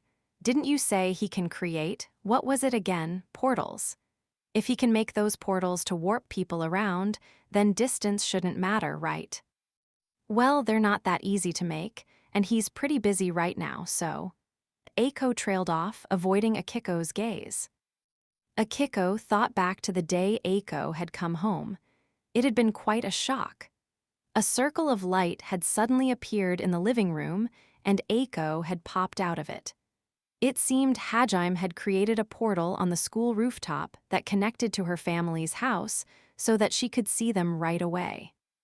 Of course, Aiko's mother, father, and grandparents had been flabbergasted by both her sudden reappearance and the way in which she'd appeared. Akiko had merely frozen, but Aiko's grandfather had choked on his snacks, her grandmother had straight up fainted, and her father had dropped his teacup and spilled steaming hot tea all over his crotch. Aiko had screamed, "Why did you connect it to my living room?" to the disappearing portal, but of course she'd gotten no reply. In that case, I suppose we should go to him. We'll follow you to the city when you return home. Wait, really? It shouldn't be a problem, right? You said things have settled down now, after all. That's true, but after Aiko had told her family everything that had happened, she'd been forced to return to the city the next day. As the sole adult who'd gone missing during the mass disappearance, she knew it was her responsibility to explain things to the police and the mass media. Her family had begged her to stay, but she'd been resolute in her decision. Her parents had, of course, worried about her constantly as they watched the internet and the various news outlets bash her constantly, but Aiko continually told them not to come visit her until things settled down. She hadn't wanted to get them wrapped up in this mess. Had it looked like Aiko couldn't handle things, Akiko would have immediately rushed to her aid. But after hearing how resolute Aiko sounded on the phone, and seeing how firmly she held her ground on national television, Akiko realized that wouldn't be necessary. Honestly, she was amazed at how strong her daughter had grown. She'd become a model adult and a model teacher to boot. And so, Akiko had decided to wait until Aiko deemed it safe for everyone to come visit her. In the meantime, she'd protect this home so that Aiko could always have a place to return to. And as a result, she had yet to meet Hajime. However, after learning that Hajime had saved Aiko's life, brought her back to them, and had also somehow done something to protect Aiko from the worst of the public's insults, she was dying to meet him. Not just because he was Aiko's savior, though. Akiko could clearly tell there was something more going on between her daughter and Hajime, so she wanted to know what. Your dad and grandpa really want to meet him too. As I know. They said they wanted to meet Aiko's prince. Wait, what? He's not my prince, he's the demon lord. That's what everyone calls Hajime-kun. It was obvious from Aiko's reactions to her mother's leading questions what she really thought. Akiko was amazed that this was the same woman who'd steadfastly faced down a sea of reporters without flinching. He even messed with the perception of the entire world just for my sake. He's such a troublemaker, I can't believe him. As she said that, Aiko smiled softly. It was a smile her family had never seen her make before, and the fact that she was blushing slightly as well made it clear what she thought of Hajime. He even said, "I won't let the ignorant masses drive you away from us." Initially, Aiko had intended to scold him for brainwashing the entire world, but when he'd said that suddenly, all the anger had faded away. Her blush grew brighter as she thought back to the determined expression he'd had when he said that. She didn't even notice that her mom was smiling knowingly at her. Everyone in the Hachiyama family had already figured out what kind of relationship Aiko had with Hajime, as well as why she was so reluctant to introduce him to them. They'd realized on day one when Aiko had told them everything that had happened. Her expression whenever she'd mentioned his name had been so full of love that it would have been harder not to notice. Plus, in the 3 days she'd been here, they'd spotted her grinning countless times at the ring Hajime had given her, and heard her laughing happily every time she called him. Sometimes she'd just start blushing at the mere thought of him. They also knew the only reason she wasn't bringing him home was because she was worried about what society would think about their relationship. "I can't believe my daughter's such a pain in the ass," Akiko said with a shake of her head. Did you say something?" Aiko asked absent-mindedly. In truth, Akiko and the others had been worried their daughter would never find a husband. She stopped growing in middle school, and as far as they knew, she'd never had a boyfriend. But now it seemed she'd finally found someone she loved, so naturally, they wanted to meet him. They were also getting tired of her wishy-washy attitude with regards to whether or not she'd commit to the relationship regardless of what others said. "If you keep being so non-committal, he'll eventually get tired of you, you know," Akiko said bluntly. "What?" Aiko exclaimed, pressing her hands against her chest. "Very well, I'll let you choose the timing, but you better introduce us to him soon, lest he start to think we're ungrateful parents." "Okay. Besides, if he's someone you love, I'm sure we'll all accept him." "Okay, wait, what?" Aiko finally realized her mother had seen through everything, so she blushed in embarrassment. Akiko was tired of hearing her daughter's excuses, so she changed the subject before Aiko could protest that their relationship wasn't like that. "By the way, now that you're back, why don't you stay for the Harvest Festival? You haven't been able to come the last few years, after all. You used to love Old Man Yamashiro's cotton candy, remember?" "Oh yeah, I guess it's almost that time of year again." Her face still red, Aiko gladly jumped onto this new topic. "I can't believe Yamashiro's still alive," she muttered. "Don't be rude." "He was 90 back when I was in high school, wasn't he?" "Yep, he's going to be turning 102 this year. And he still runs a stall during the festival. Is that a good idea? What if he dies in the middle of making cotton candy?" "How many times do I have to tell you not to be rude? Besides, he's still in great shape for his age. He even said he could keep going for another 30 years. Is he trying to make it into the Guinness Book of World Records?" As she chatted with her mother, Aiko's thoughts remained on Hajime. She wasn't sure what she wanted her relationship with him to be, or how she should introduce him to her parents. She hoped the festival would at least make for a nice change of pace and perhaps grant her the opportunity to properly organize her thoughts. As the sun was beginning to set, Aiko walked down the streets of the small town she grew up in. She was wearing a light pink yukata and had her purse dangling from one hand. It was chilly at night this time of year, but she was excited enough about the festival that she didn't mind the cold. She'd even decided to wear a traditional pair of sandals rather than warmer sneakers. They matched her yukata quite nicely, and she looked positively stunning. "I wonder if he'd think I look pretty," Aiko muttered to herself, her thoughts as centered around Hajime as always. She thought back to everything that had happened in Tortoise, of how they'd reunited in that lakeside town when she'd thought he was dead and how he'd saved her life with a kiss. Uwiwawe. There was also the time he'd rescued her when she'd been trapped in that tower. Back then, he'd really seemed like a Prince Charming right out of a fairy tale. That was what had inspired her to do whatever she could to support him, and why she'd gone crying to him after killing so many people. Ihaya. Of course, she'd never forget the words he'd told her in front of that monument either. It was then that she'd realized she could no longer deny her feelings for him. Owawawa. After she'd survived the final battle, she'd once again been reminded of the fact that no matter how socially taboo it was, she wanted to spend the rest of her life with him.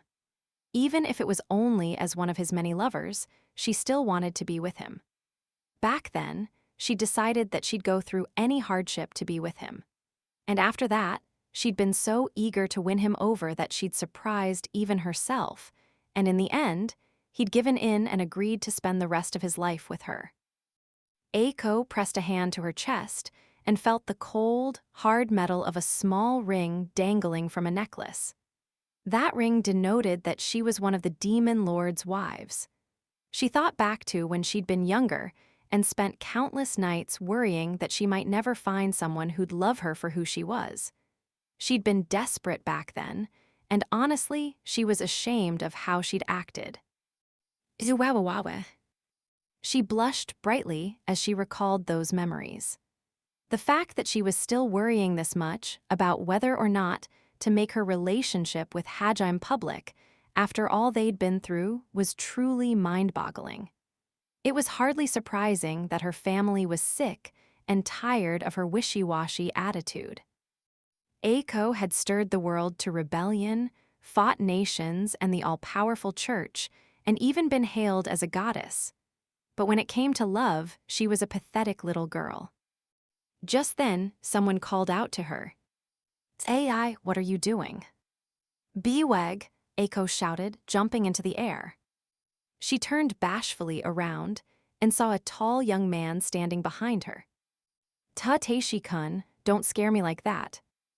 I was just worried, since you were making all sorts of weird faces while walking down the street alone." The man was Teishi Furukawa, a childhood friend of Aiko's who'd gone to the same elementary, middle, and high school as her. Their houses had been right next to each other too, and his family knew hers well. In middle and high school, Teishi had started keeping his distance from Aiko, but that had just been the awkwardness of puberty. They were both adults now, and close enough that Aiko had told him and his family most of what had happened as well. Seeing his worried expression, Aiko smiled weakly and said, It's nothing, don't worry. Anyway, what are you doing here?" "Oh, I dunno if anyone told you, but I'm helping out with the festival. I heard you'd be coming, and I figured being part of the organizing committee would help me keep an eye on things. You know how weirdos always show up on days like this, right?" Aiko's sudden disappearance had been quite a shock to the Furukawa family as well, and they'd taken the news hard. They offered to look after the Hachiyama farm whenever Aiko's family was away searching for her. Thinking that Teishi's mother had probably just asked him to check up on her, Aiko's expression softened and she said, "Thanks for looking out for me." She smiled at Teishi, and he suddenly covered his mouth with one hand and averted his gaze. It was too dark to see, but he was blushing. By the way, that yukata looks really good on you," he said, guiding Aiko down the path to the shrine. "Thanks," Aiko said with a friendly smile. She didn't really get flustered around Teishi. They'd known each other for too long. If Hajime had complimented her, though, she would have blushed to the tips of her ears. Indeed, she'd just been wondering whether or not he'd think she looked pretty in this yukata. Aiko didn't notice Teishi's shoulders droop slightly, and they kept making small talk as they made their way to the shrine. The sound of the crowd reached them as they neared the entrance. "Ha ha ha, there sure are a lot of familiar faces here," Aiko said, basking in the nostalgia. Teishi smiled, glad to see Aiko at the local harvest festival again. They passed by plenty of people who recognized them, and while most of them were just happy and relieved to see Aiko again, a few of the older ladies poked fun at Aiko and Teishi, insinuating that they were going out. Teishi got flustered every time that happened, but Aiko just said they weren't dating with a smile anytime someone asked. The way she so casually denied it caused Teishi's face to fall each time. Some of Aiko's old classmates who had kids now asked her if she'd found anyone she was interested in marrying, which caused her to get far more flustered. Seeing her reaction, they realized there might really be someone she was into, and their gazes naturally turned to Teishi since he'd come to the festival with her. With the exception of the probing questions, Aiko had a delightful time at the festival. Yamashiro's cotton candy was as delicious as always, and honestly, it was amazing how his skills had only improved as he'd advanced in age. When Aiko had learned that all of the sculptures next to his stall were ones he'd made out of cotton candy, her jaw had dropped open. He'd handed all of them to her without a word too, and while she'd wanted to pay, she'd known this was his way of celebrating her safe return, so she'd gratefully accepted them. "Is it really okay to eat something this beautiful, though?" Aiko asked as she looked at the cotton candy sculpture. "It'd be a waste not to," Teishi replied. The two of them had gone a short distance away from the center of the festival and were resting on a bench. There was no one else around, and while Aiko wasn't tired, she let out a long sigh anyway. "I'm glad we ran into Dad along the way. I was able to offload all the other cotton candy sculptures onto him, so I'll be able to eat them at home whenever I want a snack." Aiko's father, Saohei Hajiyama, was also running a stall at the festival. He was serving candy oranges instead of candy apples since his farm grew oranges. When they'd met up with Saohei, he'd given Teishi a pitying look, but Aiko hadn't been able to figure out why. She decided not to dwell on it, though. "Now that I think about it, if Teishi's supposed to be helping out with the festival, then he shouldn't be hanging out with me all night, right? Don't you need to help run the festival, Teishi?" "Oh, no, they should be fine without me." "Is he nervous or something? He's not talking as much as he normally does." "Well, whatever, it's no big deal." Aiko was having too much fun to care about the change in her friend's behavior. She used to come to this shrine a lot when she lived here. Whenever she'd had an exam or an important life event coming up, she'd always come here to pray. Though she'd only been away for a year, everything seemed so nostalgic. Aiko had taken her hometown for granted before she'd been whisked away to Tortoise. In fact, she'd even felt it was kind of stifling after having moved to the big city, but now she was glad to be home. After her time in Tortoise, she'd come to learn that nothing so comforting should be overlooked. She looked down at the festival grounds, her eyes taking it all in. Teishi stared at her for a few seconds, enraptured, before suddenly coming to his senses and slapping his cheeks. The loud noise caught Aiko's attention, and she turned to him. In a hesitant voice, Teishi asked, "Hey AI, why not return home?" "That's literally what I'm doing right now, isn't it?" "I mean permanently. Why don't you quit your job and come live here again?" Aiko stared at him in surprise. Teishi looked into her eyes, his expression serious. "I saw what they were saying about you on TV. It must have been awful.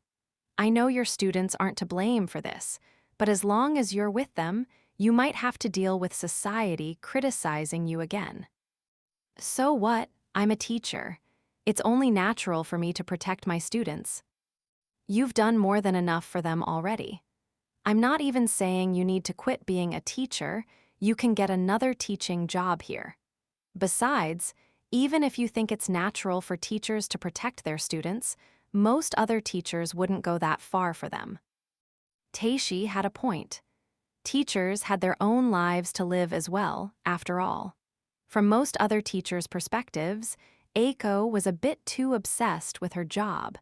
But even after being summoned to Tortoise, Aiko's convictions hadn't changed. There was no way she'd be persuaded to abandon her students now. "I won't quit.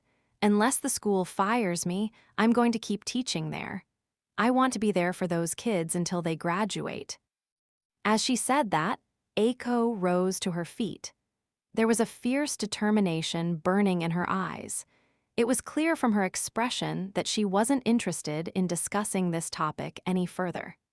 However, Teishi hurriedly stepped in front of her to block her way, and his irritation caused him to say something he thought he wouldn't. "Is that really why you don't want to quit?" "What do you mean?" "Isn't the real reason you want to stay because of your boyfriend?" Whoa, what are you talking about?" Aiko stammered, her determined expression vanishing in an instant. Seeing her so flustered, Teishi smiled a little. However, he had no intention of letting this topic rest. "You're the only one who thinks you're still hiding it, AI. Everyone in the village knows. While you were gone, you fell in love with one of your students." "Es fácil que julgues." It was obvious from her reaction that Teishi was spot on, and that Aiko hadn't realized everyone had figured it out. "Come on, you've always been terrible at keeping secrets. Of course, everyone figured it out."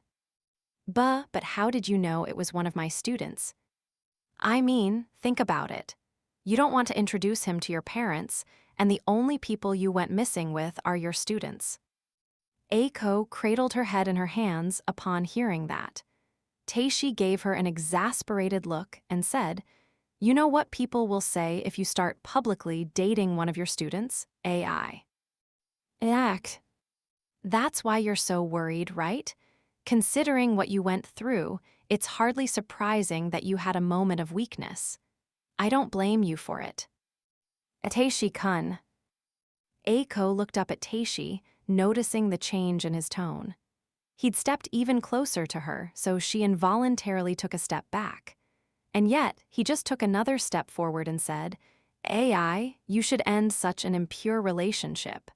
Come back home and start your life over from square one. You might be lonely at first, but I'll be here by your side." "Teishi-kun, what are you?" Aiko trailed off, realization dawning on her. Dense as she was, even she could recognize the look in Teishi's eyes. She'd never even imagined Teishi had feelings for her. He'd had another girlfriend back when they'd been in high school, so naturally she was surprised. "When you disappeared, I thought I would die from worry. It was then that I realized just how much I care about you." Hang on, calm down," Aiko said, trying to process all of this new information. Teishi's sudden confession had taken her by surprise. Unfortunately, he followed up with another cutting insight that only added to her inner turmoil. "Things aren't going well with your boyfriend, are they?" "Ga, it's not surprising. You're dating a child after all. There's no way he'd be able to make you happy. Meanwhile, I'm a working adult who's the same age as you. I'm sure things will work out between us." Aiko took another step back only to realize that she had her back to a tree now. She hadn't known she'd taken so many steps back. Teishi placed his hands on Aiko's shoulders with an earnest look in his eyes. He'd had other girlfriends in the past, but he'd never looked at Aiko like this before. Had he confessed to her before she'd been summoned to Tortoise, she might have even accepted. But right now, his confession didn't move her heart in the slightest. After all, her heart was already set on another. "Hajime-kun," she muttered softly. "AI." Teishi burned with jealousy. Even though he was right in front of Aiko, she was still thinking about another man. He squeezed her shoulders tighter and tried to draw her in close for a kiss. Aiko hadn't expected him to resort to force, and her head had been full of thoughts of Hajime, so her reaction came a second too late. "Stop! Help, Hajime-kun!" Just before Aiko could push Teishi away with more force than would be wise, Hajime suddenly appeared next to them. "Oh, so this is where you've been, Aiko," he said with a smile. "Huh, what?" Teishi and Aiko stared at him in surprise. He was holding Teishi by the collar with one hand and stopping Aiko's hand with the other. Well, what? Hooray you. What are you doing? That's my line. Why were you being so forceful with her? Hajime asked in a low voice. He then tossed Teishi away with so much force that he bounced 3 times across the stone floor before coming to a stop a good distance away. Teishi coughed violently, struggling to get back onto his feet. Aiko looked up at Hajime and said, "Huh, Hajime-kun? In the flesh. Well, what are you doing here?" "I'm here because you're here." That's not really an answer. Hajime frowned and said, "It feels like you've been thinking yourself into a corner, so I wanted to have a proper conversation with you." Aiko mumbled and looked away, ashamed at having been seen through so easily. Seeing that, Hajime grinned and said, "Besides, I wanted to introduce myself to your family. I knew if I asked you, you'd say no, so I showed up unannounced." Hajime-kun. Aiko knew Yue, or one of the other girls, must have put this idea in Hajime's head. She could, in fact, imagine any one of them giving Hajime a thumbs up while telling him this would be a great idea. They were probably all worried about her. And honestly, it made her happy to know that they were thinking about her too. "So you just teleported over here?" Aiko asked. "Pretty much. When I used the compass, the image of a festival appeared in my mind, and I figured we may as well enjoy whatever festival you're at together." Upon closer inspection, Aiko realized Hajime was also wearing a yukata. He'd changed to match her outfit, which made her happy.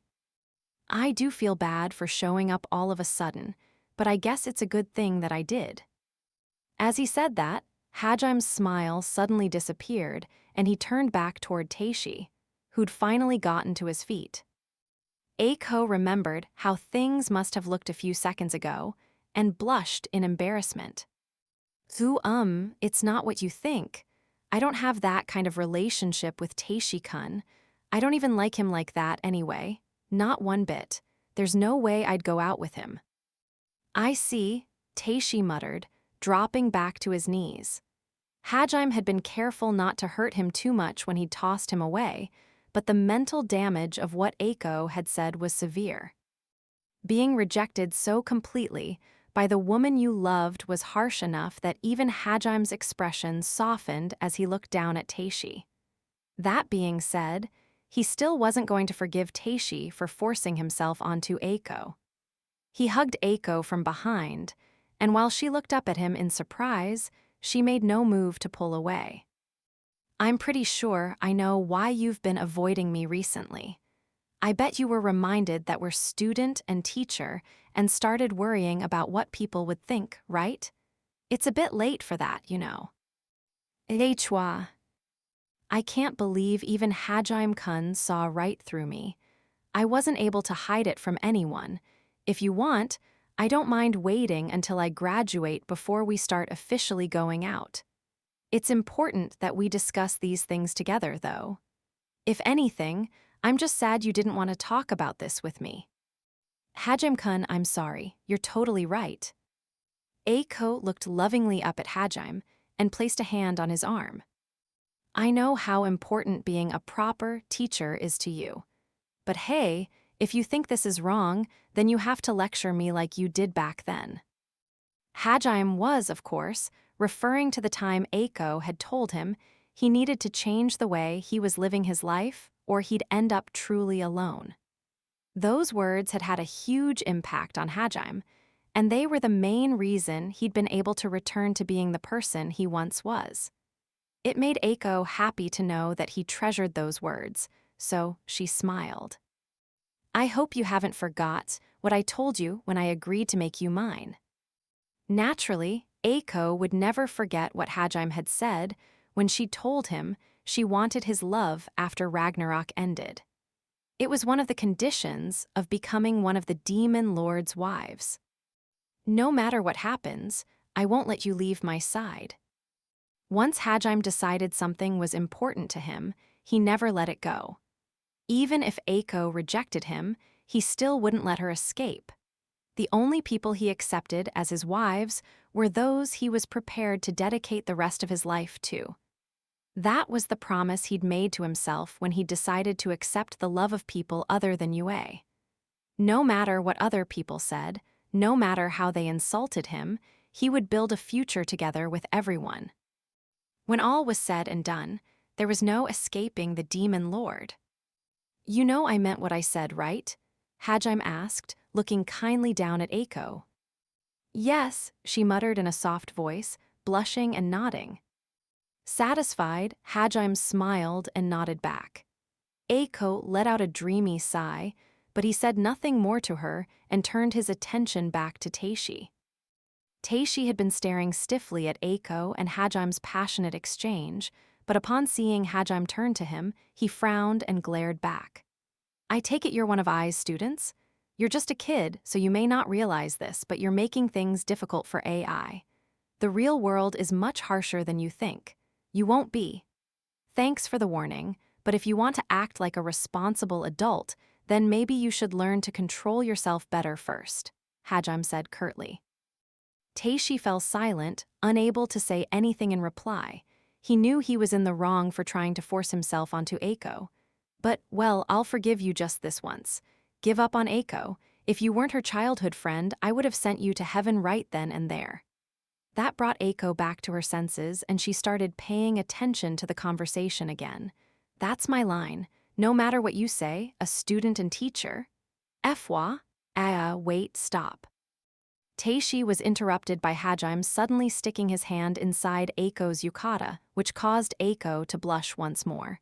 "What the hell are you doing?" Teishi screamed. "What are you doing, Hajime-kun?" Aiko asked at almost the same time. As Hajime withdrew his hand, Aiko hurriedly fixed up her yukata. Ignoring their protests, Hajime showed what he'd pulled out of Aiko's yukata to Teishi. It was the engagement ring he'd given her. "Aiko's my wife. Her body and soul belong to me," he said flatly. "Yeah, you." This was like a scene out of an NTR manga, where the childhood friend discovers the girl he likes has been stolen away by the confident evil bastard. Though, unlike in an actual NTR situation, Teishi wasn't actually Aiko's boyfriend. That being said, he was in basically the same position. He glared angrily up at Hajime, looking like he might try to punch him. It seemed he thought he still had a chance to win Aiko back. "Aiko, get away from that pervert," he shouted. He was an adult, and Hajime was still a minor. He was a working member of society, and Hajime was still a student. As a result, he was under the mistaken impression that he was in the better position here and that Aiko would see that too. Before Aiko could say anything, Hajime let out a long sigh. Since Teishi was being so stubborn, Hajime would have to show him why it was that everyone called him the Demon Lord. "Just remember, you brought this on yourself," Hajime said. "What?" Teishi mumbled, confused. "You grew up with Aiko. You spent way more time with her than I did. There must have been plenty of chances to tell her how you felt. Am I wrong?" Yeah, but you're the one who chose not to. You had the chance to become the person she wanted to come home for, but you didn't even try to get closer to her, did you?" Teishi's mouth opened and closed, but no sound came out. He wanted to deny Hajime's words, but he couldn't because Hajime was right. You only have yourself to blame for things ending up this way. Hajime hadn't stolen Aiko away from Teishi. Teishi was the one who hadn't tried to convey his feelings and become someone special to Aiko over all these years. And now, she'd gone somewhere far out of his reach. This had nothing to do with who was an adult and who was a student. Teishi gritted his teeth and hung his head. He desperately tried to find some kind of retort he could give, but there was nothing. Aiko looked over at Teishi and realized something. Even though Hajime had sent him flying, he was completely unhurt. She then remembered that Hajime had stopped her from pushing Teishi away with more force than would have been wise. Even the harsh words he was saying felt like they were being carefully chosen. Not only that, but his cold tone wasn't quite as cold as it had been when someone tried to harm those close to him back in Tortoise. There had been no mercy in the gaze he'd shown his enemies back then, but the look he was giving Teishi was far gentler than expected, and Aiko knew exactly why. He's holding back because Teishi-kun's my friend. Aiko sucked in a huge breath. She couldn't just keep relying on Hajime to solve all of her problems. And so, she stepped away from Hajime and looked resolutely over at Teishi. This was the Aiko who'd faced down the hordes of journalists a few weeks ago. She walked over to Teishi, and Hajime didn't stop her, nor did he ask her why she was walking over to him. That made Aiko happy, since it meant he trusted her. Teishi-kun, I'm sorry, but I can't accept your confession. You're not who I love, Aiko stated resolutely. The determination in her eyes bore a striking resemblance to the look Hajime had when he was set on doing something. But you'll just torture yourself over this decision. You're too straight-laced to be able to wholeheartedly accept dating one of your students. You're right, that's how I am. But even so, Hajime-kun is the only one I love. I can't change that. I'm not as moral a person as you think, Teishi-kun. Ha, immoral is definitely the last word I'd use to describe you, AI, Teishi said with a weak smile. With his hopes so thoroughly dashed, he had no choice but to accept defeat. He glared at Hajime one last time, but Hajime just looked quietly back at him, his expression unchanging. Seeing that Hajime wasn't going to budge either, Teishi simply shook his head in resignation. Honestly, he's acting a lot more mature than me, Teishi thought, his shoulders slumping. Sorry, Teishi said finally, and started walking back to the festival. Hajime walked over to Aiko and said, Sorry for messing up your relationship with your friend. Aiko shook her head and leaned against Hajime's shoulder. Don't worry about it. It might take some time, but I'm sure we'll be able to go back to being friends. I sure hope so. From the looks of it, he probably won't try anything funny again, but feel free to call for me if he does. Next time, I'll bury him upside down in the shrine. What's with that overly specific punishment you have in mind? Aiko asked with a small chuckle. She then stepped back and looked Hajime in the eye. I'm sorry for making you worry. And thank you for coming to meet me, Aiko said as she bowed politely, prompting Hajime's expression to soften. Don't mention it. I told you before I really like that side of you. Huh, which side? I'm talking about how you always give 100% in everything you do.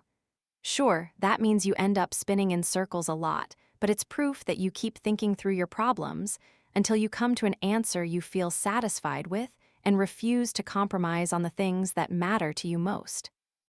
Indeed, that was what had attracted Hajime to Aiko in the first place, and why he'd chosen to accept her in the end. I've been watching you for a long time now, and I hope you never change. You're cheating by saying those lines with a straight face. Aiko blushed and turned her back to Hajime. She then pinched her cheeks, trying to stop herself from smiling. Hajime really wanted to circle around and take a close look at her expression, but he held himself back. There was something important he'd come here to do, after all. Anyway, see you later, he said. Oh God, I'm blushing so, huh? What? I'm going to go see your parents. I still need to introduce myself to them. What? Hajime said that so casually that for a moment, Aiko doubted her ears. She then hurriedly turned around and saw that he was dead serious. Now that you've made up your mind, there's no reason for me not to meet them, right? That's true, but it doesn't change the fact that I got into a relationship with one of my students. It seemed Aiko was still having trouble openly admitting that to her family. But Hajime knew Aiko well enough to understand that it would take her months to sort out her thoughts, and frankly, he didn't want to wait that long. Let me see, your parents' house is that way, right? Oh, looks like your dad's running a stall. It's pretty close by too. Perfect. I can see what the Hachiyama farm specialty produced tastes like while I introduce myself. Hey, wait, don't use your compass for this. And stop ignoring me. What are you planning on telling Dad? Isn't it obvious? Your daughter's mine now. That's the normal thing to say, isn't it? Not phrased like that it is. Are you trying to pick a fight with him? Aiko hugged Hajime from behind and tried to hold him in place, but naturally, she wasn't strong enough. So yeah, Aiko. How come you use formal language with me, but you were being totally casual with that guy?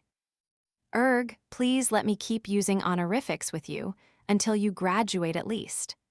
I won't be able to properly switch back and forth when we're at school and when we're meeting in our private time. I guess that would be pretty hard for you. Exactly. Also, please stop changing the subject. I know almost everyone at that festival. If you tell my dad we're dating now, the whole town will find out. That's fine, I don't mind. Well, I do, if you don't. Oh, don't just carry me with you. Hajime hefted Aiko into his arms and she covered her face, blushing. As he started walking down the stairs, she accepted her fate and gave up on trying to stop him. Instead, she squeezed her eyes shut and tried not to imagine what everyone was thinking as they watched Hajime carry her through the festival streets in his arms.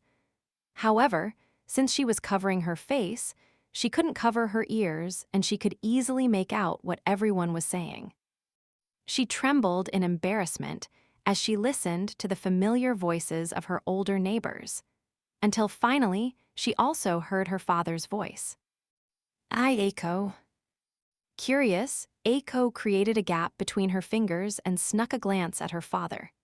He seemed surprised by Hajime suddenly appearing with Aiko in his arms, but soon enough, he worked out what was going on and smiled gently at her. Her grandfather had a similar reaction, making Aiko turn redder than a tomato. Please let me go home, she muttered. Now you're sounding like a kidnapped princess, Hajime said with a grin. Naturally, though, he didn't return Aiko to her home, nor was there any brave hero capable of rescuing her from the demon lord. Unsurprisingly, everyone attending the festival came to see Hajime boldly declare to Aiko's family that he was her boyfriend. Saohei was more than a bit taken aback by Hajime's overbearing attitude, but he nevertheless thanked him for bringing Aiko back home and invited Hajime to come visit their house. Everyone cheered at that, and Aiko became a local legend in her town. When Hajime visited their house later, he explained to Aiko's parents that he was dating multiple women at once and everything else that was going on in the Nagumo household. While they were shocked by the revelations, they were more accepting of the situation than Kaori's and Shizuku's fathers had been. Indeed, they were quite happy that Aiko was going to become a part of the Nagumo family. They met with Hajime's parents numerous times when all the families had been searching for their missing children, and they quite liked Sumair and Shu. Just in case, Hajime had also sweetened the deal by offering to create artifacts together with Aiko that would improve the soil quality of their farm considerably and allow them to grow the juiciest crops on Earth. When Aiko had seen Hajime shaking her father's hand after sealing the deal, she'd shook her head in despair, wondering where she'd gone wrong in educating Hajime. Chapter 7, A Not-So-Normal School, Life. On a cold winter morning in the middle of December, a passerby let out a surprised shout as he rode past Hajime and Yue on a bicycle. Hajime, are you listening? Yue asked as she walked beside him, her cheeks puffed out in annoyance. Yeah, I am. Since Yue was so much shorter than Hajime, she always had to look up at him, and while Hajime had seen her look pleadingly up at him many times now, her expression never failed to make his heart skip a beat. As a result, Hajime stopped thinking about the poor biker who'd been enraptured by her appearance and ran into a telephone pole, and focused his attention back on Yue. She jogged a few steps in front of him and twirled around to face him. Her golden blonde hair sparkled in the cold winter sun, and her skirt twirled up a little, revealing a tiny thigh gap. Another passerby let out a surprised squawk as he tripped over the gutter. However, Hajime was so entranced by Yue that he didn't even notice. "It's dangerous to walk backward on the street," he said. But this way, we can look at each other while we walk." Yue's expression softened slightly, and she gave him a small smile. That dazzling smile also captivated a nearby delivery driver, and he got so distracted he had to slam the brakes to avoid running into a car parked on the side of the street. The delivery van actually drifted for a bit before grinding to a halt inches from the rear bumper of the car ahead. "Hajime?" Yue asked, cocking her head at Hajime. He looked like he'd been spacing out, but in truth, he'd been feeling a sense of déjà vu. After a few seconds, he finally realized why, and he muttered, "Oh, that dream finally turned into a reality." Upon hearing that, Yue shot him a questioning look. Her expression was so cute that Hajime wanted to hug her right then and there, but he held the desire in. Meanwhile, a schoolgirl walking past the two of them suddenly crouched down and tried to stem a nosebleed. I got to see her again today. She truly is an angel," the girl muttered to herself. She started taking this route to school the past few days solely so that she could walk past Yue each day. "I saw you wearing these clothes and walking to school with me once before," Hajime explained to Yue. I don't remember wearing this uniform before. It wasn't in real life. It's kind of embarrassing to admit, but remember the perfect dreams we all saw in Haltina's labyrinth." "Oh, hee, so that's what you saw, huh?" "Don't laugh," Hajime said, blushing and looking away in embarrassment. He knew it was a bit late to be getting embarrassed over Yue knowing his innermost desires, but he couldn't help it. Indeed, Hajime had seen Yue do the exact same thing in his ideal world dream back, when they'd been making their way through the labyrinth built into the Beastmen's sacred tree. Hajime's ideal world had been one where he'd never suffered in that hellish abyss of despair, and got to spend his days peacefully with those he loved. That had, of course, included going to school with Yue without having to worry about fighting enemies or finding a way back home. In that dream, she'd been wearing his school's uniform as well. A sky blue blazer with a red ribbon, a knee-length skirt, and brown loafers. After having overcome numerous trials in Tortoise, that dream of Hajime's had finally become a reality. "Have you gotten used to school, by the way?" Hajime asked, changing the subject. Still smiling, Yue nodded. Everything's new, but it's also really fun, especially when I get to walk to school alone with you. I feel like you didn't have to put that much effort into making a schedule for which days each of you gets to walk to school with me, though. Everyone else is taking the train, even though you could probably bike there faster if you used some of the shortcuts I know. You just don't understand how important it is for us to walk to school with you, Hajime. Everyone agreed to this, so no complaints. I know, but..." For the first week or so, Yue and she had timidly walked to school with Hajime. But once they'd gotten used to school life, they'd colluded with Kaori and Shizuku to work out a schedule where everyone got to walk to school with Hajime alone on different days of the week. They'd gone through 2 rotations now, and it seemed this schedule was here to stay. Hajime could see why they all placed so much value in walking to school with just him, since it was rare to get one time with him, because he was always surrounded by so many people. But at the same time, he couldn't help but think Yue and the others were taking this far more seriously than they needed to. "Do you not want to be alone with me?" Yue asked. "That's not it, and you know it," Hajime replied immediately. Upon seeing Yue's pleading expression, everyone on the street tripped, got a nosebleed, or crashed into a telephone pole. This always happened when Hajime was walking to school with Yue. Incidentally, he'd gotten very good at shooting the smartphones of all the people who tried to secretly sneak pictures of her. Hajime pulled a pair of Rida-rimmed glasses out of his pocket and put them on Yue. She blinked twice as he did so. Hajime had already given Yue a perception-altering artifact that made her less conspicuous, but for whatever reason, when it was just the two of them going to school together, it didn't seem to work well enough. Hence, why he'd just given her another artifact to strengthen the effect. Unfortunately, Yue looked 100 times cuter in glasses, which negated any effect the artifact might have had, so everyone's reactions grew even more pronounced. Hey Yue, are you secretly using some kind of concept magic that charms everyone around you or something? Hajime asked, sighing and taking the glasses off of Yue. This was the second time he'd tried to make Yue less conspicuous and failed. Despite having unlocked the greatest synergist skill, transcendence, he was still incapable of suppressing Yue's charm.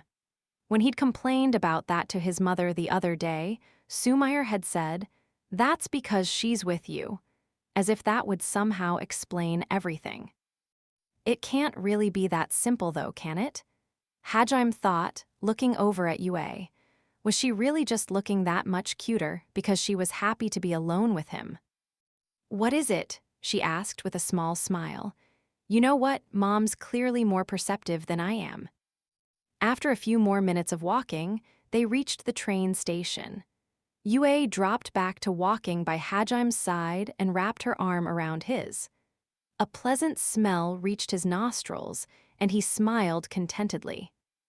The station attendants glared at him, annoyed that he was flirting with Yue this early in the morning.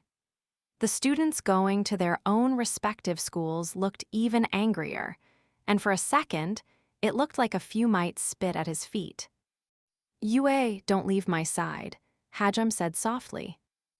I wasn't planning on doing that ever for the rest of my life," Yue said, confused about why Hajime was asking for the obvious. "That's not exactly what I meant." Hajime couldn't tell if Yue hadn't noticed how everyone around them was reacting, or if she just didn't care. Either way, Hajime at least was keenly aware that they were surrounded by enemies. Their animosity was strong enough that he was having difficulty remaining the mild-mannered Japanese boy he was trying to return to being. It took a considerable amount of effort to keep himself from pulling Donner out of his treasure trove. "I just meant you should stick close, because there's a lot of people around." Got it. I'll stick as close to you as possible." "Wait, no, that was a bad choice of words. Well, whatever, I guess it's fine." Yue hugged him tightly enough that it was difficult to walk, but Hajime didn't mind. In fact, he was enjoying the sensation of feeling Yue so close to him, so he didn't bother to say anything else. This had already happened every time he'd walked to school with Yue, and every time they got on the train, their car was the most packed, so they'd need to stick to each other anyway. It was mostly guys who crowded whatever train Hajime and Yue chose to get on, but there were a fair number of girls as well. They all pretended they were looking at their phones or a book or something, but Hajime could tell they were sneaking glances at Yue the whole time. Don't they ever get tired of this? Also, since when were Japanese people this bloodthirsty? I've never sensed so much hostility before. I guess I can't blame them for being mad at me, since I come to school with a different girl each day. Indeed, many of these onlookers were fans of Shi rather than Yue. He even heard one of them mutter, "I can't believe you're cheating on Shichin, you bastard." Incidentally, the same thing happened whenever Hajime came to school with Kaori or Shizuku. A normal person would have buckled under the hostility being directed at them from all sides, but Hajime was built differently. While it was mildly annoying, this was nothing compared to the horrors he'd faced in Tortoise. Hajime noticed an older man suddenly making his way over to them, so he wrapped his arms around Yue's waist, pulling her closer and covering her body with his. In that instant, everyone glared at Hajime. He, thanks for protecting me, Hajime, Yue said. Hey Yue, how about we stop taking the train and just walk? Hajime asked. That way they wouldn't run into any train molesters. Not that he'd ever let any of them even get close to Yue, of course. Still, not taking the train would save him the hassle of fending them off. Yue mumbled, thinking about it for a few seconds. But then, an idea came to her, and she raised her finger into the air. Everyone, stop paying attention to us, she said in a sing-song voice, and invisible ripples of power spread throughout the train car. The eyes of the people glaring at Hajime and Yue suddenly went blank, and a second later, they snapped back to their senses and started shuffling off to empty train cars. They seemed confused about why they'd bothered to enter such a packed car. I can't believe you're using your divine edict for this.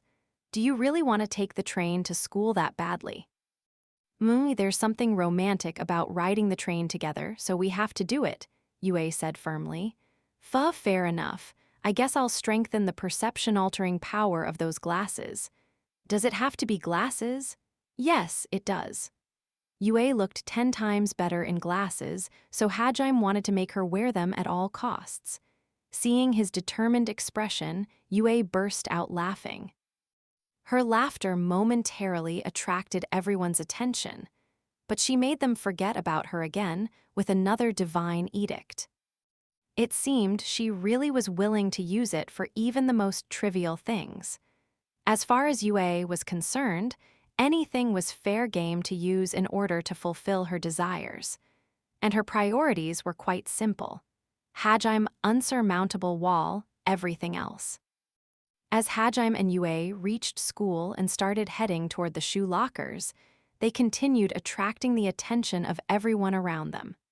But now that it was mostly fellow classmates, the attention was a lot less bloodthirsty. When they'd first started going back to school, everyone had hung around Hajime and the others in clumps, curious about the kids that the media was going crazy over.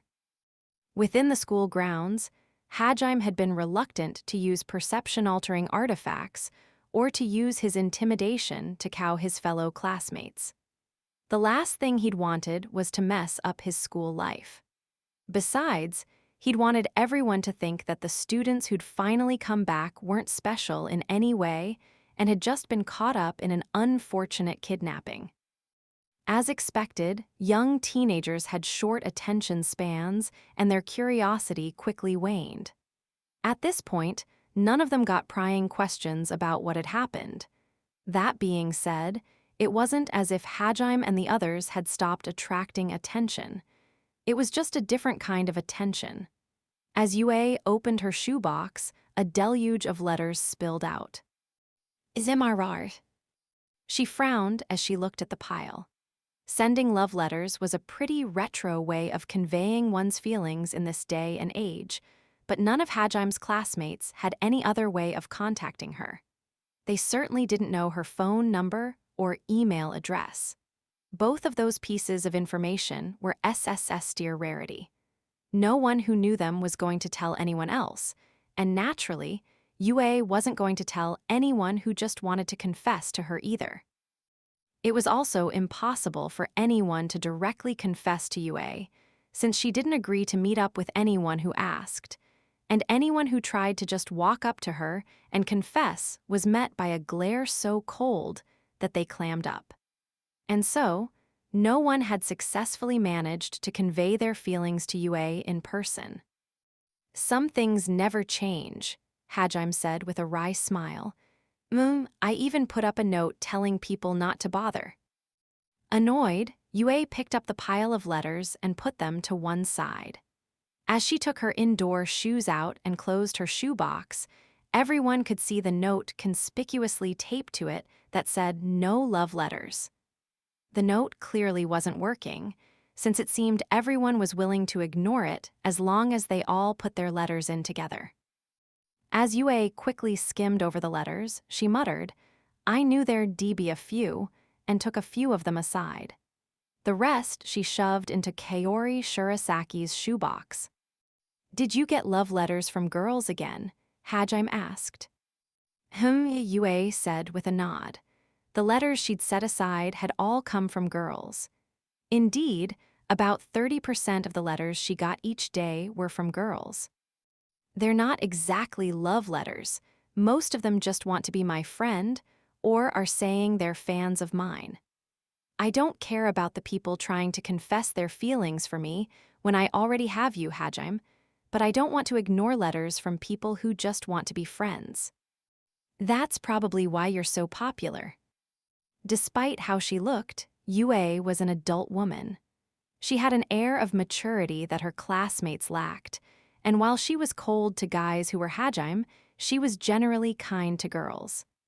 Plus, she was an unparalleled beauty, so it was hardly surprising even girls were falling for her. While Yue was a bit overwhelmed by her popularity, she didn't dislike the attention. Hajime smiled at her and opened his own shoebox. There were a few cute pink letters in his box, and Yue's expression darkened. Indeed, even Hajime was getting love letters.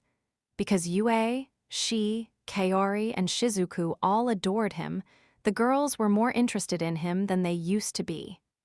Furthermore, he possessed an air of confidence that he hadn't had before, which really excited a certain subset of girls. I wonder why any of them think they have a chance when I have you guys, Hajime muttered. Maybe that's exactly why. You already have multiple girlfriends, so they think maybe you'll be okay with one more, Yue explained. I see.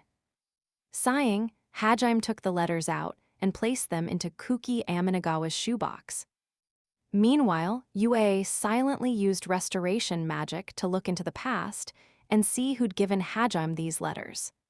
After a few seconds, she grinned and said, Hajime, are you sure you don't want to read the top letter? It's like the one on the top of the pile. Why? Yue took it out and said, you see, it's a love letter from a guy. Oh God. Hajime snatched the letter out of Yue's hands, crumpled it into a ball, and tossed it far into the distance. His pitch put world-class pitchers to shame, and as the letter sailed away, a rather effeminate boy yelled, "Oh, my letter," and started chasing after it. That's so cruel, Hajime. How could you throw away his feelings like that? Sorry, I just did it reflexively. All of those cross-dressers we met in Tortoise traumatized me.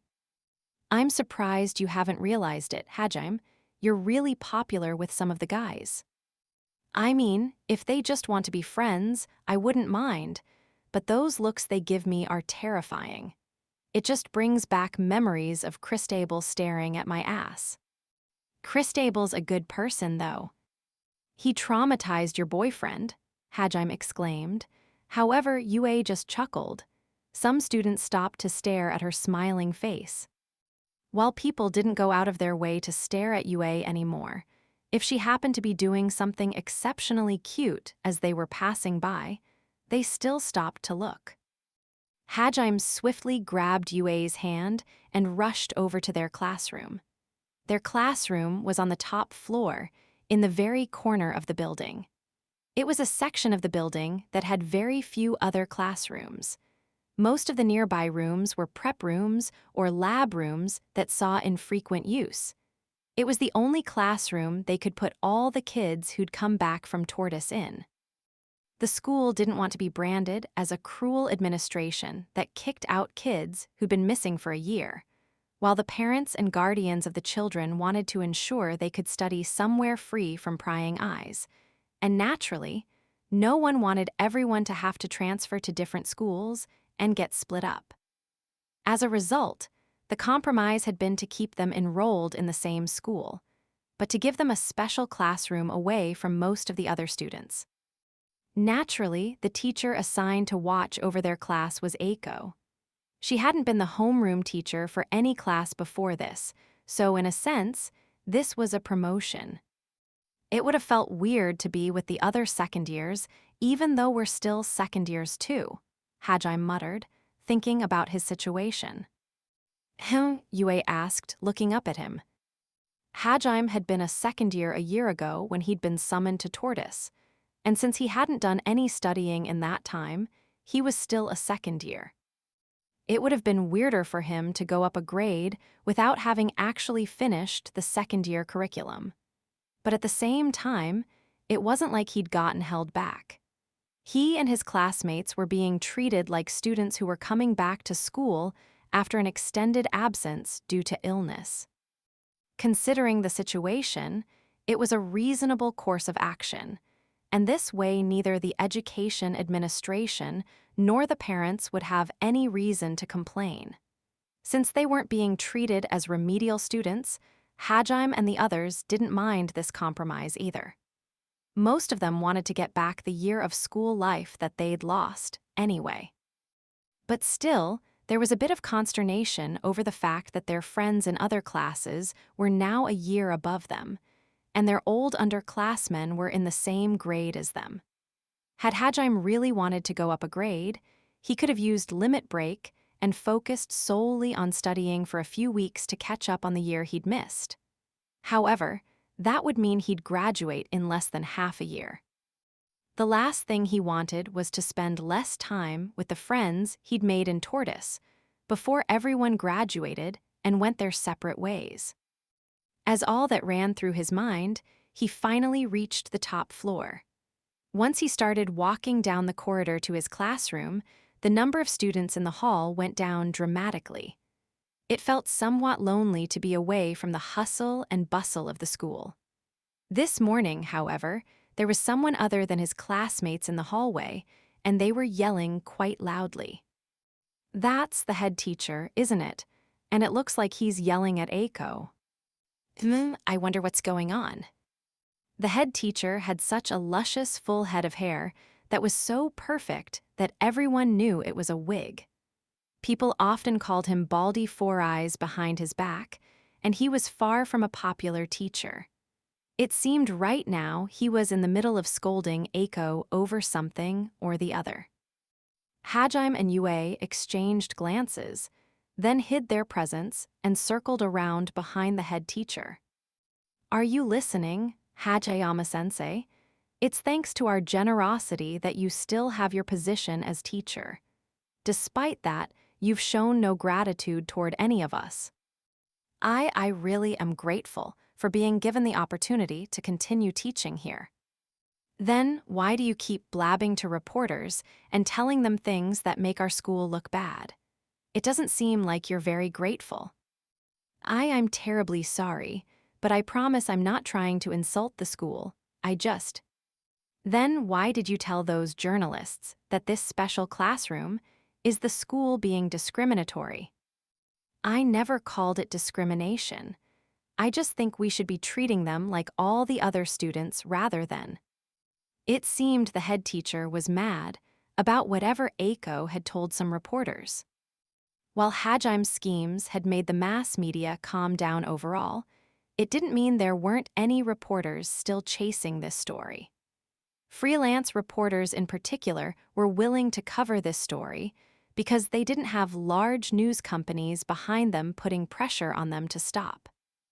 Unsurprisingly, most of these reporters showed up without appointments and were unbelievably rude. The reporter who'd approached Aiko had asked leading questions like, "Haven't the students been put into a special classroom because they're dangerous?"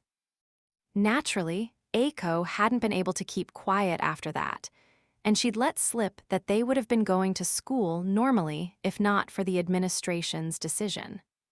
The journalist had then leaped on the word, normally, and written an article about how they were being given special treatment and that the school was being discriminatory.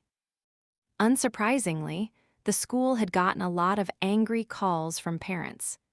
It was the head teacher who always had to deal with these calls, so it was understandable that he was getting angry. But at the same time, Hajime and Yue didn't like seeing Aiko get all this abuse hurled at her when she didn't deserve it. That damn Baldy, he's just venting his frustrations out on her, Hajime whispered to Yue. It's true that we're getting special treatment too. Hajime and Yue glared angrily at the head teacher. They snuck even closer to him, at which point Aiko realized they were there. Hajime mouthed, "Morning" to her. Aiko glanced over at the head teacher to make sure he was still focused on his lecture, then mouthed, "Good morning" back to him. Smiling, Hajime nodded and mouthed, "Should I shoot him for you?" and pulled Donner out of his treasure trove. "No," Aiko shouted as Hajime took aim at the back of his head. "Yes, that's exactly right, Hajime-sensei. Students have a great amount of love and respect for their alma mater, so we should not and cannot do anything that would harm it. Besides," realizing that talking would be a mistake, Aiko instead crossed her arms in an X. It was right after the head teacher had asked, "Do you think it's okay for this school's reputation to be tarnished?" So, thankfully, he didn't find it weird. Yue pointed her finger at the teacher and whispered, "Don't worry, Aiko. I won't hurt him, I'll just get rid of the last of his hair." As she said that, a tiny flame appeared at the tip of her finger. Aiko once again forgot that she was being lectured and shouted, "No, what little's left will be gone then." "That's exactly right, Hajime-sensei. We must ensure that what remains of our reputation remains safe. If the people lose faith in our school, then the students will lose their precious alma mater." However, it seemed the risk of losing his hair finally warned the head teacher of the impending danger, and he turned around. Hajime and Yue slipped into his blind spot immediately. Thinking he was just imagining things, the head teacher then turned back to Aiko, and Hajime and Yue returned to their previous positions. The head teacher glanced at his wristwatch and decided it was time to start wrapping up this lecture. Aiko had no doubt what he was saying was important and based on the head teacher's own beliefs, but she was so focused on Hajime and Yue that she wasn't paying any attention to him. "What are you two doing? Don't worry about me, just go into the classroom. Also, wait, why am I even mouthing this to you? I can just use telepathy." As Hajime and Yue reached out toward the head teacher's wig, Aiko's eyes suddenly turned serious, and she glared at them with all the weight of a teacher. It seemed her intent got through, and Hajime and Yue slunk back, chastised. "We just wanted to help you, Aiko," Hajime said, switching to telepathy. "We're sorry, we thought it'd be funny," Yue added, also switching to telepathy. It was obvious the two of them were acting, but Aiko was so overwhelmed by the situation that she didn't realize it and started feeling guilty. Sensing that they could get her to fold with one more push, Hajime and Yue gave her puppy dog eyes and said, "Do you hate me now, Aiko?" "I bet you do." After hearing that from Hajime and Yue, she wasn't able to maintain her composure. "That's not true, I love you." "Huh? What are you talking about, Hajime-sensei?" The head teacher suddenly staggered back, confused. After a second, he cleared his throat and said, "Huh, Hajime-sensei, what exactly do you mean by that?" Incidentally, what he'd said right before Aiko's outburst was, "It seems I need to remind you what it means to be a teacher. I know you're probably sick and tired of hearing my lectures, and you don't like me very much, but..." Even Hajime and Yue were amazed at how well Aiko's outbursts matched up with what the head teacher was saying.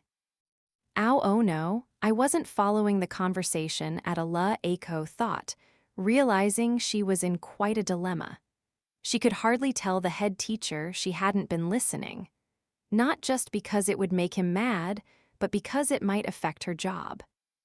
"I mean exactly what I said," Aiko said, hoping to buy time with that response.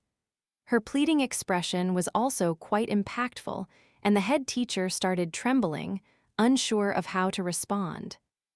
"You exactly what you said, Hajime-sensei. Hajime-kun, this is hardly the time or place for jokes." The head teacher looked away awkwardly. As he did, Hajime and Yue once again slid into his blind spot. Meanwhile, Aiko was still in hot water. Not sure what to make of the head teacher's blushing, Aiko tried to think of a way out of this conversation that didn't lead to her getting fired. I don't know what he's blushing about, but I need to figure out what he was saying earlier. I know his personality well. He cares more about this school's honor than anything else. That's because he believes schools exist to protect their students and that they need to remain a sacred place where people can look fondly back on in their later years. That has to be why he was mad about what I told the journalist. Oh, I figured it out. He said I was joking because he thought I don't truly love this school. I just have to prove to him that's not the case. It took Aiko about 2 seconds to come to this conclusion. Completely unaware that their conversation wasn't matching up at all, Aiko sucked in a deep breath and looked resolutely at the head teacher. I'm not joking. I'm burning with love for this school and my students. In fact, my love for this school and my students is worth more than my life itself. Well, what? Aiko's sincerity shone through in her expression, and the head teacher took an involuntary step backward. I have a wife and kids, he finally shouted, running away as fast as he could. He was in such a panic he didn't notice Hajime or Yue, nor did he realize that his wig had flown off. Aiko watched him leave, dumbfounded. Aiko, you really are something special. I've never seen such a perfect misunderstanding in my life, Yue said. Huh, what? Aiko asked, confused. Aiko, he probably thinks you just confessed to him. Since you said, I love you right after he said you probably hate him. Come again? Aiko asked, blinking at Hajime. A second later, understanding dawned on her and her face paled. She didn't have a moment to lose. She picked up the head teacher's abandoned wig and started running after him. Whoa, it? It's a misunderstanding. Also, you forgot your wig. Don't go back to the staff room or else everyone will find out your secret. As Yue watched her cute homeroom teacher run off, she muttered, school really is fun. I see now why you wanted this life back, Hajime. Well. This wasn't exactly the peaceful school life Hajime had wished for, but he didn't want to spoil Yue's fun, so he didn't say anything. The two of them headed down the hall toward their classroom. As they reached the door, they could hear their classmates chatting happily inside. From the sound of it, everyone else was already here. Hajime slid the door open, and the room fell silent. Finally, after a few seconds, someone laughed. Hathy. Hat. With the exception of a few students, all of Hajime's classmates averted their gazes. It looked like they were all trying their best to hold in their laughter. In the 2 weeks or so since school had started back up, this had happened basically every day. If you've got something you want to say, then say it, Hajime declared, frowning. Ryutaru finally turned to him and said, It's just so weird seeing you in a uniform, Nagumo. At that, Atsushi Tamai, Noboru Ekawa, and Akito Nomura were unable to hold it in any longer, and they burst out laughing. Ayako Tsuji, Mao Yashino, and the other girls started laughing as well. Most of his classmates were so used to Hajime's appearance in tortoise that they'd long since forgotten how he'd originally looked. His white hair, eye patch, metal prosthetic arm, and edgy black coat had simply made for too striking a look. That was the Hajime Nagumo they knew, the demon lord they feared and respected.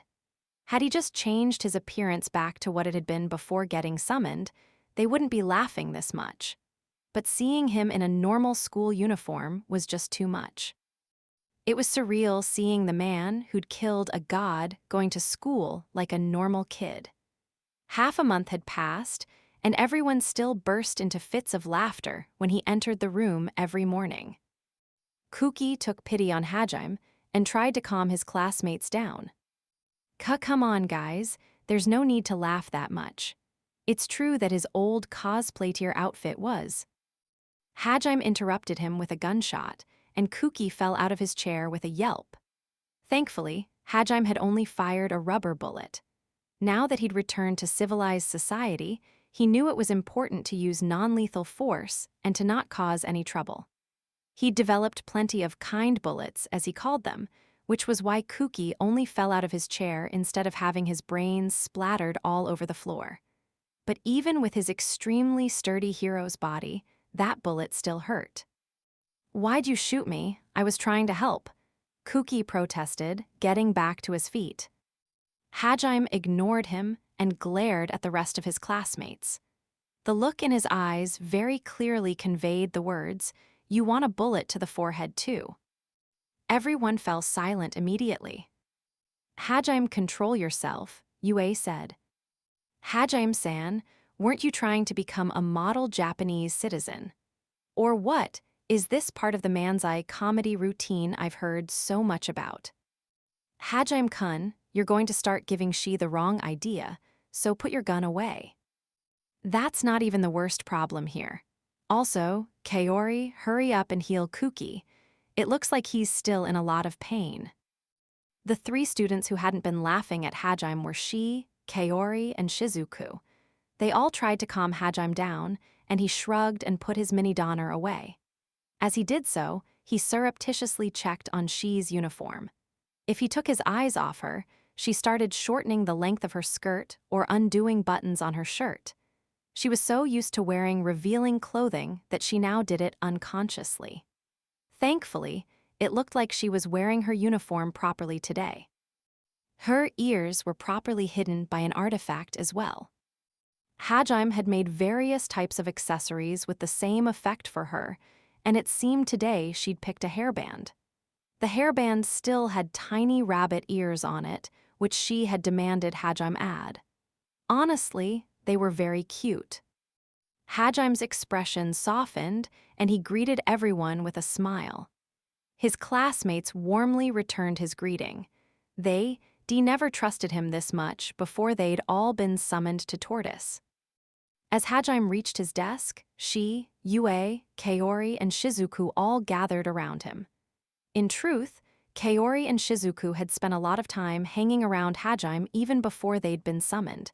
But now a vampire and a bunny girl had replaced Kuki and Ryutaru as the other two members of the hangs around Hajime's desk group. "I still can't get used to this," Shinji Nakano muttered.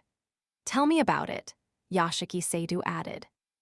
They shot Kuki and Ryutaru sidelong glances, and the two of them smiled weakly back. It seemed they were also thinking the same thing. Nana turned to Shinji and Yashiki and said without any reservation, "Why not go back to bullying him like you used to? You want us to die? Please just forget all about that." Shinji and Yashiki shivered in fear. Daisuke was the only one who really hated him anyway, so... "Shinji, don't," Yashiki said in a cautionary tone. Whoops. Shinji realized the whole classroom had gone silent, and he hurriedly covered his mouth with his hands. There was one thing that could never return to normal. The 4 students who died in Tortoise were never coming back. Their 4 empty seats were a stark reminder of that. Of course, no one had forgotten their deaths, but also, no one wanted to bring them up if they could help it. The atmosphere grew dark as everyone tried to think of something to say, but couldn't quite find the words. "There's no need to be like that," Hajime said, confidently breaking the silence. "It's not like their deaths are a taboo subject, and if people want to reminisce about them, I think that's fine." Yeah, but Kondu's one thing, but remember what happened when you went to tell the Hiyamas?" Yashiki asked hesitantly, glancing over at Hajime. There was a surprising amount of concern in his expression. Shinji had the same look on his face. However, Hajime just scoffed at their consideration. "Don't worry, I'm not upset about what happened there," he said plainly. "I guess not," Shinji and Yashiki said in unison. It was quite something hearing Hajime say that so resolutely while his harem of women was fawning over him. The two of them were, of course, referring to how Aiko and Hajime had gone to tell the families of Daisuke Hiyama, Raikai Kondu, Yukitoshi Shimizu, and Iri Nakamura that their children had died. And since Hajime had played a big part in Hiyama's and Yukitoshi's deaths, he'd felt it was irresponsible to leave everything to Aiko. When Hajime had gone to the Hiyama and Kondo families, Shinji and Yashiki had come with him. They'd asked to be there as a way of honoring their friends who'd stepped off the proper path. Hajime had told every family the unvarnished truth and hidden nothing. He'd even brought along artifacts to recreate visions of the past to show them what had happened. The Kondo and Nakamura families hadn't been a huge issue. Iri's mother hadn't even joined the group of families looking for their children, and if anything, had seemed happy her daughter had disappeared. She de-moved away, in fact, and Hajime had been forced to use the compass to find her location. When he'd gone to visit Iri's mother, it had actually been tragic. Just the mention of Iri's name had caused her to fly into a rage, so he'd left without telling her the details of her daughter's death. The Kondo family, on the other hand, had refused to believe Hajime at first. They de-chased Aiko and Hajime out of their house and told them to never come back. But Shinji and Yashiki had stubbornly kept going back to their dead friend's house, so while Raikai's parents still hadn't sorted out their feelings, it seemed like they were finally starting to accept that their son was dead. Since Iri, who'd killed Raikai, was already dead, and her mother was an insane wreck, they had no one to direct their anger toward.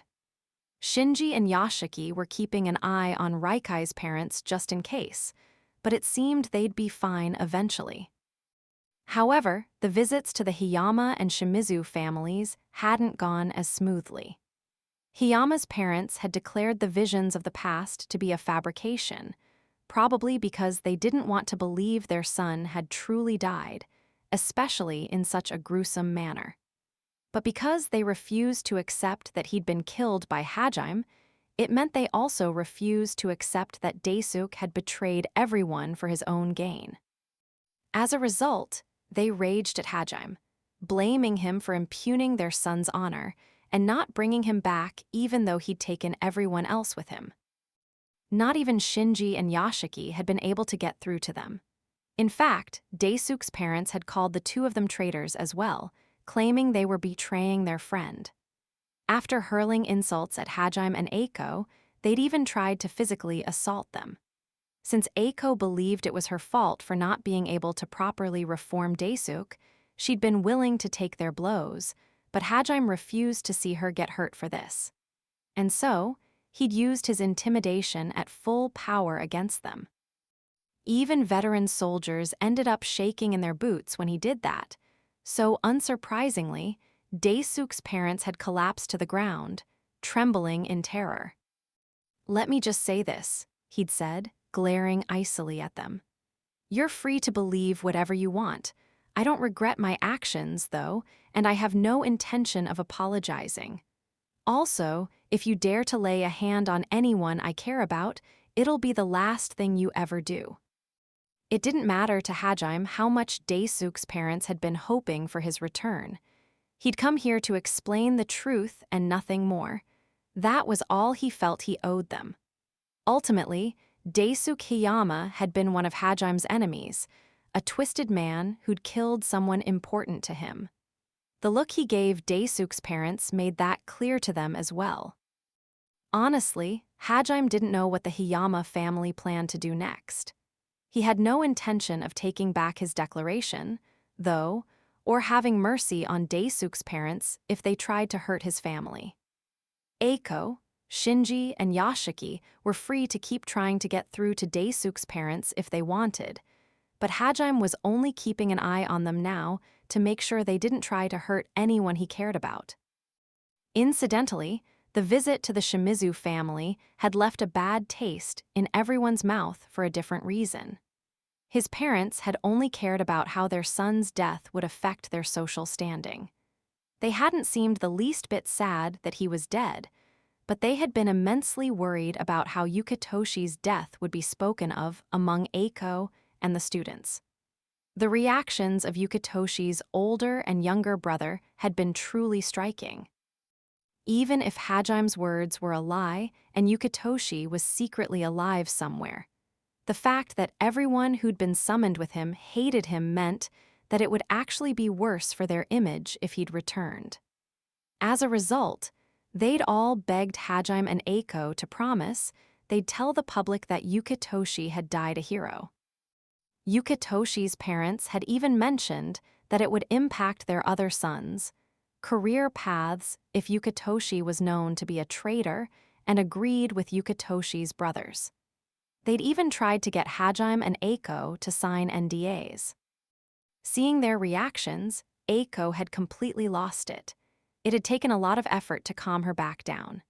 Hajime had ended up cowing everyone in the Shimizu family with his intimidation as well, but like the Hiyamas, he was still keeping tabs on them. Suzu Taniguchi, who'd come with Hajime to visit Iri's mother, smiled weakly at Hajime's words and said, "Nagumo-kun's right. It should be okay to talk about them at least." Everyone knew who it was Suzu would want to talk about. "I'm sorry for what she did to your friend Nakano-kun, but it's fine, we don't mind you talking about her. Isn't that right, Yashiki?" "Yeah, don't worry about it, Taniguchi. It's not like we've forgiven Nakamura, but considering what we did to Shurasaki, it's not like we have any right to talk." They failed to notice what Daisuke was up to, so they hadn't been able to stop him from stabbing Kaori. That had left deep scars on Kaori's body and Shizuku's heart. However, Kaori and Shizuku simply turned to Yashiki and Shinji and shook their heads. "It's fine, we don't mind, it's all over and done with now. If anything, it's worse if we act like no one should talk about them. It'll just make the classroom depressing." With that, the atmosphere inside the classroom finally relaxed. "By the way, Nagumo-kun, thank you for telling me where the Nakamura family grave is," Suzu said. "Considering how earnestly you kept asking her mom, I figured you deserved to know. I just used the compass, so it wasn't a big deal. Have you gone there already?" "Yep." Iri had met her end in the sanctuary, in a strange liminal space which had contained only Suzu and Iri. And so, Suzu had come with Hajime in order to tell Iri's mother her last moments, as no one else had seen them. In the end, though, Iri's mother hadn't even bothered to listen. Due to that, Suzu had at least tried to ask her where the location of the Nakamura family grave was to pay her respects, but Iri's mom had stonewalled her there as well. "It's not Iri's grave, and it's not like I have any of her stuff I could leave as an offering, so it wasn't really a meaningful visit." "Stupid. If you think it has meaning, then it's meaningful," Ryutaru said, flicking Suzu on the forehead. "What was that for?" Suzu shouted, rounding on Ryutaru. But then she saw he was smiling gently at her, and her anger faded. "If it grants you peace of mind to visit the Nakamura family grave, if you feel like you're closer to Iri when you go there, then who cares if her body isn't actually buried there? Also, stop running off to places alone. Take me with you next time. It pisses me off how considerate you're trying to be when you're so stupid, Ryutaru." "Hey." Though Suzu looked like she was pouting, most of the girls could tell she was starting to develop feelings for Ryutaru, and they all stared avidly at her. Meanwhile, the boys looked like they wanted to spit at Ryutaru's feet. Just then, the bell rang and Aiko strode into the classroom. "All right, everyone, take your seats. It's time to start the morning homeroom. What's going on?" Aiko looked over the classroom, wondering why all the girls were staring at Suzu and all the guys were glaring at Ryutaru. Once homeroom was over, first period began and the math teacher, Asada-sensei, walked into the room. He had fox-like eyes and slicked-back hair. He was famous for lecturing students about anything and everything, and often called people into the counseling room.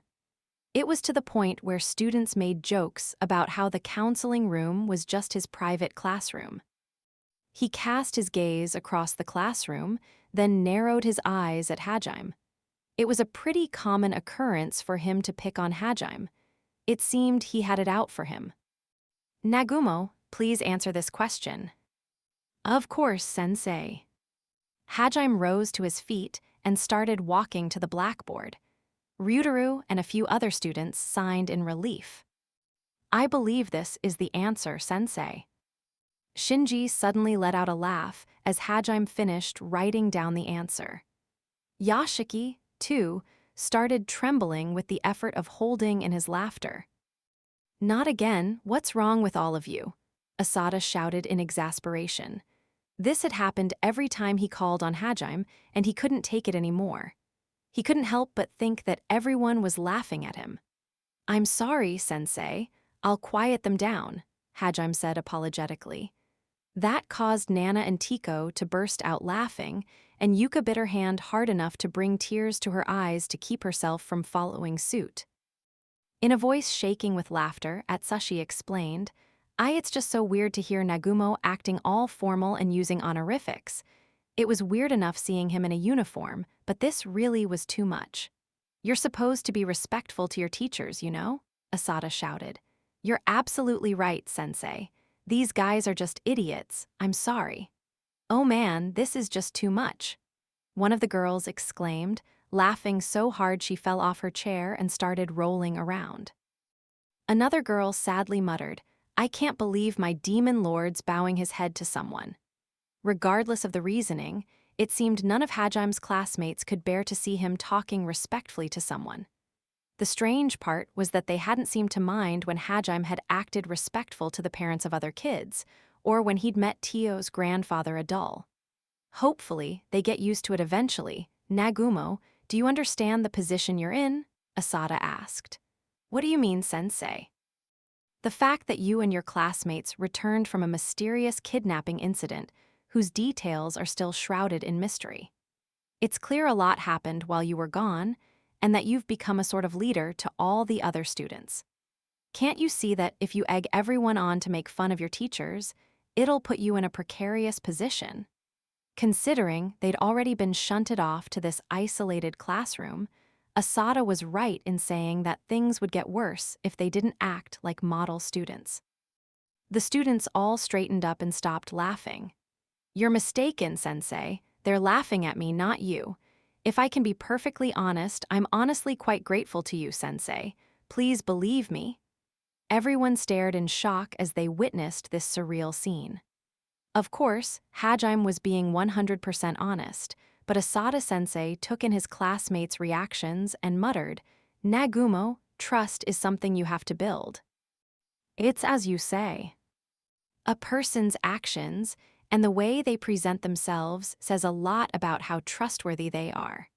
And from what I've heard, you're in immoral relationships with multiple women at once." Asada stared at Yue, Shi, Kaori, and Shizuku in turn after saying that. "I cannot bring myself to trust a frivolous person such as you. Not only that, but you're a bad influence on the well-behaved students around you. Aren't you ashamed of your actions?" "Come on, I'm trying to be a well-behaved student here too," Hajime thought, frowning. "Hajime, should I mess him up for you?" Yue asked using telepathy. Hajime turned back and saw from the look in her eyes that she was being serious. "Don't do it.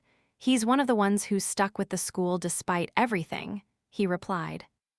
In truth, after the disappearance a year ago and the students' sudden return a month ago, many teachers at the school had resigned. They'd grown sick of constantly being accosted by journalists, having to deal with angry parents, police interviews, and so on. Teachers weren't saints, and they had their own lives as well. Quite a few had been unable to deal with the pressure and transferred to other schools.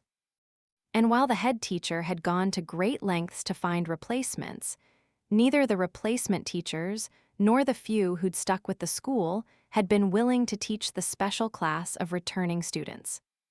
As a result, Hajime truly was grateful to Asada-sensei for willingly taking up the job of teaching math for their class, even if it did seem like he had it out for Hajime for whatever reason. "Are you listening to me, Nagumo?" "Yes, Sensei. You're saying illicit sexual relationships are wrong. I agree." Asada's eyebrows twitched. He then turned to Yue, Shi, Kaori, and Shizuku. It seemed he already knew who Hajime was dating within the school. Is it just me or? Hajime narrowed his eyes as he observed Asada's expression. Asada had always been a rather strict teacher, but for a second, it had seemed like the look he'd given Yue and the others was straight-up hateful. At any rate, it seemed he was in full lecture mode now and started going on about how Hajime needed to live a more upright life. His classmates realized this was their fault, but even so, they couldn't help but wonder if it was okay for Asada to ignore the actual math lesson and just keep lecturing about morals.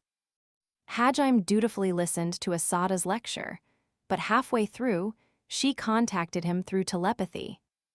Hajime-san, Hajime-san. What is it, she? The truth is, Asada-sensei's come to talk to me a few times outside of class. What for? He kept asking about what you got up to while you were gone for a year, and he also told me a lot of stories about you. Initially, Hajime thought Asada-sensei was just worried about him because he'd changed so much after coming back. However, she had a much better eye for judging people, and her take was quite different. I get the feeling that he's trying to give me a bad impression of you. There was a hint of confusion in Shi's telepathic voice. She wasn't sure about her hunch, and she didn't want to badmouth this teacher too much if Hajime was grateful to him. Plus, she didn't want to cause a scene at school and put another teacher in trouble. Also, I think he's approached Kaori-san, Shizuku-san, and Yue-san too. Incidentally, Hajime had given all of his classmates artifacts that let them use telepathy, and she was broadcasting this particular conversation to everyone. Hajime turned to Kaori and the others, and they all nodded in agreement. It seemed they, too, felt something was off about Asada-sensei. Of course, it was true their relationship wasn't one that was socially accepted, so in that sense it was understandable that a teacher would want to lecture them about it. Hajime had figured that was the reason Asada-sensei always looked at him with such hostility too, but it seemed the real reason lay elsewhere. Wait, then how come he never calls me to the counseling room? Hajime asked, confused. You're telling me you want to go there, Ryutaru exclaimed, but everyone ignored him. Even before he'd been summoned to Tortoise, Hajime had often slept in Asada-sensei's class, so he doubted the teacher had a good impression of him. But if he's got a problem with me, shouldn't he be calling me in for a private chat? It was clear there was more to Asada-sensei's hostile attitude toward him than a simple desire to correct Hajime's moral mishaps. It was possible he was just frustrated he wasn't getting anywhere by talking to Yue and the others. Either way, I should probably have a proper chat with him soon. His classmates stared at him in surprise, muttering things like, "Wait, you're not going to just torture him?" And "He's become so docile." "Yue, mind coming with me to his office after school? It shouldn't be a problem, but if it is, I might need your help. Convincing him." Leave it to me. I'll fix everything with my divine edict." "Never mind, that's even scarier than torture." "He hasn't turned docile at all."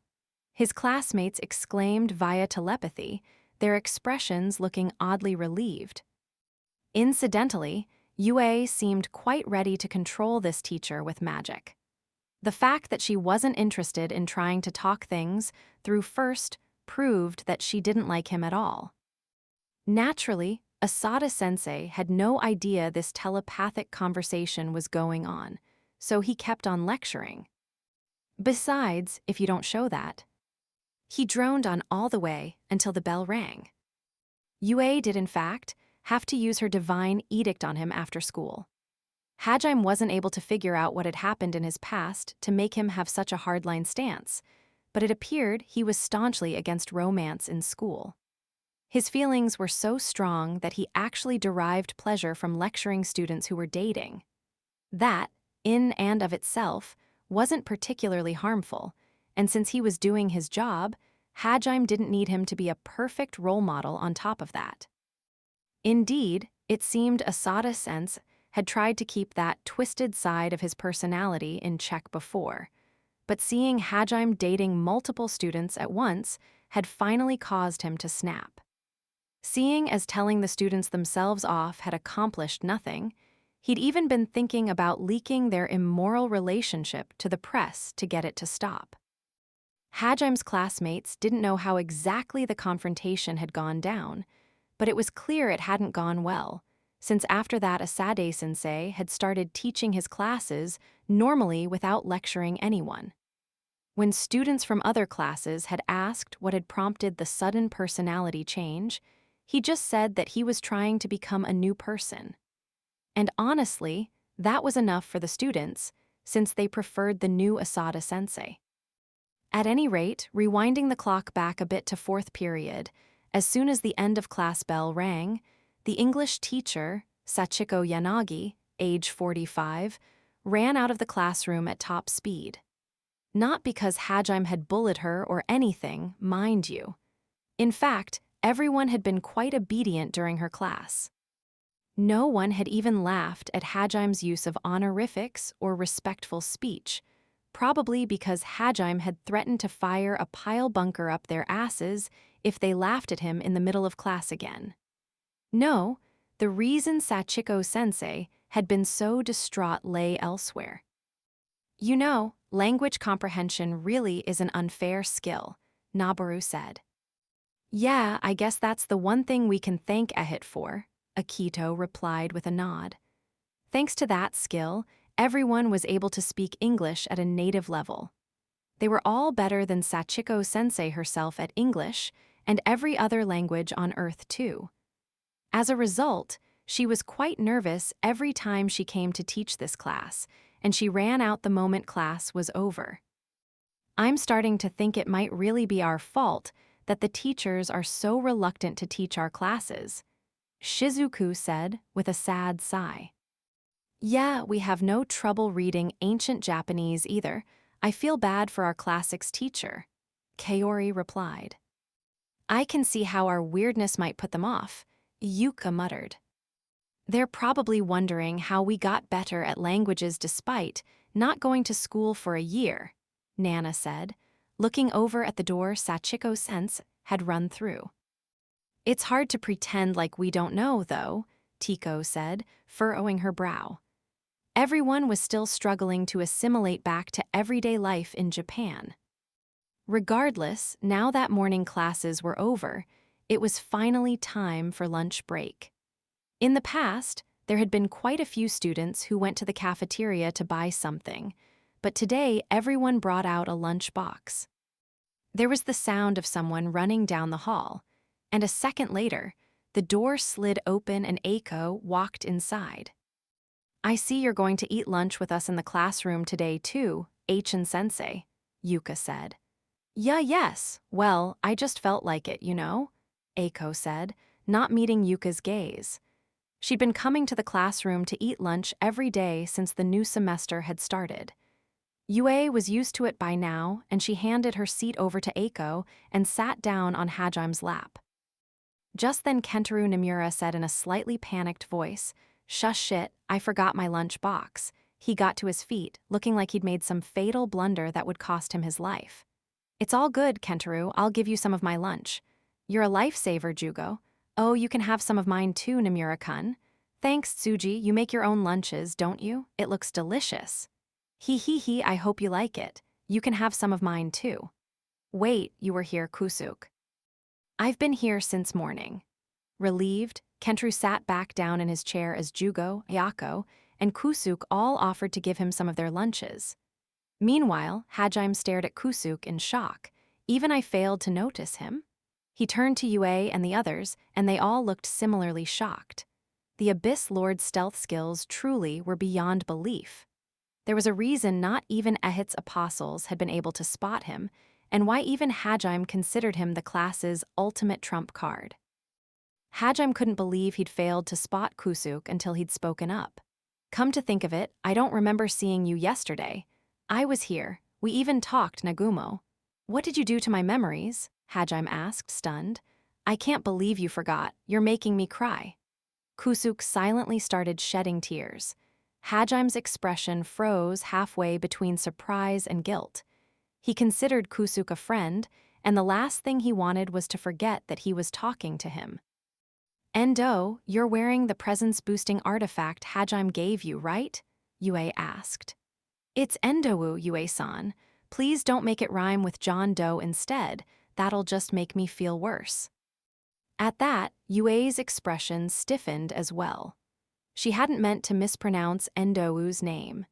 In fact, considering how much he'd helped Hajime out in calming things down after their return to Earth, she considered him to be one of her friends as well. "Wait, I can't even remember his first name now. What's going on?" Yue thought, stunned. "By the way, every time I try to put the artifact on, it flies off. Sorry, Nagumo." It takes a lot to overcome Hajime-san's artifacts. Just what are you doing to them, Abyss Gate? "Please use my actual name, Shisan. I really don't like that nickname." Kusuk's tone was gentle, but Shi's expression stiffened up anyway. It seemed he really didn't like being called Abyss Gate or Abyss Lord. But really, trying to remember him really was like staring into the abyss. Neither the god-slaying demon lord, the ultimate vampire princess, or the strongest bunny girl had been able to keep track of him. No wonder even the apostles were scared of him, Hajime thought with a shiver as he looked at his friend. Everyone else had similar expressions on their faces. "But you know, if you're going out with Lana-san, Endowu-kun, you may as well get used to being called by your nickname. Everyone in her family's going to be using it for sure." You've got a point, Shirsaki-san, but..." Kusuk couldn't argue against that. Incidentally, Lana Halia was still able to spot Kusuk easily and had no trouble remembering all of her conversations with him. As she was part of the edge-loving Halia clan, it was, in fact, a plus that Kusuk had such an edgy nickname, but he still wasn't able to fully accept it. At the same time, Kaori was correct, so Kusuk just slumped back to his seat with a sigh and immediately became invisible to everyone unless they focused really hard on him. Everyone, including Hajime, began to wonder if he really was human. Anyway, Nomura, you should still go to the cafeteria. Even if you get a bit of food from everyone, it won't be enough," Hajime said in an attempt to change the topic. Besides, he felt bad for Kentaro, who was sadly nibbling on what little food his friends had been able to spare. Also, he was getting tired of his classmates' refusal to leave the classroom during lunchtime. At first, he thought they just didn't want to be stared at by all the other students, but seeing how deep their reluctance ran, Hajime was beginning to suspect there was more to it. Hajime stared at Kentaro, who awkwardly looked away and muttered, "I don't want to leave your side, Nagumo." "Don't say creepy shit like that." "Well, wait, it's not what you think," Kentaro added hurriedly, shaking his hands in denial. "It's just, if we get summoned somewhere again, it'll be a problem if we're not all together.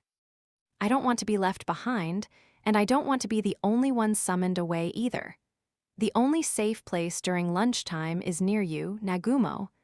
Hajime shot Kentaro an exasperated look, but as he gazed around the classroom, he noticed that everyone else had the same idea. Seriously? Wait, is that why you're always coming here for lunch, Aiko?" Ha ha ha. Upon closer inspection, Hajime realized everyone had hidden combat artifacts in their clothes and bags just in case something happened and they needed to fight. "I can't believe lunch break has turned into a traumatic event for you guys," Hajime said, and his classmates all smiled awkwardly. None of them wanted to be away from the demon lord during the dreaded witching hour, Aka lunchtime. Hajime shook his head in exasperation and let out a long sigh. "Don't worry, guys," he said finally, and everyone turned to look at him. To their surprise, Hajime was smiling. It was a reassuring smile too, not a sardonic grin or anything. "If any of you vanish, I'll be sure to bring you back." Kusuk's and Etsashi's eyes widened in surprise. Ryutaru grinned and said, "I'll be counting on ya," and the other guys all smiled back at Hajime. "It's because you're always like that Yuka muttered softly, blushing. "Naya ha ha ha, even my heart skipped a beat at that." Nana said with a smile, You okay, Yuka? Your face is all red. Yuka wasn't the only one. A few of the other girls in the class were blushing too. Some of them were even so surprised that they'd dropped their chopsticks. One of them even muttered, "Haya, Haya, I really want to become his pet now," and started hyperventilating. Yue and the others smiled gently at Hajime. Kaoru and Shizuku were especially happy, since his smile right now was just like the old Hajime's. "Well, if you get summoned, Aminagawa, you're on your own," Hajime suddenly said, folding his arms and looking away awkwardly. "Can you stop constantly taking your embarrassment out on me?" Kuki asked, glaring at him. He had a surprisingly good understanding of Hajime at this point. Everyone else chuckled as they watched their exchange. "Hey, Nagumaki, do you have any plans for Christmas?" Nana suddenly asked. Christmas was only a week away, and it was the perfect chance for her to set her good friend Yuka up with Hajime. Yuka glared at Nana, knowing exactly what she was planning. "If you don't, how about we throw a Christmas party?" "Sorry, but I've got plans." "Oh, figures. You've got Yue-san and the others, after all. But hey, maybe I can still squeeze Yuka into those plans." Nana turned to Yuka with a grin, and Yuka hurriedly rushed forward and covered Nana's mouth with her hands. "Ish a good shanch," Nana protested hotly, and Tiko started laughing. Seeing the three of them fool around, Hajime suddenly remembered something and said, "Oh, also, I finally managed to store up a good amount of mana, so I was thinking of calling Lily over to Japan before Christmas." "Oh, Princess Liliana's finally coming." Hajime's classmates' eyes started glowing with anticipation. "I'll probably ask her to stay until after the New Year's at least, and after that, I'll be opening up a portal back to Tortoise for a bit.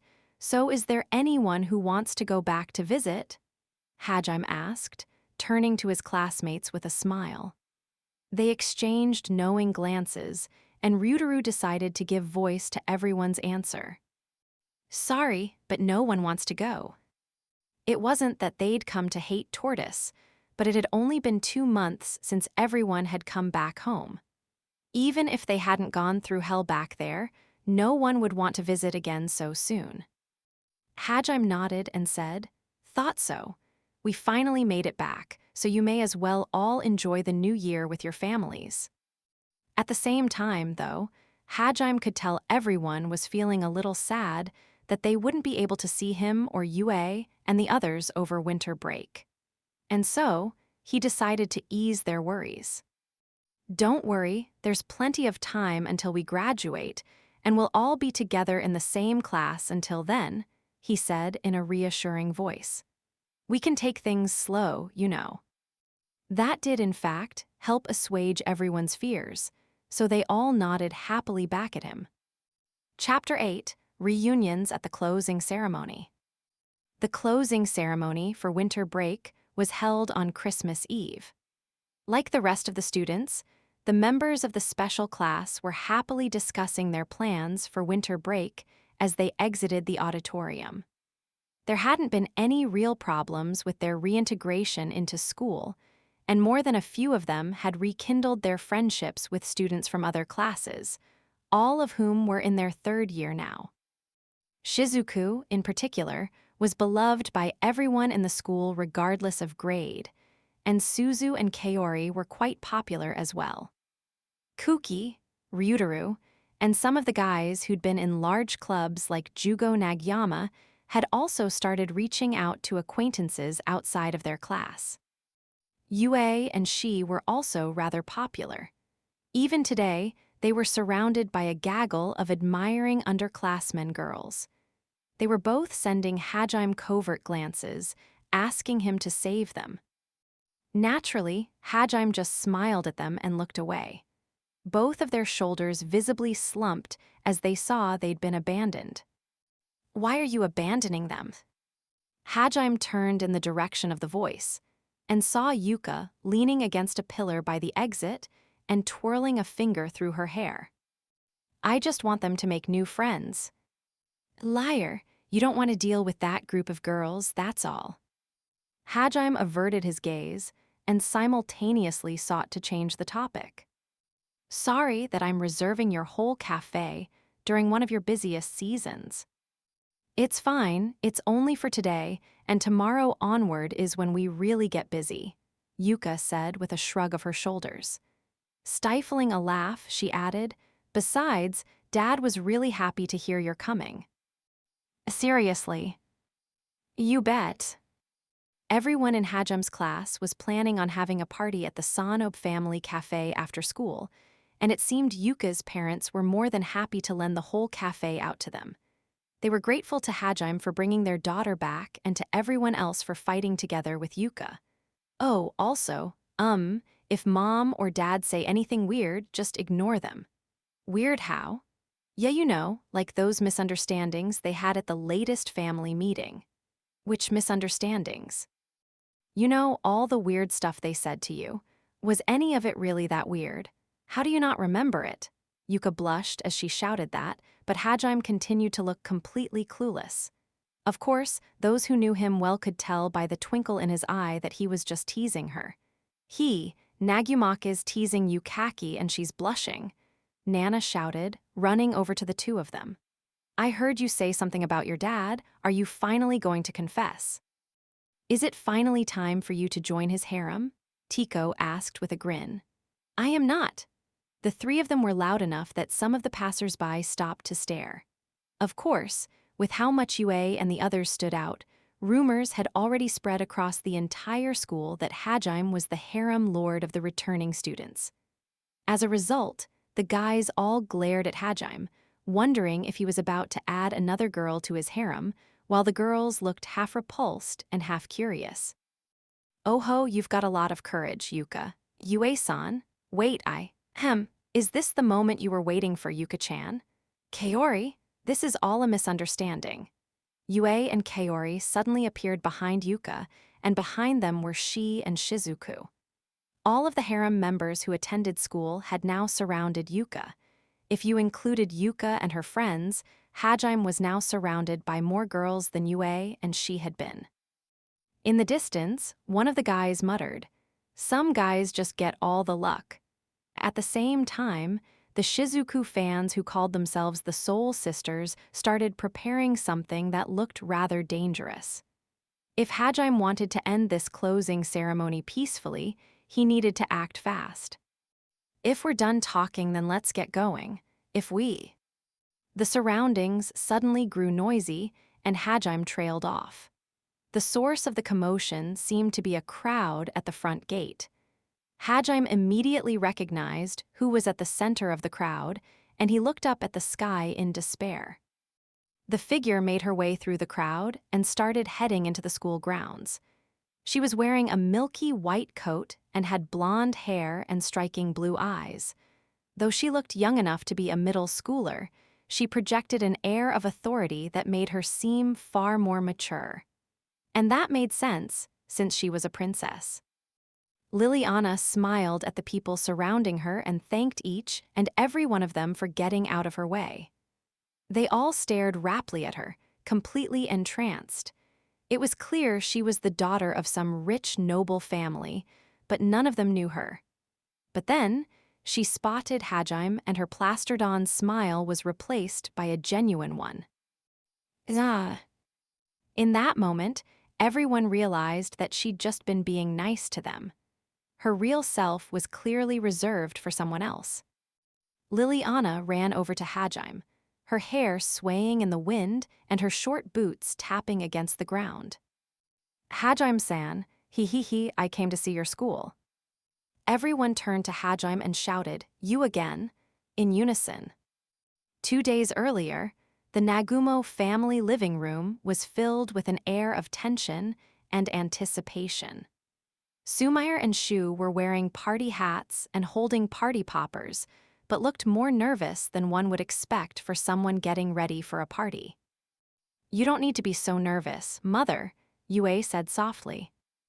Lily Wonechan's very nice, Grandpa, Mayu added.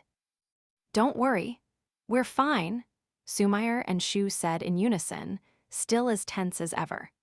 Their nervousness was understandable, since they were about to meet a princess for the first time in their life and they were just middle-class parents.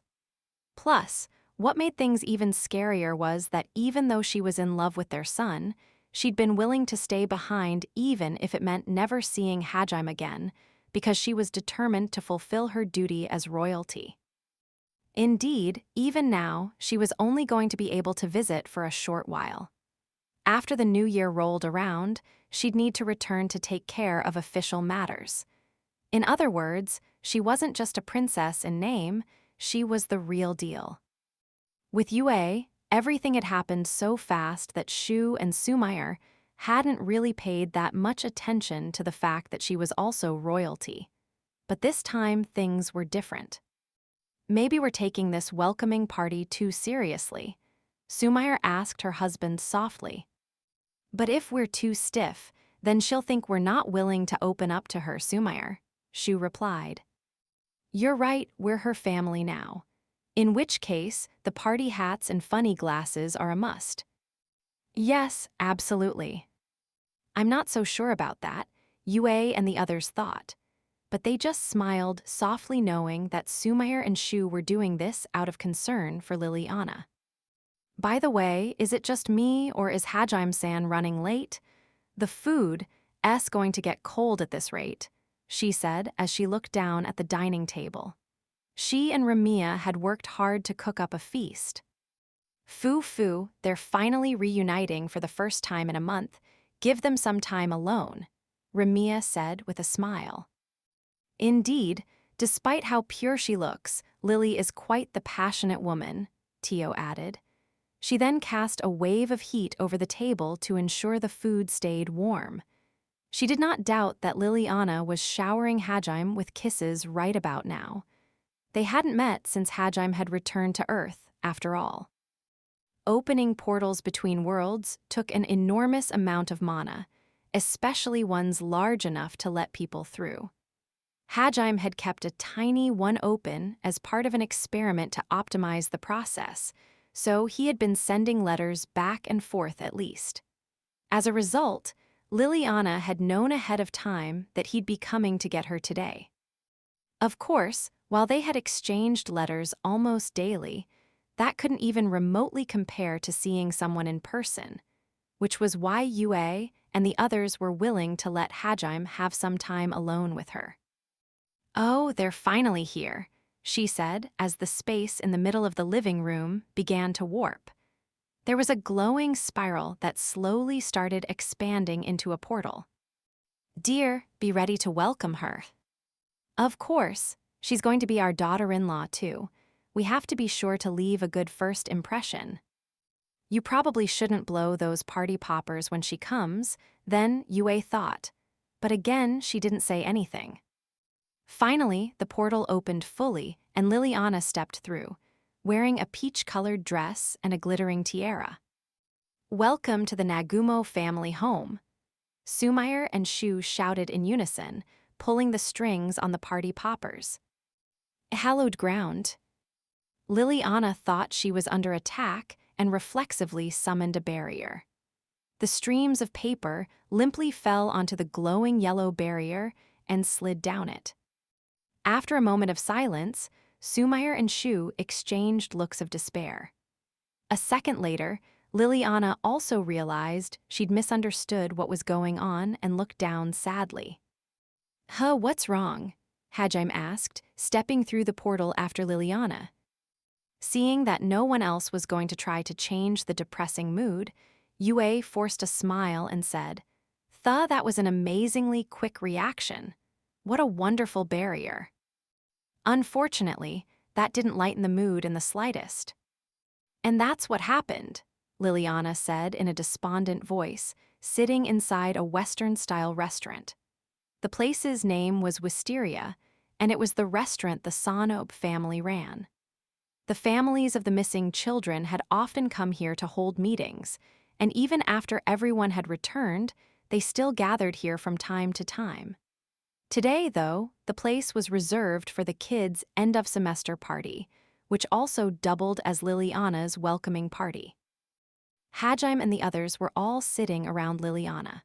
Naturally, Tio, Ramiya, and Mayu had shown up as well, even though they weren't going to school. Wow, I practiced so hard to make sure I'd give off a good first impression, but then I went and cast a barrier the moment I saw them. It's like I was rejecting their hospitality. Liliana bawled, burying her face in her hands, and Kuki and Ryutaru smiled sadly at her. Meanwhile, Kaori and Shizuku tried their best to cheer her up. It's not your fault, Lily. You were just on edge because you've been so busy rebuilding your country. Yeah, there are still leftover monsters from the sanctuary roaming around Tortoise, so it's only natural that you'd always be on your guard. That just goes to show how much you've grown as the supreme commander of the joint mortal armies. Isn't that right, Kuki? Ryutaru said, also trying to help out. You exactly. You don't need to feel bad. I bet Nagumo's parents were also impressed by. No, they were completely terrified, Liliana said flatly. Indeed, after Liliana had cast her barrier, Sumair and Shu had gotten on their knees and apologized, thinking they'd done something rude. Kuki and the others looked away awkwardly, unsure of how to follow up on that. Well, they're talking to you normally now, so what's the big deal? Hajime said, taking a sip of his café au lait. First impressions are important. I wanted to make a good one. I know how you feel, Yue said, nodding in understanding. Same, she added in. All of the other girls nodded in agreement as well. Well, you 1%ers have already succeeded, so stop complaining, Liliana thought, glaring at Yue and she. Don't worry about it, Lily-san. When I first met his parents, I dropped to my knees and apologized, Aiko said. Is that supposed to be comforting to hear? Liliana asked, confused. The other students stared at Aiko in amazement. Oh, that reminds me. Even Lana-san was nervous when she first met my parents. She even dropped the Chuni act and spoke to them normally. Wait, you were here, Kusuk? All of the students thought in unison, and tears welled up in his eyes as he saw their shocked expressions. Incidentally, Liliana wasn't the only person who'd come from Tortoise during this visit. Lana Halia had come as well to visit Kusuk. Hajime had wanted to reunite them as soon as possible, so he'd invited her to Earth as well. Not only was Kusuk his friend, but if he was going to marry Lana, that would make him sort of like family, and Hajime never abandoned family. She'd waited until Liliana's introductions had finished before stepping through the portal, and after a perfunctory introduction to Hajime's parents, she'd run off to Kusuk's house. Apparently, everyone in the Endowu family had been informed of Lana's arrival beforehand, so they'd all been nervously waiting for her along with Kusuk. For his part, Kusuk had been worried that his parents wouldn't approve of a bloodthirsty Chuni girl like Lana. Fortunately, his fears had been unfounded. Though Lana had greeted Shu and Sumair with the attitude of a Yakuza underling meeting her boss's parents for the first time, she'd desperately been studying how to act normal as well, so that she could leave a good first impression on Kusuk's parents. As a result, she'd given a perfectly normal greeting to the Endowu family. Not only that, but she'd eventually slipped back into her old habits halfway through the night. However, Kusuk's parents had found that endearing as well and hadn't made fun of her at all. I see so you're part of the 1% too, Lana-san, Liliana muttered, feeling betrayed. The fact that Lana seemed to also be getting along with Kusuk's parents made her feel like she was the only one who'd failed. Now, your mother-in-law and father-in-law are very accepting people, Tio said in a soothing voice. I guarantee you they don't mind in the slightest that your initial meeting didn't go as planned, so stop worrying about that and enjoy the party. I mean, just look at how cute your outfit is. Yes, it really is, Ramiya added, gently patting Liliana on the shoulder. The princess's expression finally brightened in response, and she looked down at the long-sleeve dress she was wearing that Sumair had gifted her. Hajime had worked with Kaori and Shizuku to create some outfits for Liliana, but she'd chosen to wear the one Sumayer had given her, probably because she felt bad about how much she'd shocked Hajim's parents during their first meeting. Her feelings had gotten through to Hajim's parents, and they were truly grateful to have such a considerate daughter-in-law. "Yeah, it really is super cute. He, Liliana said, fiddling with the ribbon on her dress. She wasn't putting on airs like she often had to when she was acting in her official capacity as a princess. Right now, she was just an ordinary girl.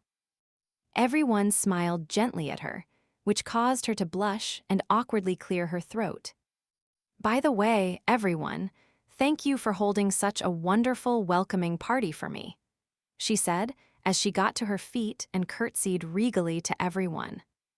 "It's a relief to know you were all able to reunite with your families. As a representative of the world you saved, thank you so much for all of your help." And Liliana had already thanked everyone for saving Tortoise before, but in her mind, even thanking them 100 times wouldn't be enough. Plus, she was even happier that everyone had wanted to invite her here to Earth. "I'm truly happy that you invited me here to your homeland."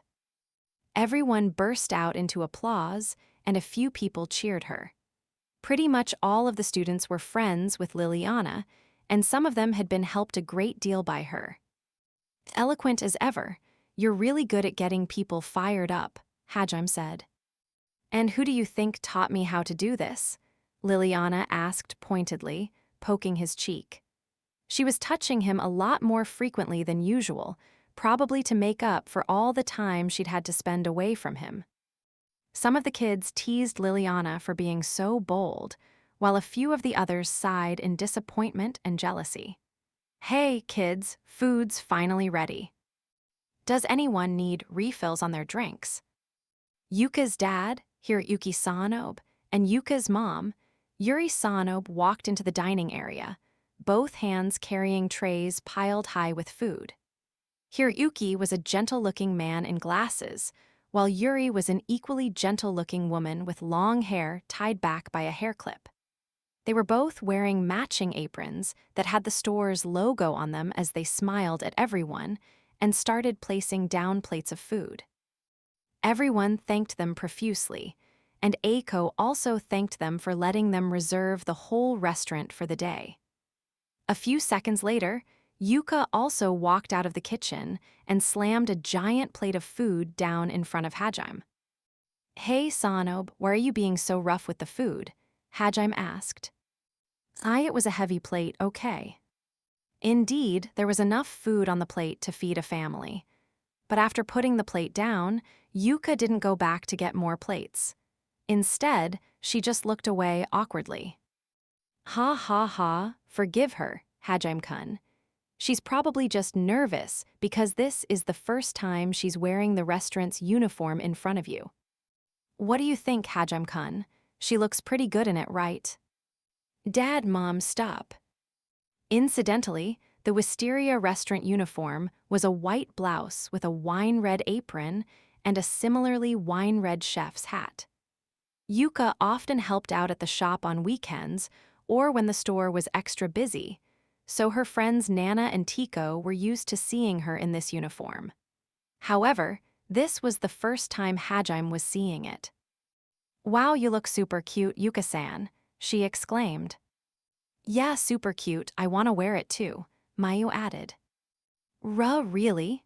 Yuka asked, blushing slightly at the praise as she started twirling her hair around her finger. She then glanced over at Hajime. "I'd like some jasmine tea, please," Hajime said, holding up his empty cup. Coming right up. Of course, everything's free today," Yuka said, running back into the kitchen. "Oh, come on, that's just cruel," Hajime's classmates thought, glaring at him. He ignored them, though. Hajime had no intention of saying anything suggestive to someone who wasn't one of his girlfriends. "Oh my, does this mean our poor daughter was dumped?" Yuri said with a sigh. "She's got a long road ahead of her," Hiroyuki added, looking over at Hajime. Hajime, of course, ignored them as well. He was honestly confused about why Yuka's parents seemed to like him so much. They knew he was dating multiple women already too. It was almost as if they weren't capable of getting angry. That, or they just unilaterally supported their daughter. MRR, damn you, Yuka, how much did you embellish events when you told your parents about what happened in Tortoise? Yue muttered. It probably just came out subconsciously, knowing her.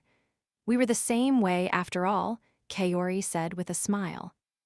By the way, Hajime-kun, you'll be going out with your family for Christmas, right? Yuri asked. Sort of. Mom and Dad won't be with us. Sumair had suggested they don't join because she hadn't wanted to get in the way of her son's date. However, Yue and the others honestly would have preferred to spend more time with Hajime's parents.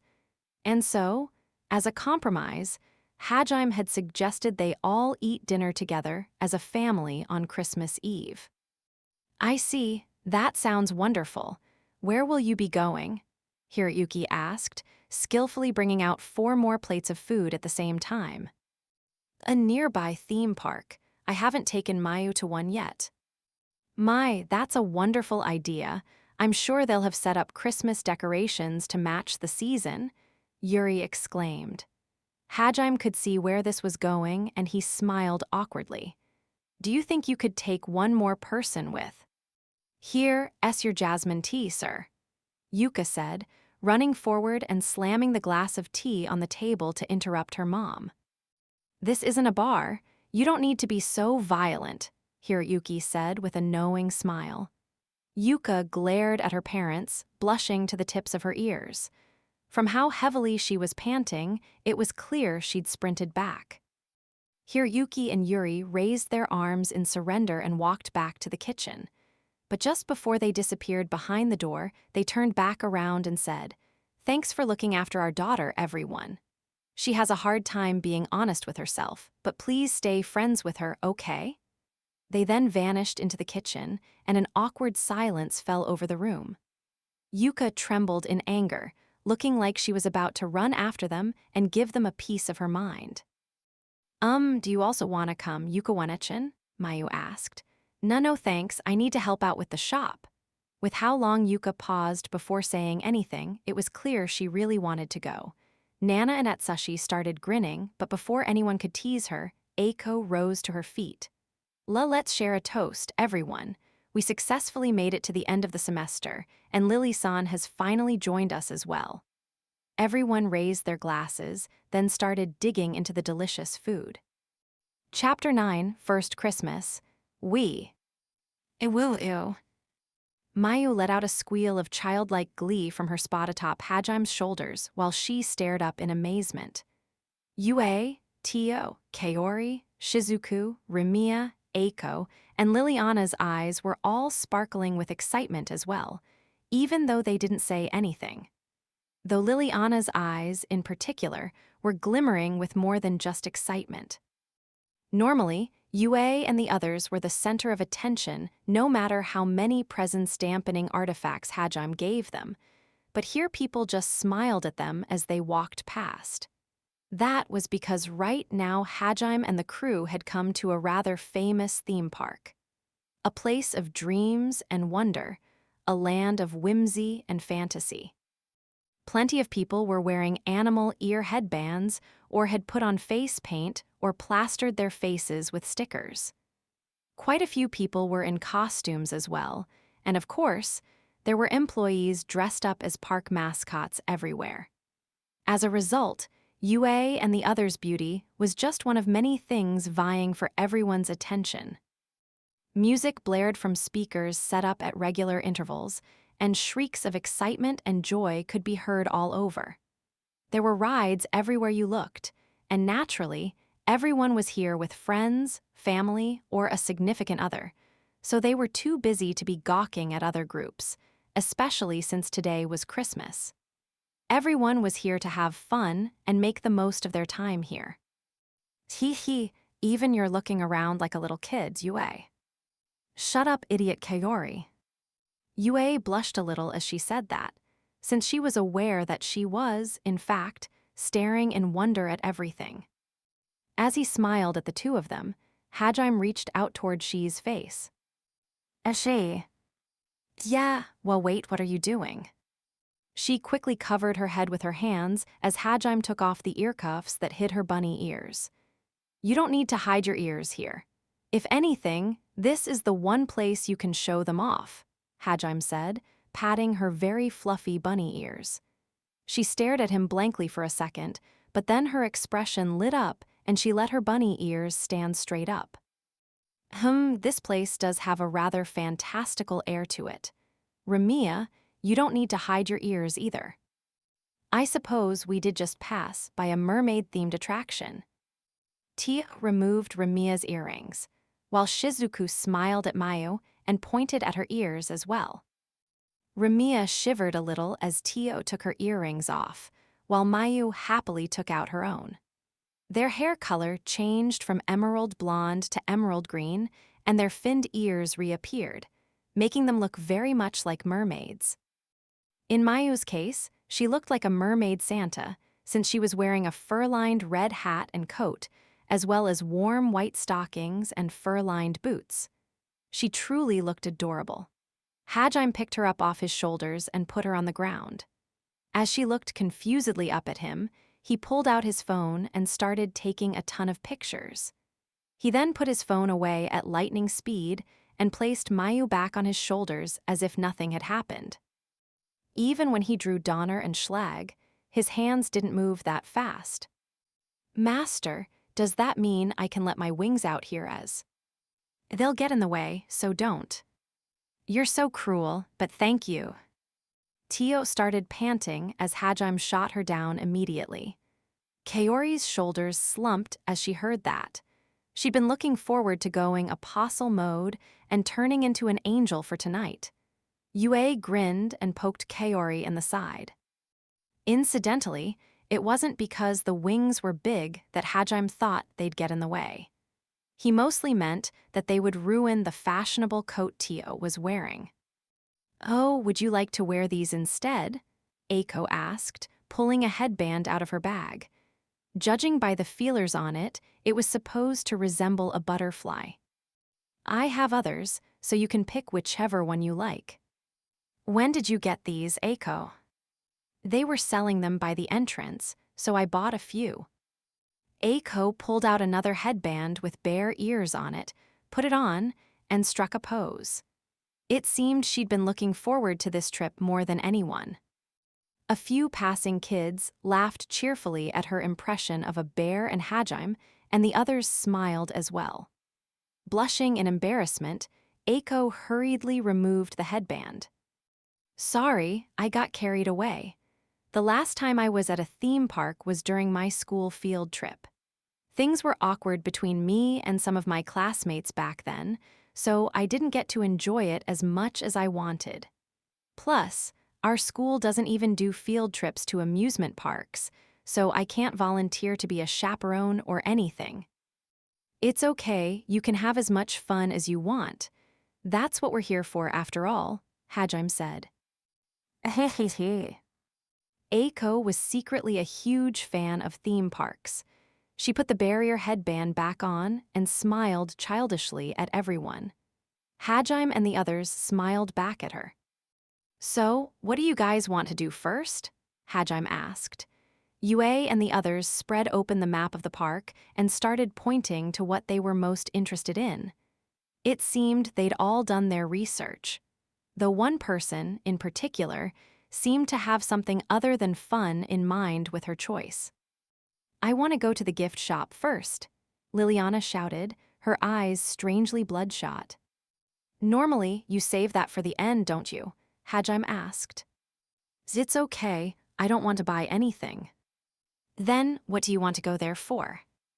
Isn't it obvious? Market research.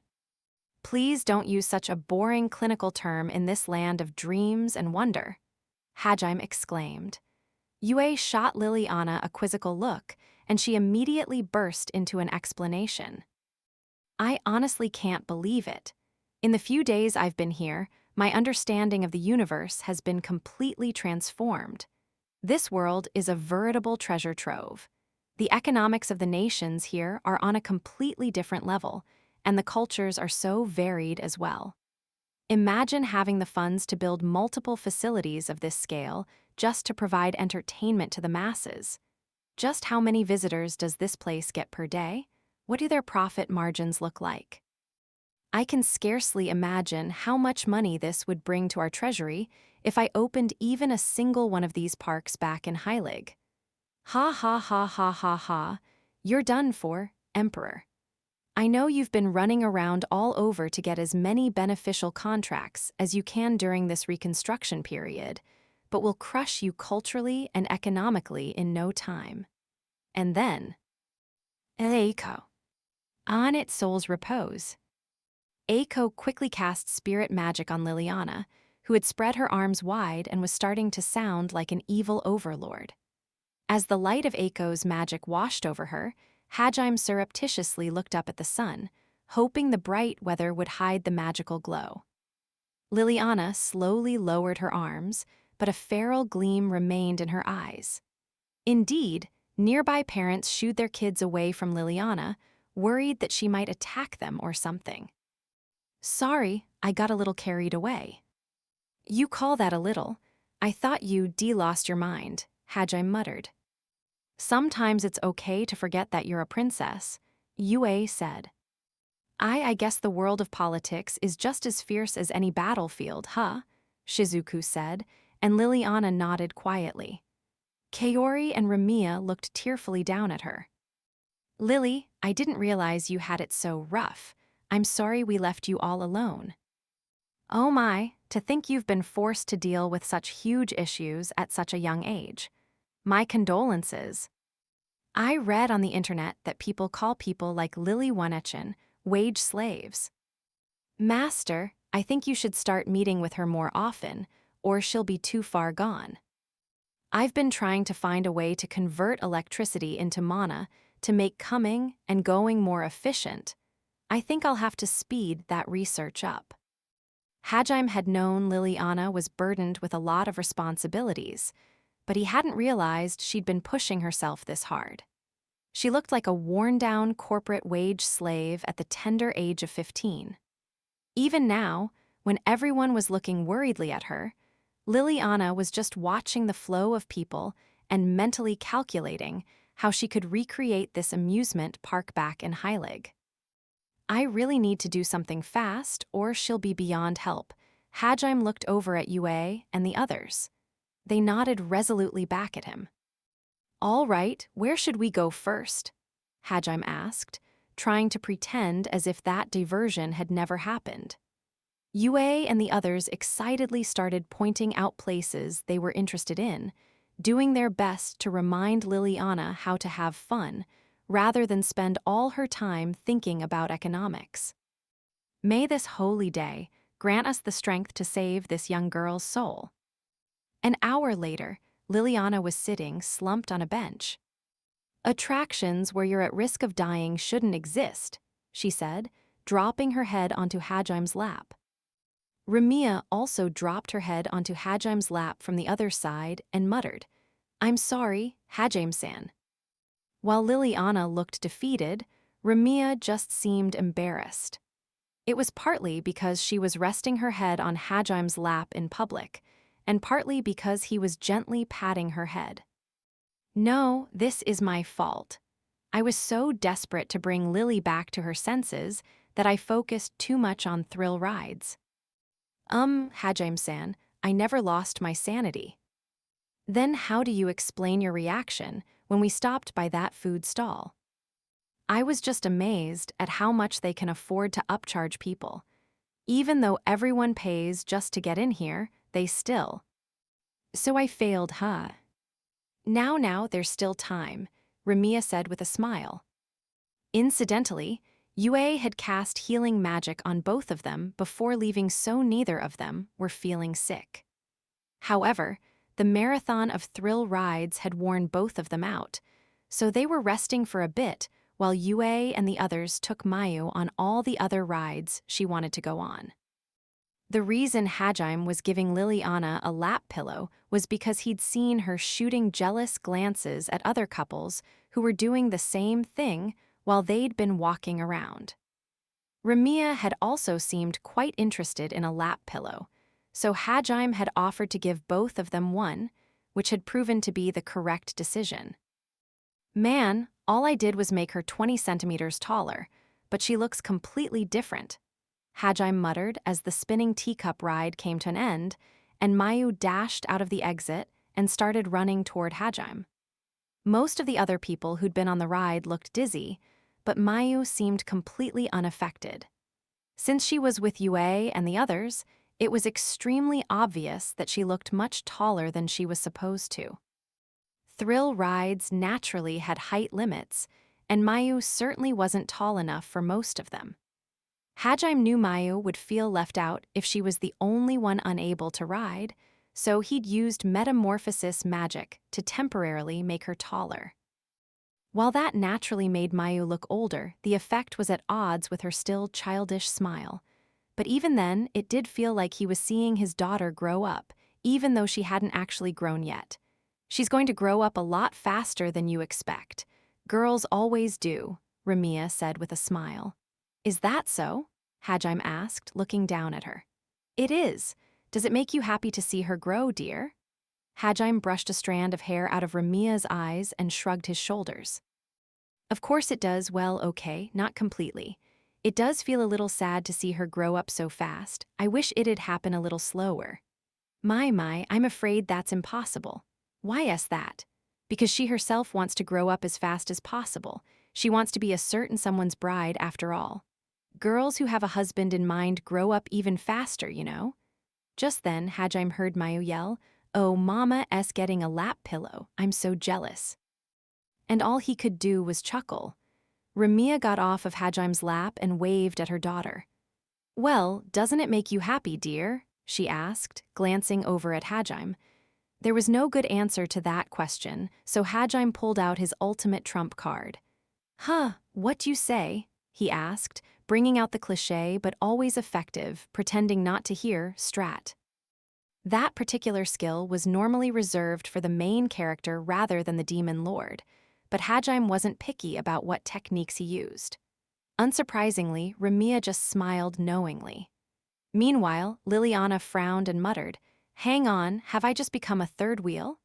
It was too awkward to insert herself into this conversation, but at the same time, it was too awkward to get off of Hajime's lap and do something else.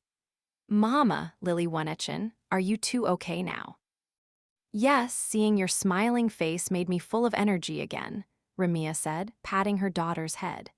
It felt a little strange, since Mayu's head was 20 centimeters above where it normally was. Thanks for the save, Mayu-chan, Liliana thought, taking the opportunity to sit up and show that she'd fully recovered as well. Yep, I'm doing great now too, but I think I've had my fill of entrusting my life to contraptions I don't fully understand.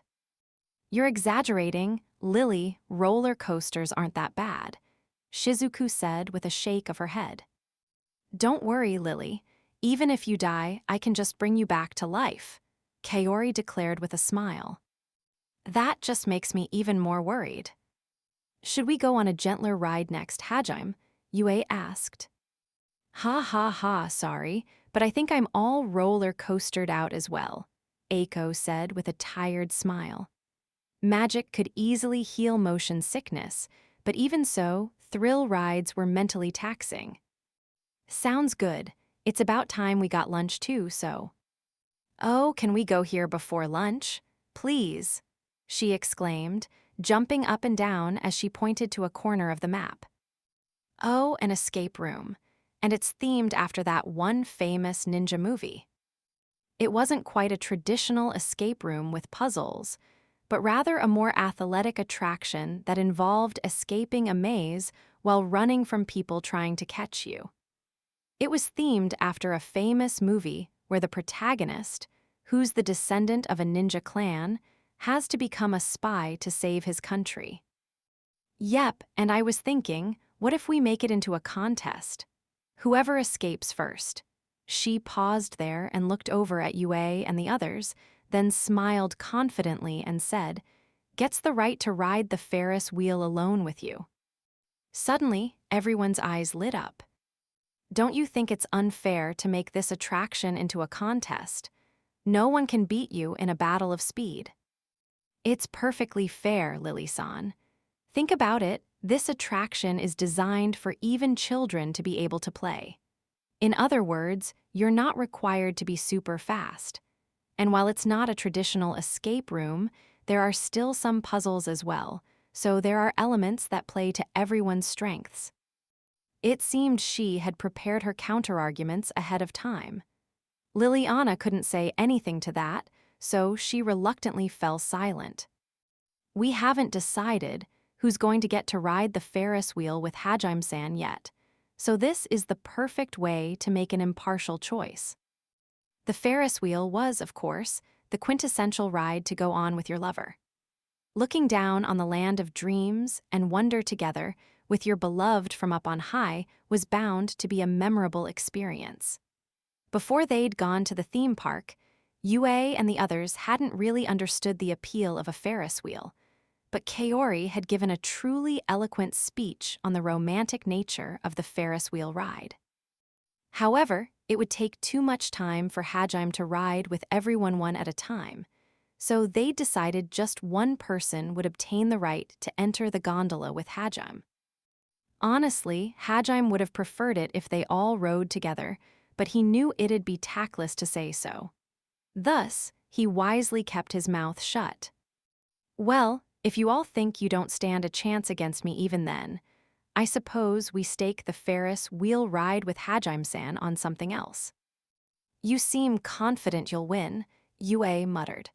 "Perhaps it's time I reminded you that you'll never be a match for me." "Yeah, maybe it's time we taught she a lesson. She's been getting too cocky recently," Kaori said, a feral grin spreading across her face. "It's not a bad proposal, but I hope you haven't forgotten the Yaegashi family is, or well it might be, descended from ninjas, you know." Shizuku One-echin, is that actually going to help you?" Mayu asked, cocking her head to one side. "Does that mean they still haven't come clean to you?"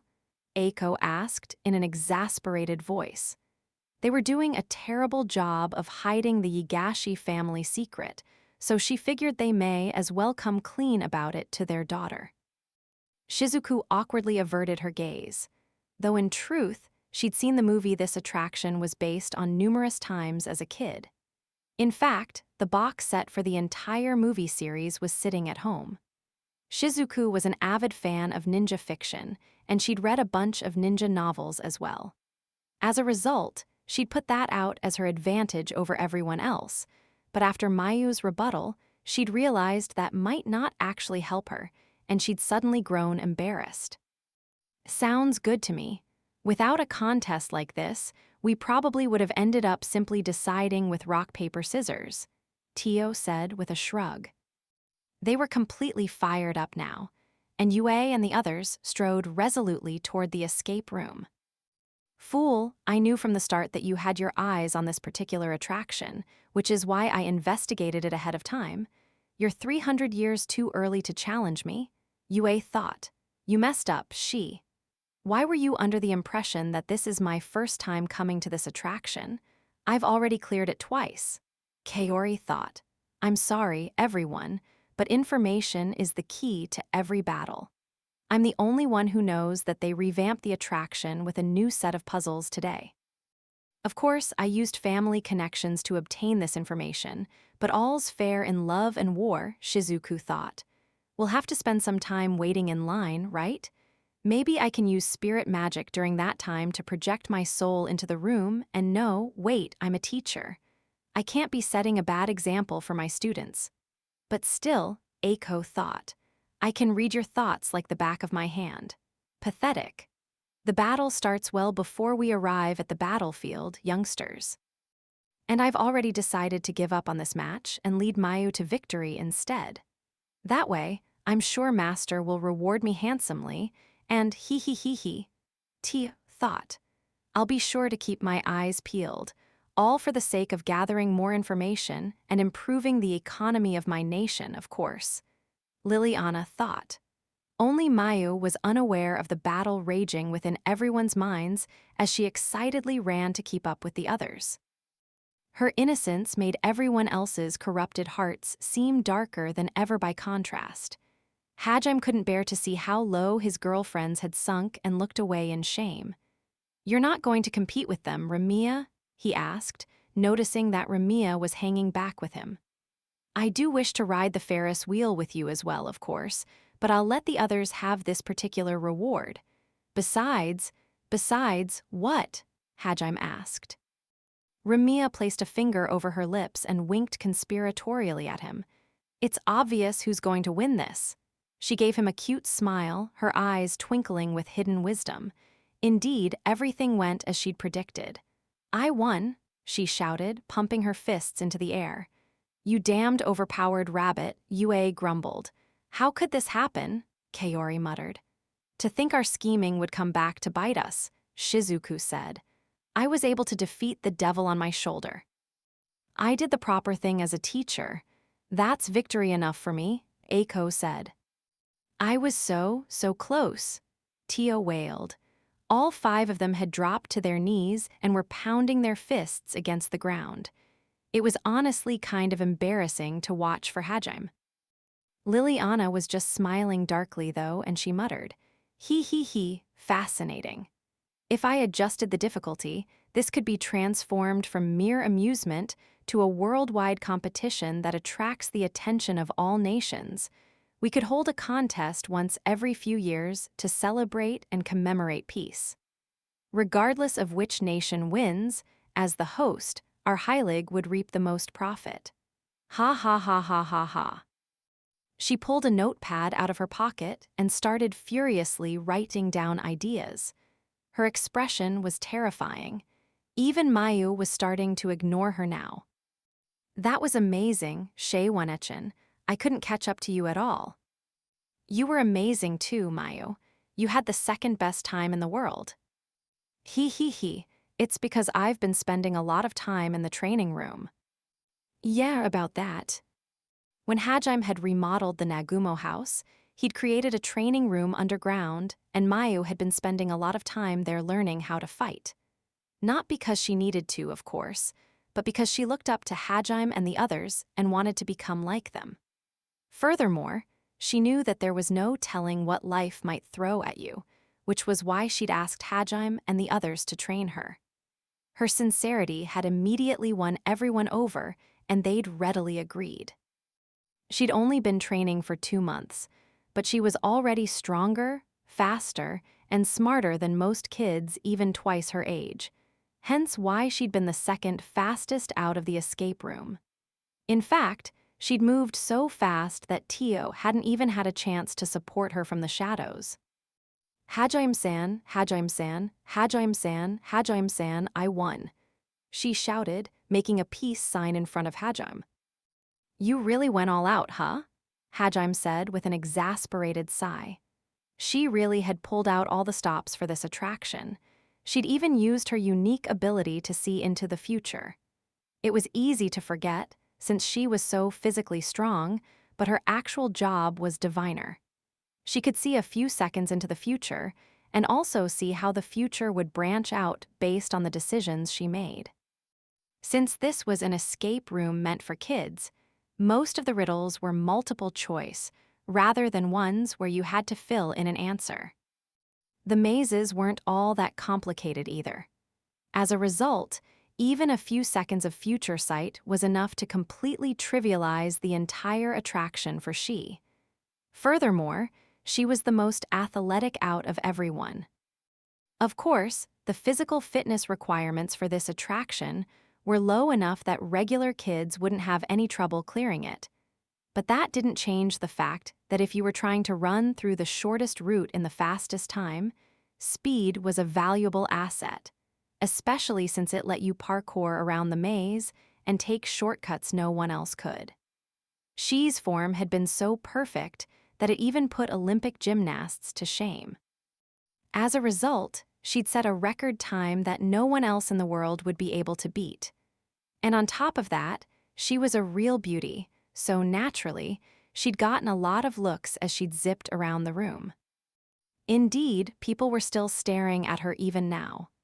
To the kids, she was practically a superhero, and their eyes were sparkling in admiration. I take it you predicted this, Ramiya. I knew from the start that Shi-san would have an overwhelming advantage. Yes, Ramiya said with a smile. She'd known she would be desperate for a Ferris wheel ride with Hajime, which meant she'd go all out.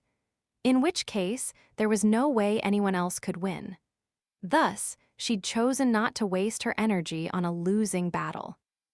Now then, Hajime-san, she said, shedding her coat. It seemed the exercise had warmed her up enough that she needed to strip off some layers. She was wearing a t-shirt that exposed much of her cleavage underneath, as well as a mini-skirt and knee-high socks. She clasped her hands behind her back and looked pleadingly up at Hajime, her bunny ears and tail swinging back and forth. "You'll give me my reward, right?" she asked in such a cute tone that all of the nearby guys, even some of the elementary school kids, clutched their chests. The guys who had wives or girlfriends got cold looks from their partners, but that didn't stop them. Hajime could only pray that she hadn't awoken new fetishes in these guys. All right, should we go now then?" "Yes, please. I've heard the Ferris wheel is even better at night, but it'll be more crowded then, so let's just go now." Smiling brightly, she wrapped her arm around Hajime's, pressing her breasts against him.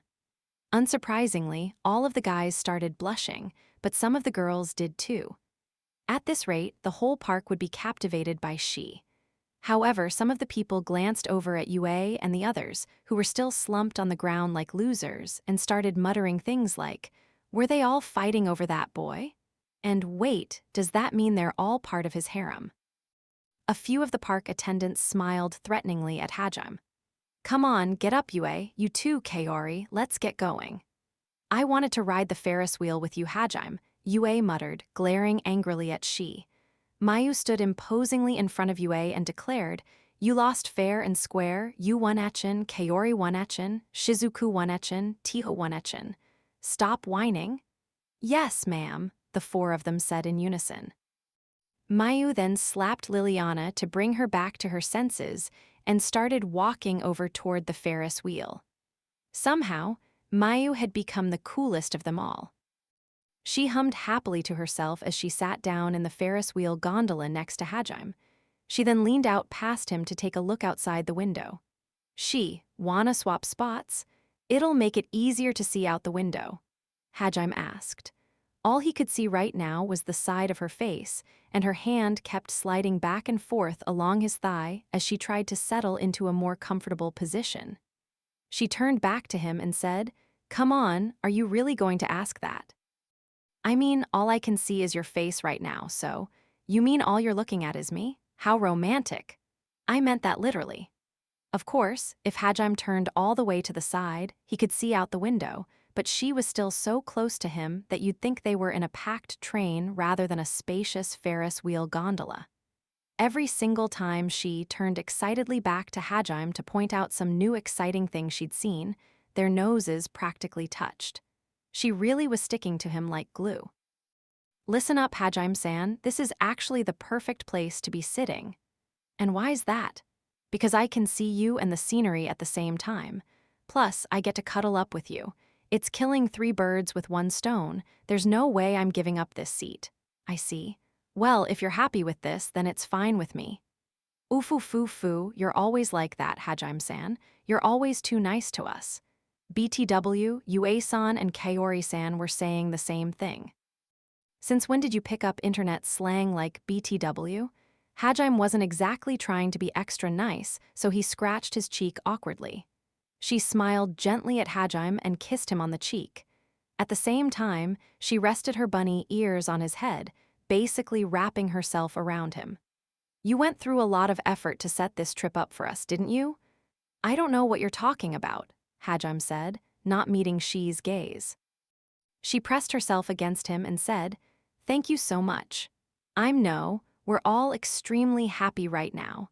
If you spoil us any further, we'll just become layabouts, so you've gotta stop. She rubbed her ears against Hajim's forehead as she said that. While the main reason she'd wanted to ride the Ferris wheel alone with Hajime was so she could flirt with him, in truth, she'd also wanted an opportunity to thank him in private. Dee wanted to let him know how she felt during a special moment like this one, where no one else would interrupt them. Hajime wrapped his arms around Shi's waist, and though they were practically melting into each other already, he pulled her even closer. She settled comfortably onto his lap.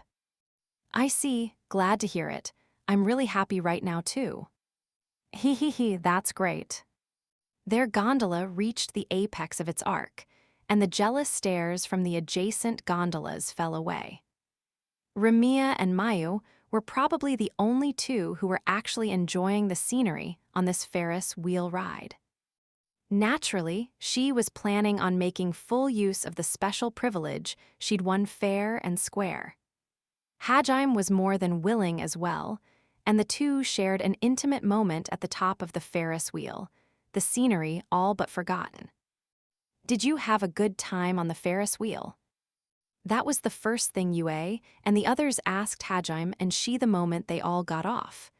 Aside from Ramiya and Mayu, they were all glaring at the pair of them. However, she just grinned and nodded, rubbing her victory in.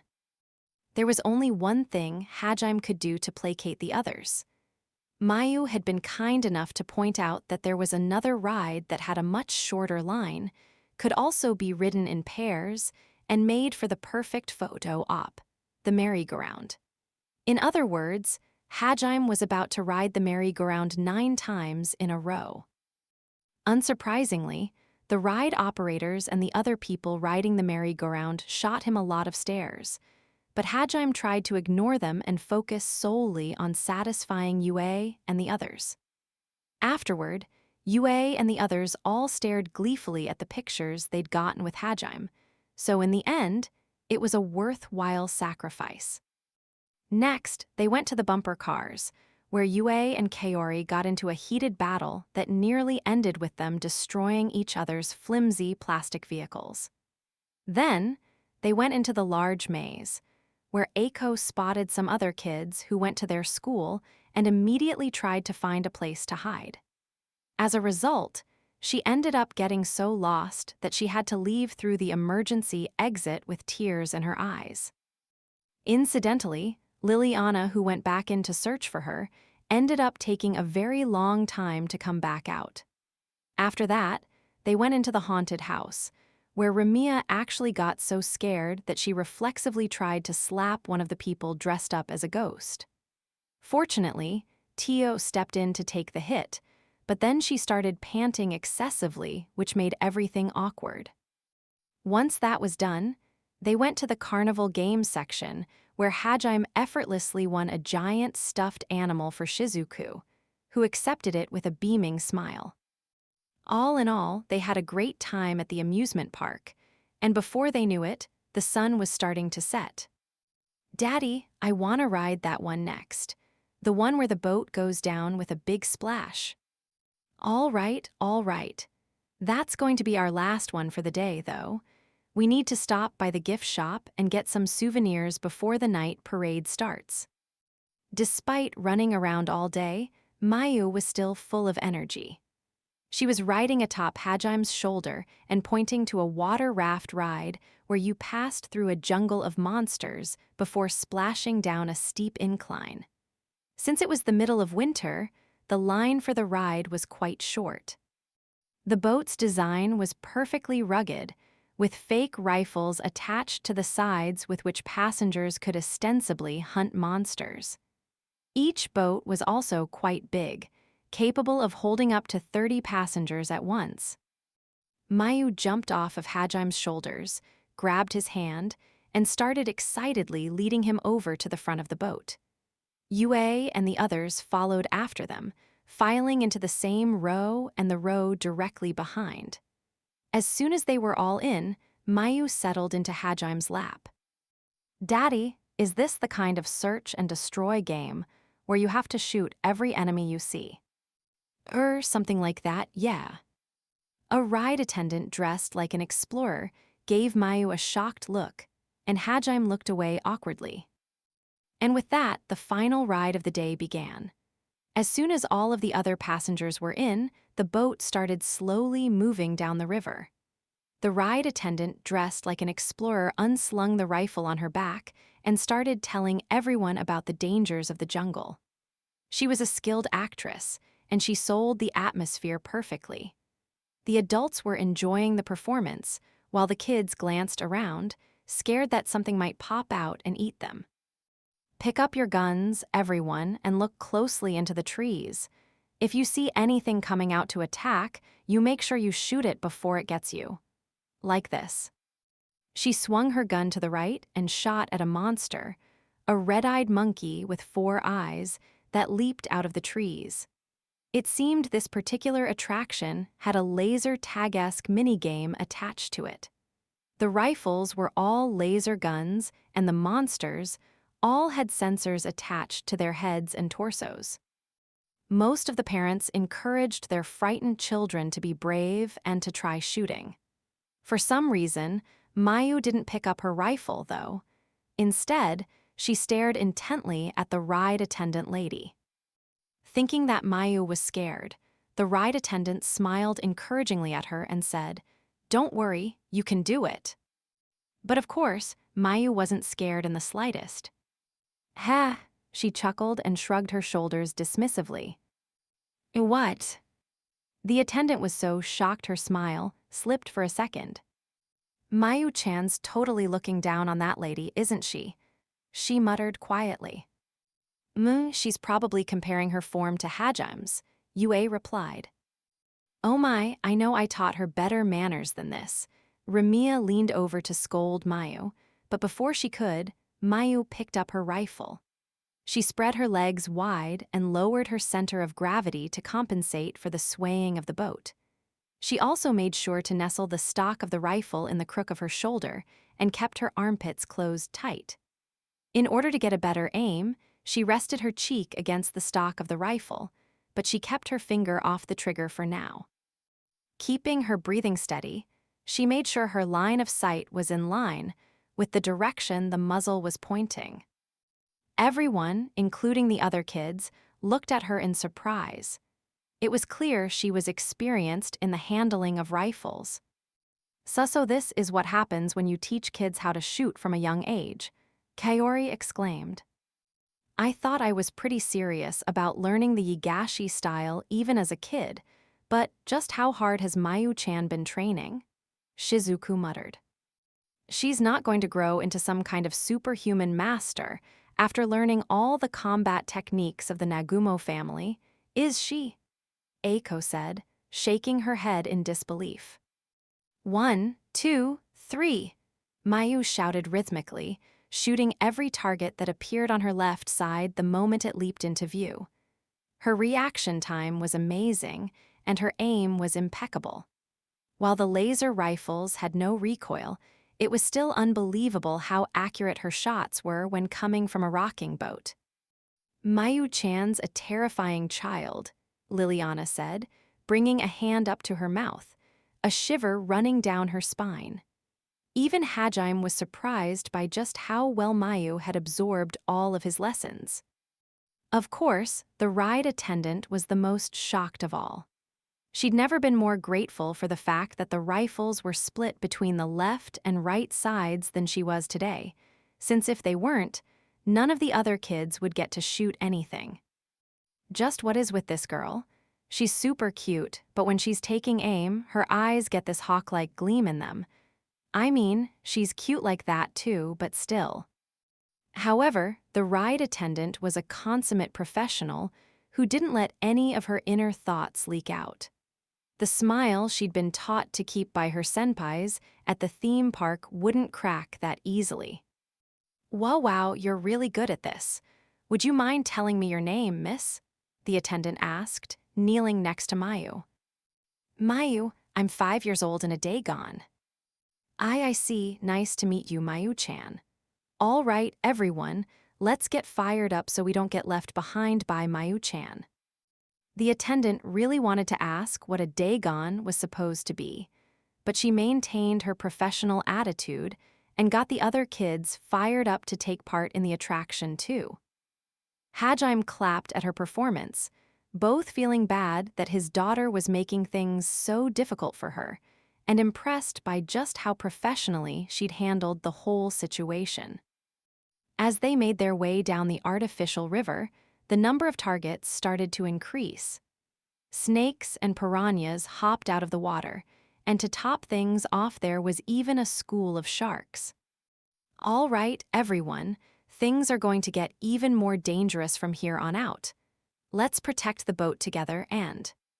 One san, Mayu shouted, trying to catch the ride attendant's attention. Yes. She looked down at Mayu, clearly on her guard and ready for anything. Do you have any pistols? Revolvers, preferably. I'm sorry, all we have is these rifles. What about a Gatling gun, one san? I'm sorry, we don't have that either. One san, grenades are best against enemies hiding in the water. We don't have those either. You'll have to work together with your mom and dad to shoot them. Despite her best efforts, the attendant's smile started to slip. She couldn't help but wonder just why this tiny girl was so familiar with various firearms and why she was so bloodthirsty. This is all your parents' fault, isn't it? It was because she thought so that she was willing to just foist Mayu onto her parents. Ramiya bowed apologetically to the attendant before turning to Mayu and saying, "Stop, Mayu, you're bothering the lady." Meanwhile, Hajime turned to Mayu and said, "Mayu, it's important to handle situations with the equipment you have on hand. You can't always go into battle fully prepared." The nearby parents and the attendant immediately understood that Hajime was the bad influence.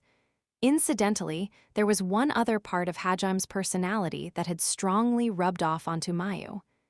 "Everyone, listen up," Mayu shouted, getting to her feet and hefting the rifle onto her shoulder. She put her free hand on her hip and looked down at the other kids. They naturally turned to her, and she started teaching these innocent children about the tactics of war, all out of the goodness of her heart. "Numbers are everything," she shouted, making a fist and pumping it up into the air. "Have your mommies and daddies help you shoot, then you'll be able to get more of them." The parents stared awkwardly at each other, clearly thinking it would be improper for them to also join in. And yet, Mayu remained undaunted. "It's okay even if you can't take down enemies on your own." She paused there for a second to look each and every person in the eye before smiling fearlessly and saying, "What's important is to keep up the barrage. Don't you all want to become heroes?" She sat back down and took aim with her rifle as if to demonstrate that she was definitely becoming a hero. She then took aim at the opposite side from where she had been shooting and shot down a bunch of targets on the other kid's side. She then grinned provocatively at the other children, and suddenly, their eyes started to burn with a newfound fighting spirit. "I can do it too. Yeah, I don't need any help." They started scooting away from their parents, who'd been trying to help adjust their aim and their posture, and started shooting on their own. Some of them even turned to their parents and started begging them to begin shooting too. "Ramiya, I'm afraid your daughter has been completely corrupted by Master," Tio said with a sigh. "Dear, I think we need to have a talk about what you've been teaching Mayu," Ramiya said, flashing Hajime a terrifying smile. Yeah, Hajime mumbled and nodded meekly, knowing that this was indeed his fault. That being said, Mayu at least seemed to be enjoying herself.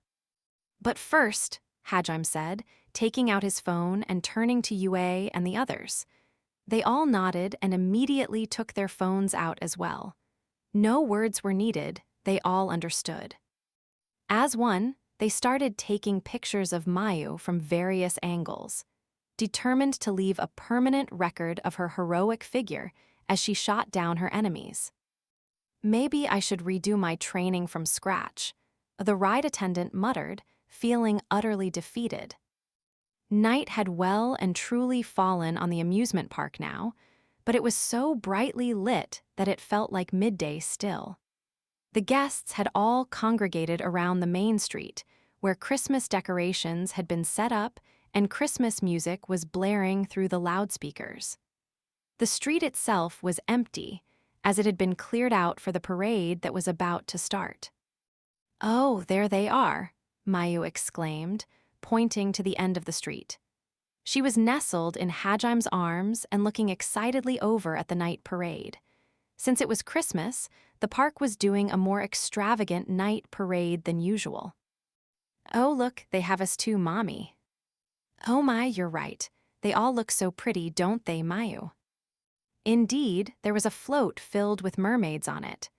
They were sitting on a bed of beautiful shells and pearls as they smiled and waved at everyone. With each wave, bubbles shot out of their hands, making them seem even more fantastical.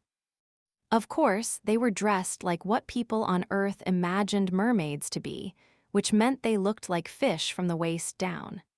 At first, Mayu and Ramiya were surprised by that, but they seemed to take it in stride. In fact, they were so enamored with the designs that next summer they'd ask Hajime to use metamorphosis magic to turn them into earth mermaids to go explore the ocean. They'd also get spotted by a very surprised diver, but that was a story for another time. "Look, Mayu, there's vampires too. Over there," Yue said, pointing to a different float. "Oh hey, they have bunny girls too," she exclaimed. "Alas, no dragon men though. There are regular dragons at least, I suppose. I'll have to be satisfied with that. I guess that makes Lily the princess, me the angel, and Shizuku-chan the swordsman. That angel looks like she's never hurt a fly in her life. That swordsman is old enough to have a full mustache and beard. And well, maybe eventually I'll have a figure that full," Liliana said, trailing off. Now, no need to sweat the little details, Lily," Shizuku said with a strained smile as she watched Liliana pat her own modest chest.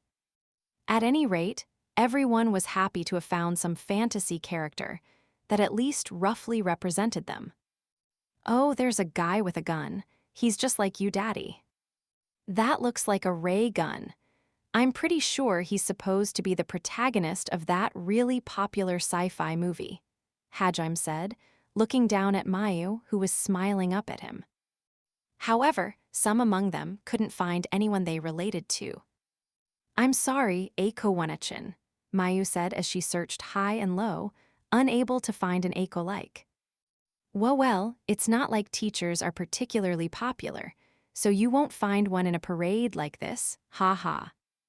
Aiko tried to play it off like it was nothing, but there were tears welling up in the corner of her eyes as Mayu shot her a pitying look.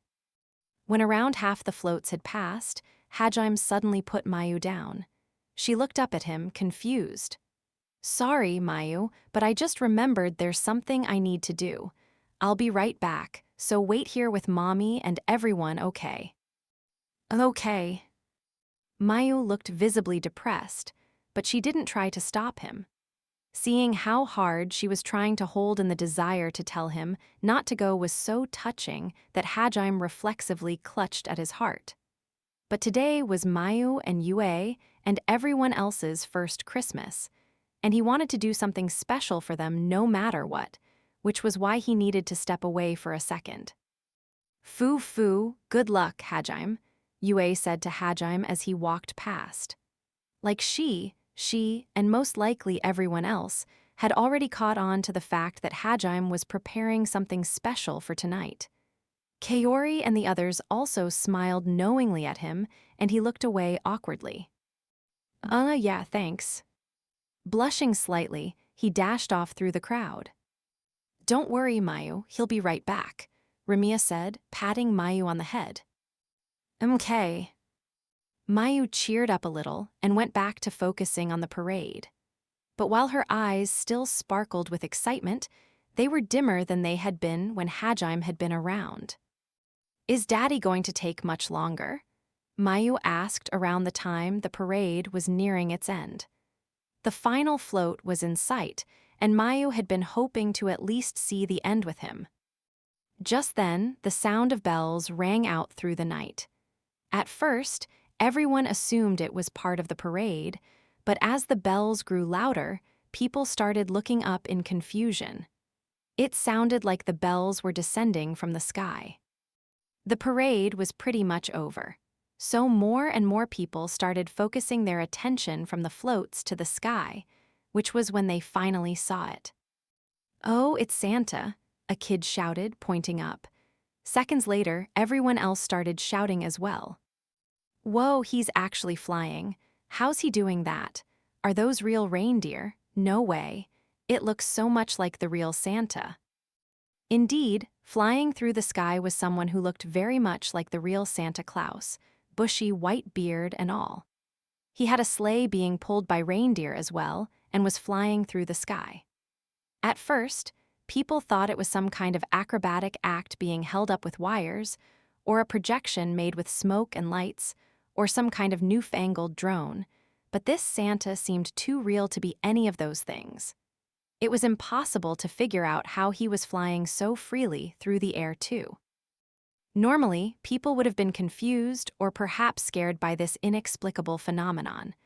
But this was an amusement park, a land of fantasy and wonder, a place that made magic real. As a result, people were more accepting of unexplained phenomena while they were here. The adults stopped worrying about what technology was powering this and decided to enjoy the show for what it was. Before long, people erupted into cheers and shouts of delight. Of course, the people running the parade and the amusement park staff were just as shocked by the sudden appearance of this Santa as the crowd, since this wasn't part of their program, but no one thought too deeply about that. The sight of Santa Claus running through the night was simply too magical to worry about. After doing a few circuits around the amusement park, Santa started spiraling down toward the ground as if sliding along a spiral staircase. Now that the floats had all gone past, the main street was empty, and he alighted onto it. Santa then got off his sleigh and walked over to a little girl also dressed as Santa, Mayu. He knelt in front of her and said, "Merry Christmas, little Santa." His voice was gruff but jolly, as befitting of old Santa Claus. His face was also hidden by the bushy beard and spectacles, and his stomach was quite round. But even then, neither Mayu nor any of the girls around him were fooled for a second. "Daddy, what are you doing?" Santa Claus froze in place for a second. How did she figure it out? Yue and the others burst out laughing as they saw his reaction. "I'm not your dad, I'm Santa." But I'm Santa." "Duh. I said I'm Santa." "Okay." Hajim's voice was so desperate that Mayu finally gave in with a nod. She truly was an obedient kid. Yue and the others were desperately trying to hold in their laughter, and Hajime could see their shoulders shaking. He coughed loudly to try to reset the atmosphere. "Now then, little lady, you've worked really hard this past year. Your mother and your father are very proud of you since it wasn't an easy year to weather." "Daddy, I'm Santa." "Okay." Who just snickered? Was that you, Kaori? "No, it was you, wasn't it, Shizuku? I'm going to have words for you later." Hajime glared at Shizuku, then cleared his throat again and turned back to Mayu. "Because you've been such a good girl, Santa has a present for you." "A present?" Mayu repeated, cocking her head to one side. People had started spilling out into the main street and were now gathering around Hajime and the others. They were curious to see what was going on. Under everyone's watchful gaze, Santa Hajime walked back to his sleigh and took a box out of the giant white bag sitting in the back. It was a very cute box with glittering jewels on the front. For a moment, it seemed like the box itself might be the present, and the crowd gasped in delight. A couple of girls tugged on their parents' sleeves and begged for a box like that. As Mayu took the box, she looked questioningly up at Hajime, wondering if it was okay to open her present now. He nodded solemnly, and she opened the lid. The spectators leaned in expectantly, wondering what would be inside. "Ah!" Mayu's face lit up with a beaming smile. Everyone assumed it had to be an accessory or perhaps a cute toy or something, but what Mayu pulled out of the box defied their expectations. It's Donner and Schlag. Indeed, held in her hands were 2 revolvers. The spectators looked completely taken aback, while Yue and the others smiled wryly to each other. They'd expected Hajime's present to be something like this. The crowd started murmuring to each other. Is that a model gun? Is that really something you gift a little girl? And it doesn't even got anything to do with the park. Yeah, if you're gonna go through all this trouble, why not pick a better present? Of course, Mayu herself was overjoyed. I finally got my own pair. The peaceful citizens of Japan had no way of knowing that, while the revolvers had been slightly customized to fit Mayu's tiny hands, they were otherwise very real guns. She'd been asking for her own revolvers ever since she'd started training with Hajime, and now she'd finally gotten them. Little lady, their names aren't Donner and Schlag. They're called Donna and Schlack. Donna and Schlack. Yep, Donna and Schlack. It seemed the name distinction was important. Hajime then went back to the present bag and started sifting through it. It seemed Mayu would be getting more than one present. I also gift you a hoppy hammer, in the hopes that you grow big and strong like a certain overpowered rabbit. A hoppy hammer. And to remind you never to end up like a certain worthless dragon, I gift you this weapon. Never forget, this whip is a weapon. Yae, a weapon. And we can't forget these either. Your very own Muremasa and Muremasa. Akalatetsu. Ikalatetsu. Mayu was unbelievably excited to have been gifted a full suite of weapons that resembled the prized weapons of her beloved older sisters. All in all, she had a mini warhammer, a white whip with a fancy ribbon attached to it, and a pair of katanas with star-shaped crossguards. She was also gifted a belt to holster her guns and a harness to hold all of her other weapons, as well as a set of enchanted magical jewels dubbed Yuionechin's Love. Mayu wanted to grow up to be strong so that she could protect the people she loved just like Hajime and her cool older sisters. Next time everyone was in trouble, she wanted to be there to save them, which was why these gifts meant the world to her. She hugged the weapons tight, then handed them over to Ramiya for safekeeping and looked up at Hajime. Duh, I mean Santa-san. Thank you so much. I love you suuo much. She ran into his open arms, and he hugged her tight. The crowd was still shocked by the gifts Mayu had received, but a lot of the younger boys were staring at the weapons with envy. It was around this time that the staff finally broke out of their stupor and started heading toward Hajime. He could tell his time as Santa was almost up. I also have a present for all of you lovely ladies who worked so hard this year, he said, turning to Yue and the others. Fu, you got presents for us too, Yue asked. He was asking us all what we wanted around a week ago, remember? She said with a smile. Oh, so that was why. You truly are too kind, master, Tio said. We got you presents too, but don't be disappointed if we just hand them over normally, okay? Kaori said. You really like going all out for these kinds of things, don't you, Hajime? Shizuku said with a shake of her head. Ha ha ha ha, Hajime-kun really loves his family, doesn't he? Aiko said with a smile. Oof, he's quite a handful, isn't he? Ramiya said with a smile. Wait, you mean everyone got presents for each other? Oh no, what should I do? I didn't bring anything. I didn't even know there was a holiday like this on Earth, Lily said, panicking slightly. Hajime handed presents out to each one of them individually, and they blushed slightly as they took them. Right as he finished, he spotted security guards pushing their way through the crowd, and he knew there was no time left. Sounding like he was reading off a script, he turned to Mayu and said, Congratulations for being the group that made up this park's 100 millionth visitor. It seemed this was the reason he'd come up with for the special performance. Of course, it was hard for the crowd to believe this was actually part of the park program, so he went one step further and decided to share the joy with everyone and make them worry less about how sanctioned this event had been. He climbed back up into the sleigh and snapped the reins.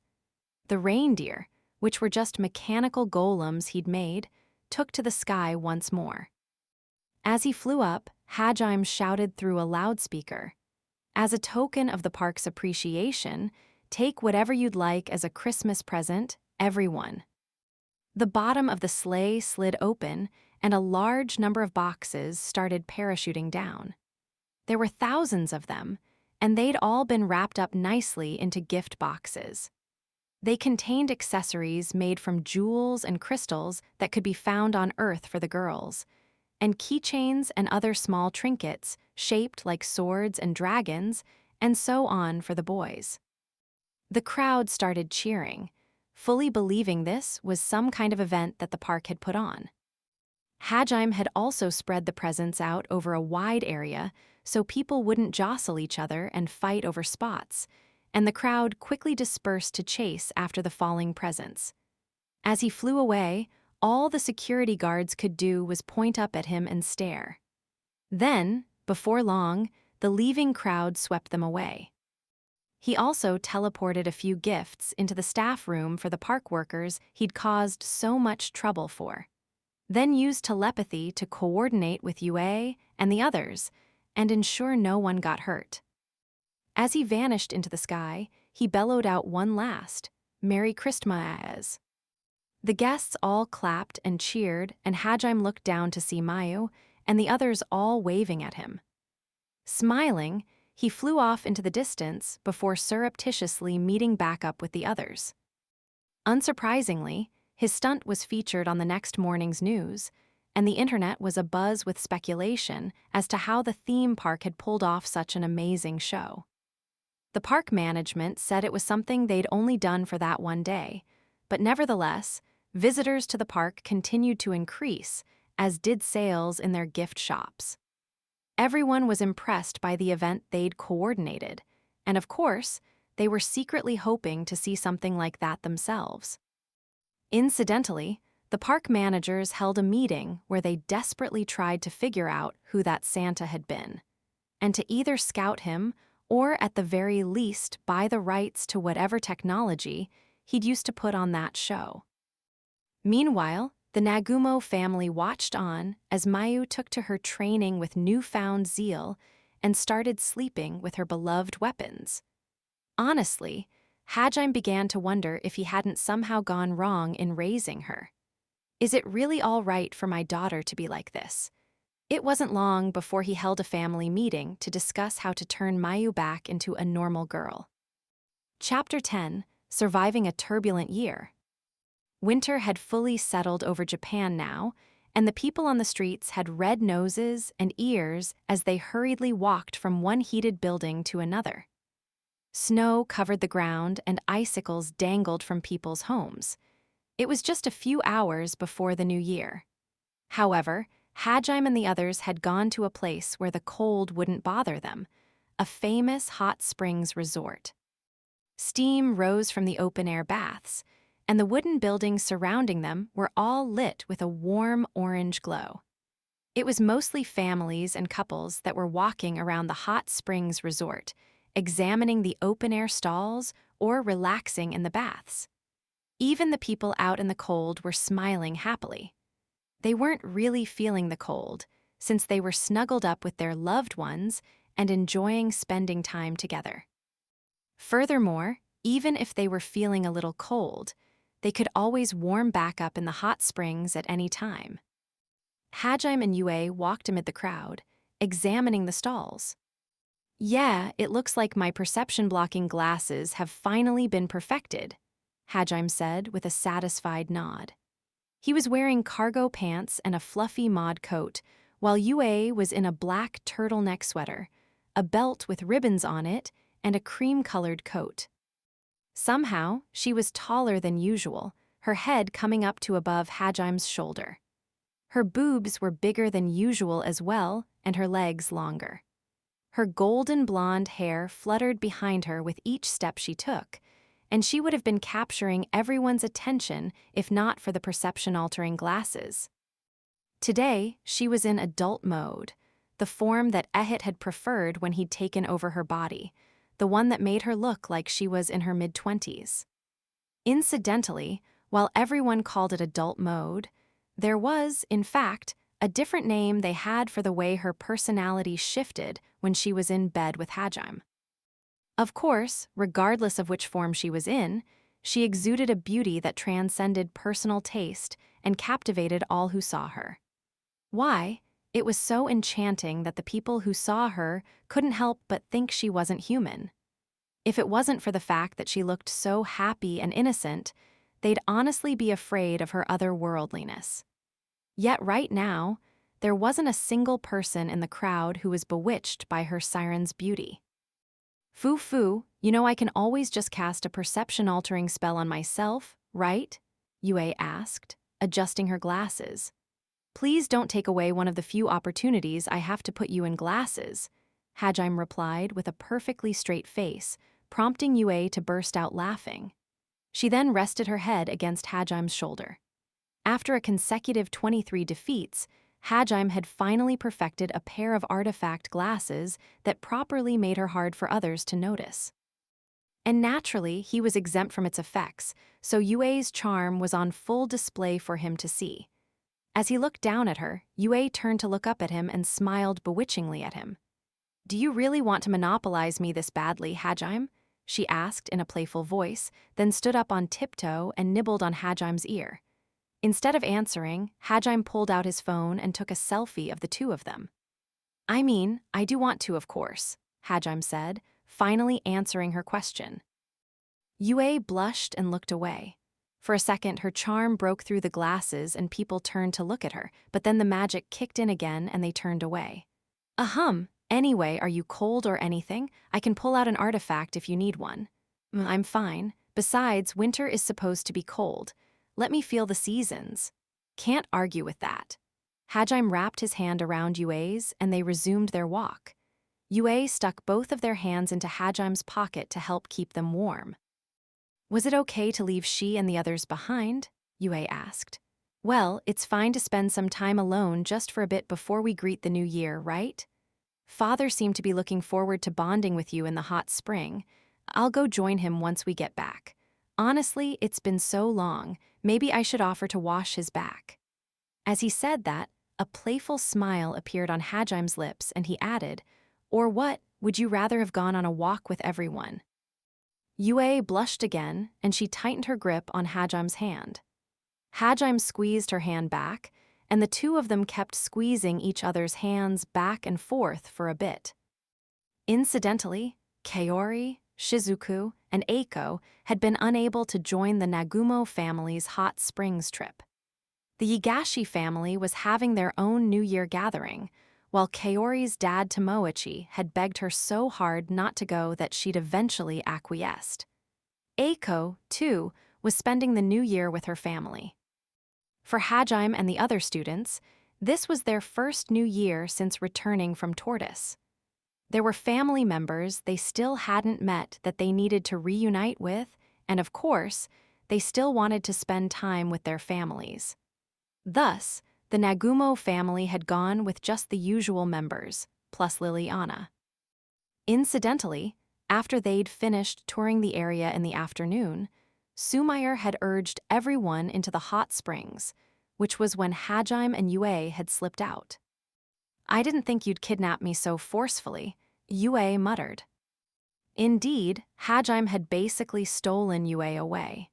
He'd stuck the perception-blocking glasses on her, picked her up, and then used Riftwalk to dash away before anyone could notice. He hadn't even used magic because he knew Tio would have sensed it. "You could have just said you wanted to go on a walk with me. No one would have complained."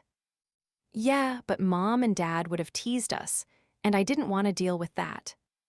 "I guess that's true," Yue thought, nodding. "Also, it's been a while since you changed into adult mode, so I wanted you all to myself." That was just how charming Yue was in adult mode. "Should I stay like this forever then?" Yue asked, looking passionately up at Hajime. Despite how cold it was out, her skin was flushed. She'd gladly stay like this if that was what he wanted. "Nah, I love the normal you just as much, so you can just swap freely whenever you want." "Did you carry me out just so you can make me blush?" Yue asked, lightly slapping him on the shoulder. His words just made her too happy. Once again, people glanced at Yue for a few seconds, as her happiness overpowered the perception-altering artifact temporarily. That aside, she and the others had, of course, already figured out that Hajime had vanished with Yue. However, they didn't mind letting the two of them be alone every now and then, so they decided to prioritize enjoying the hot springs and were currently soaking with Sumair. "Oh, they're selling hot spring eggs. Do you want one?" Hajime asked as they passed a food stall. People nearby were all enjoying the hot springs classic. Is that like a soft-boiled egg?" "Not quite. A regular soft-boiled egg still has a solid white, but a hot spring egg is just barely heated so that the whole thing stays liquid. Why they're called hot spring eggs, because everyone eats them at the hot springs." "I wanna try one," Yue exclaimed immediately. She was exceptionally interested in things considered classic for a situation or a certain time, mostly because she wanted to learn more and more about Hajime's world. She disentangled herself from Hajime and tottered over to the stall. "2 hot spring eggs, please." "Here you go, enjoy." The man running the stall froze as he turned to Yue. But it wasn't because the glasses had failed. Instead, they'd fogged up as Yue had been humming to herself and looking through the bowl of eggs, so she'd taken them off for a second to wipe them. "Crap, I forgot to build in an automatic defogger." Hajime inwardly despaired. Unfortunately, it was too late. The few seconds Yue had spent wiping down her glasses had been enough to completely entrance the guy manning the stall. He was standing stock, still with his eyes wide open, as if he'd just seen a goddess. "Sorry, guy, this is my fault," Hajime apologized in his heart, then used a very slight intimidation to bring the shopkeeper back to his senses. Blushing, he hurriedly got the hot spring eggs ready for Yue. He placed 2 of them into 2 cups and handed them over. Yue could have asked the shopkeeper to break them open for her, but it seemed she wanted to do that herself. Yue and Hajime walked over to the trash can so they'd be able to throw their trash away immediately, after which Yue attempted to crack open her egg. "HRRRGH, what are you making those sounds of exertion for? It's not that hard." Yue's fingers were trembling as she lifted her egg, her expression deadly serious. She was determined not to spill even a little. "I guess this is what happens when you normally just crack your eggs open with a vacuum wave of magic." She would be so disappointed if she saw this, Hajime thought with a slight smile. It's so jiggly," Yue said as she looked down at the inside of the hot spring egg that had plopped into her cup. She then looked pleadingly up at Hajime. It seemed she'd gained some confidence and wanted to break open Hajime's egg as well. Trembling even more than when she'd opened her egg, she carefully lifted Hajime's. Hajime's smile grew wider as he watched. I got it all out," Yue stated with a satisfied smile. "Thanks," Hajime said, accepting the spoon she handed to him. "It melts in my mouth and it's so rich." Yeah, despite how cheap they are, it seems like these guys are using some high-quality eggs. The 2 of them slurped down their hot spring eggs and tossed away the trash. Smiling, they turned to look at each other. Hajime suddenly chuckled and Yue shot him a questioning look. "You've got egg on your face," Hajime said with another laugh.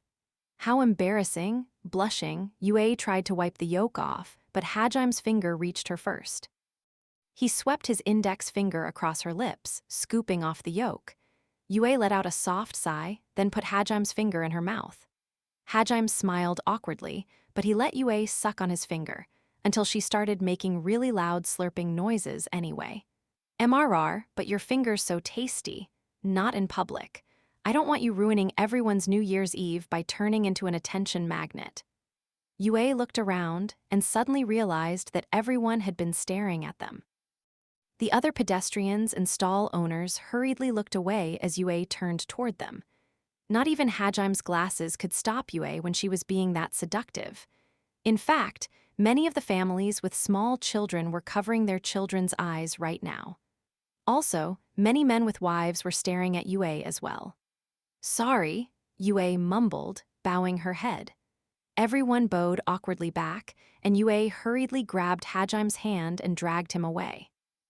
I guess I got too carried away, since we haven't gone on a date like this in a while. She once again stuck their joined hands into Hajim's pocket. I'm pretty excited myself, so I'm not one to talk. As he said that, Hajime looked over to a bridge in the distance.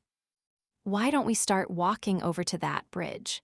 I hear there are going to be fireworks on the river to celebrate the new year, and we'll probably have a good view of them from that bridge.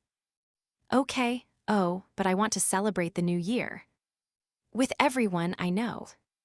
She and the others would definitely get mad if Hajime left them alone for too long, and he wanted to ring in the new year with everyone too. Don't worry, it'll only be the two of us until the countdown begins. Then lead the way. Hajime and Yue smiled at each other again. They nestled even closer together as they started slowly walking over to the bridge. They stopped by stalls to feed each other local delicacies, took commemorative pictures, and even stopped by the foot baths. When Yue took her tights off for the foot baths, and Hajime was utterly captivated by her bare legs, the glasses he'd given Yue cracked, and everyone was able to perceive her again. Thankfully, Hajime had built them to last, and while they didn't have an automatic defogger feature, they were self-repairing. After a few seconds, the cracks sealed up and people stopped paying attention to Yue again. Finally, with only half an hour to go until midnight, Hajime and Yue made it to the old bridge he'd pointed out. Yue leaned into Hajime, looking out over the river. There were plenty of other good spots to see the fireworks from, so while a crowd had gathered, it was pretty evenly scattered about, and the bridge they were on wasn't all too packed. If it's this empty, then maybe we didn't even need a barrier, Yue said with a guilty look. Yeah, now I kind of feel bad for doing this. Hajime had already told she and the others where they were waiting, so in order to ensure there'd be enough space for everyone, he and Yue had erected a barrier that made people want to avoid the area around them. From the looks of it, though, they hadn't needed to bother. Besides, even if it had gotten crowded, they could have just moved to a different spot. Right now, they were holding hands inside Yue's pocket rather than Hajime's. How are you finding life on Earth? Hajime asked softly. He wasn't worried anymore about whether or not they'd be able to make this new life work, since Yue had already made it clear that they would. He was just genuinely curious about what Yue thought of his home. In an equally soft voice, Yue replied, "You're here, so it's perfect." I'm glad to hear that, but that's not what I was asking. Just kidding. There's a lot I still don't understand, and parts of your culture are confusing, but I can tell. I tell what? Well, that this is where I belong. Yue and the others had only been on Earth for about 3 months, but it seemed that had been enough time for her to accept the Nagumo house as her home. Hajime smiled broadly, then hugged Yue from behind. She leaned even further back against him in return. That's great. If there's anything that's stressing you out, just let me know. I'll change the world if I have to. When we're changing the world, we have to do it together, Yue said, grinning fairly up at Hajime. The two of them had changed toward us already, so they were more than capable of transforming entire worlds. The rest of the world had to hope and pray that it never definitely pissed Yue and Hajime off. The two of them stood there in silence for a while. After a few minutes, snow started falling from the overcast sky. It was a gentle snowfall, one that fit the peaceful atmosphere on the bridge over the river. The other people waiting for the fireworks were chatting cheerfully with each other, but Hajime and Yue paid them no mind, lost in their own world as they were. If a painter was here, there was no doubt they would desperately try to immortalize the two of them on a canvas. That was just how picturesque they looked, staring into each other's eyes. Just then, though, she and the others finally arrived. Yu Saoyan, Hajime Saoyan. Daddy, you wanna chayan. She and Mayu ran up to the two of them, prompting Hajime to smile at Yue. Looks like our time alone's up. Hajime and Yue looked up to see and saw his parents, Liliana, Ramiya, and Tiho walking over as well, a bit behind she and Mayu. Look, Hajime, it finally looks like Liliana has relaxed. The hot springs trip finally freed her from the horrors of work. You're right. It looks like she's had a great day. Hajime and Yue smiled in relief as they saw the gentle smile on Liliana's face. Finally found you, Phantom Thief Daddy. You're under arrest, Mayu shouted, hugging Hajime as she reached him. Hajime looked down at her with a smile and asked, I'm a phantom thief. What did I steal? She pointed her finger at Hajime like a certain famous detective and replied, Phantom Thief Demon Lord, you've stolen something very precious to me. My Yue-san. Yue, when did you become she-s? 100,002,000 years ago, I guess. I'm glad you guys are spouting anime references now. The Nagumo family's otaku hobbies were slowly infecting Yue and the others, though that wasn't necessarily a bad thing. It's rude of you to accuse me of stealing Yue. Did you ever consider that maybe she wanted to come with me and we slipped out together? Hajime asked, feigning taking offense, and Yue smiled a little. However, she's next words caused a shiver of fear to run down Hajime's spine. Excuse me. You hid your presence, even used presence-altering artifacts, grabbed Yue, and jumped out the window. How do you know all that? Yue asked, stunned. I mean, I watched the whole thing. In other words, she's observational skills had been so strong that she'd seen through Hajime's stealth. I was trying to be as fast as possible, too, Hajime muttered. You were fast, but not as fast as a rail gun. No matter how hard Hajime tried to hide his presence, no matter how fast he was, unless he was literally traveling at the speed of a rail gun bullet, she would be able to spot him. That's terrifying, Hajime said. Did you already forget Hajime? She's the most broken rabbit there is. Before long, she's going to be telling us she's able to see things moving at the speed of light, Yue replied. That's even more terrifying. Hajime looked down, defeated, and Yue gently patted his head. At this rate, not only will she be able to follow the trajectories of railgun bullets, but I bet she'll even be able to catch them. Hajime imagined trying to shoot she, only to watch her open her palm and show that she'd caught all of the bullets he'd fired at her, saying, Did you do something just now? With a fearless smile. Is it just me, or are you thinking about something weird, Hajime-san? She asked. MRR, it's not fair that you two left us. Mayu shouted, making Hajime return to his senses. Hajime scooped her up with his one free arm while Yue smiled apologetically and said to Mayu, Sorry for kidnapping your daddy. It was at this point that Sumair, Shu, Tio, Ramiya, and Liliana finally arrived. Look, dear, it's our ungrateful son. Just what did you do with our Yuechin after you kidnapped her, HMMMMM? How could you, Hajime? Who do you care about more, your wife or your dad? Hajime turned to Yue, the look in his eyes clearly saying, See, I told you he'd be a pain.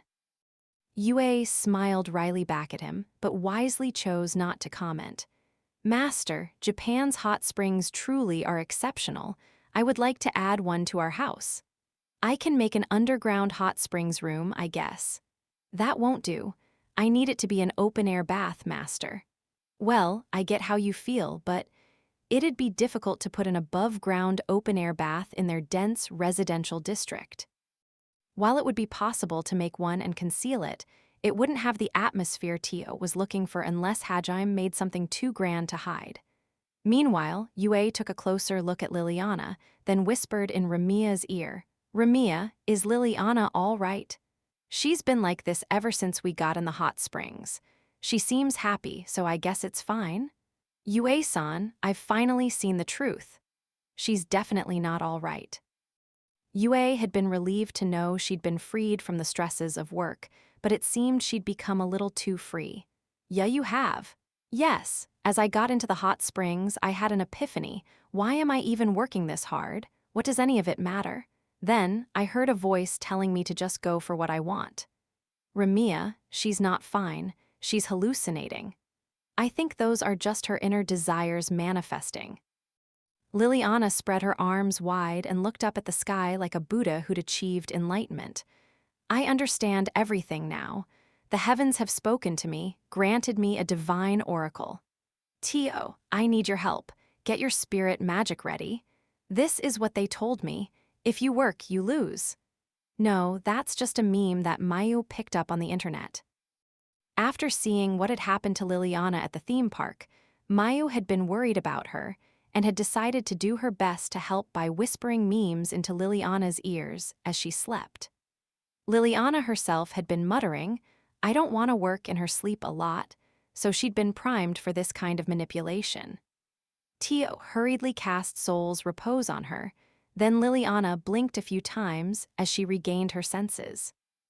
After that, she recalled how much work awaited her back home and her shoulders slumped. It seemed no matter what, there was no rest for her. While everyone tried to cheer Liliana back up, the countdown to the new year finally started. The crowd began to chant along in unison, and everyone's excitement reached a fever pitch. Naturally, Hajime and the others joined the chorus of people counting down. With each number that got called, Mayu stood up just a little bit straighter and tried to make her tiny voice just a little bit louder. She's invisible bunny ears were also twitching up and down in time with the countdown. Ramiya and Tio watched Mayu and Shi with a smile, swaying rhythmically with the countdown. Sumair and Shu watched Hajime and the others from a distance, their arms wrapped around each other. Finally, the countdown hit 0. "Happy New Year!" everyone shouted at once. Then there was a loud bang as the very first wave of fireworks shot up. A second later, they burst, blooming in the night sky. "Daddy, Happy New Year," Mayu said, bowing like she'd seen people do on TV. "Happy New Year, Mayu." Hajime smiled and patted her head, impressed that she'd learned the proper etiquette for congratulating someone on the new year. Mayu then hopped off of Hajime's shoulders and bowed to Yue. Yue bowed politely back, then the two of them held hands and walked over to Sumair and Shu. "Happy New Year, dear," Ramiya said, sidling up to Hajime. "Yeah, Happy New Year, Ramiya. I'm looking forward to the coming year. As am I, I'm sure it'll be a busy year, but thank you for looking after us in advance." "Wait, what's that supposed to mean?" My, oofufu. Don't just try to oofufu your way out of this." Ramiya just flashed Hajime a knowing smile and walked off towards Sumair and Shu. She truly is impossible to read, and she's quite good at reading everyone else. It's possible that Ramiya's the one who's been giving the most thought to the future out of everyone. Tio, Hajime muttered, pointing to the fan in her hands. He had no idea where she'd gotten it from, but it read, "Great job." In truth, I have the same feeling. I suspect that next year will be quite a tumultuous one, but I suppose we all knew our lives would be eventful when we decided to spend them with you, Master. You had best steel yourself for the year to come. I'd really rather just have a peaceful year, you know. But anyway, Happy New Year, Tio. Happy New Year to you as well, Master. I'll work hard for you this year as well, so be sure to reward me once more. Why do you even bother correcting yourself at this point? Hajime asked with a shake of his head as he watched Tio also walk off to where Shu and Sumair were. Happy New Year, Hajime-san. Let's have a lot of fun this year, too. She shouted, hugging Hajime from behind. Hajime leaned forward a little to pick her up a few inches off the ground and placed his hands over her own. He then patted them gently, as if caressing a treasure. She smiled happily in response. I'm really grateful to you, you know? It's thanks to you that the Nagumo house gets 3 healthy meals a day. You also do most of the housework for us. Mom and Dad are really happy about that as well. Hajime looked at Shi, their faces close enough for their lips to touch. Thank you so much. I'm glad I get to spend the next year with you. He, you can just leave everything to me. I heard rabbits are a symbol of good luck and happiness in this world, so I've got to do my best to bring happiness to everyone." She kissed Hajime lightly, then ran over to Tio and Yue, who were discussing something with a serious expression on their face. As she left, Liliana stepped forward. "Hajime-san, what is it, Lily?" Liliana looked like a tragic warrior who was about to go out and meet their grisly doom. "I've learned the truth of this world. Let me call a medic over. Rome wasn't built in a day. No work, no pay. Those who don't work don't deserve to eat. I'll keep working until the end of time, as my duty compels me. I'm glad you're trying to learn more about Earth culture, but please, not like this." Hajime could tell that Liliana was depressed now that she'd remembered the duties that awaited her when she returned to Tortoise. What Hajime was scared of, though, was that she might force insane work hours on her ministers and advisors as well. "Well, when all's said and done, I do respect you for working so hard for the sake of your country. I'll keep on working to make travel between our worlds easier, so just call me if you ever need anything." "Hajime-san, thank you. I'll be counting on you this year as well. I mean it." "Ow, of course." Liliana grabbed Hajime's hand and squeezed it tight. Hajime suddenly had a feeling he'd be asked to do quite a lot for Heilig in the near future. For a moment, he was worried he might have promised too much, but upon seeing Liliana hum happily as she walked over to where Yue and the others were, he decided it was worth it. Finally, Sumair and Shu walked up to Hajime. "Happy New Year, Hajime. Any resolutions you have planned for this year?" Sumair asked. "Happy New Year, Mom. I was hoping to just live a peaceful life as a student this year, honestly." "Happy New Year, Hajime. By the way, when do you think you'll be able to introduce us to Shay-chan's and Tio's families? I want to meet the people who helped you out in Tortoise. Gotta give them my thanks as your dad, you know." Though they were both trying to act normal, Hajime could tell they were trying to hide their excitement. There was something else they weren't saying. "Okay, be honest. What is it you really want?" "We want to visit that fantasy world too. Take us there, son," they shouted, their feigned aura of dignity vanishing immediately. It looked like they were about to cry. As hardcore otaku, it was only natural that they'd want to visit other worlds now that they knew there was a way to travel between them.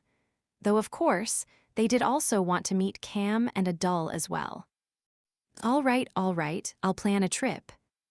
"You better. If you go back on your word, we're kicking you out of the house." Shu shouted, but then he and Sumair walked away so that Yue could step forward. She was the last person who needed to give Hajime his New Year greetings. "Happy New Year, Hajime," she said with a smile. "Happy New Year's, Yue." Yue walked next to Hajime and took his hand, but she said nothing more. She just looked quietly and thoughtfully up into his eyes. Hajime could almost see that the events of the past reflected in her ruby-red eyes as he sensed her reminisce. He waited quietly for her to finish, listening to the boom of the fireworks and the cheers of the people around them in the meantime. Finally, after a few minutes, Yue started speaking in a soft voice that carried surprisingly far for how quiet it was. "It's strange." "What is?" Hajime asked in an equally soft voice. She rested her head on his shoulder and said, "We started our journey with just the two of us down in the depths of the abyss, determined to fight the whole world if we had to. But before we knew it, we were surrounded by people we care about, and now we're greeting the new year in a completely different world while fireworks light up the sky." "It's true. Objectively, I've spent far more of my life suffering than being happy. It's only been a short while since I was saved by you, met everyone else, and learned that my uncle never really betrayed me. Compared to the centuries I spent trapped, that time is like the blink of an eye. But right now, it feels like those centuries are what passed in the blink of an eye, like they were just a bad nightmare. It feels like I've been with you since forever, surrounded by happiness." Another firework burst, illuminating the side of Yue's face. She looked at once like a sage who'd lived 1,000,000 lifetimes and an innocent young girl. Hajime hugged Yue, and she buried her face in his neck. The glasses got in the way, so she chuckled to herself and took them off. Though, even if that meant people in the crowd could see her now, no one would dare interrupt them. The world is cruel, unfair, and hostile, but every now and again, it's kind enough to reward those who keep trying. After meeting you, that's what I've come to believe, Yue said. Yeah, I think you're right. If you keep struggling no matter what hardships you face, then eventually, you'll make it to a place like this. And Yue playfully bit Hajime's neck, then looked up at him. He gently kissed her forehead in response, so Yue smiled happily. They hugged once more, then Yue looked over at she and the others from over Hajime's shoulder. She gave her a thumbs up, while Liliana just shook her head in exasperation. Sumair and Shu smiled warmly at her, while Tio and Ramiya both shot her playful winks. Their expressions were all filled with love. Yue let go of Hajime and took a step back so that she could look up at him while also looking at everyone else who'd helped bring her to this wonderful place. Then, with a beaming smile, she said, "Thank you so much. Let's have a wonderful year."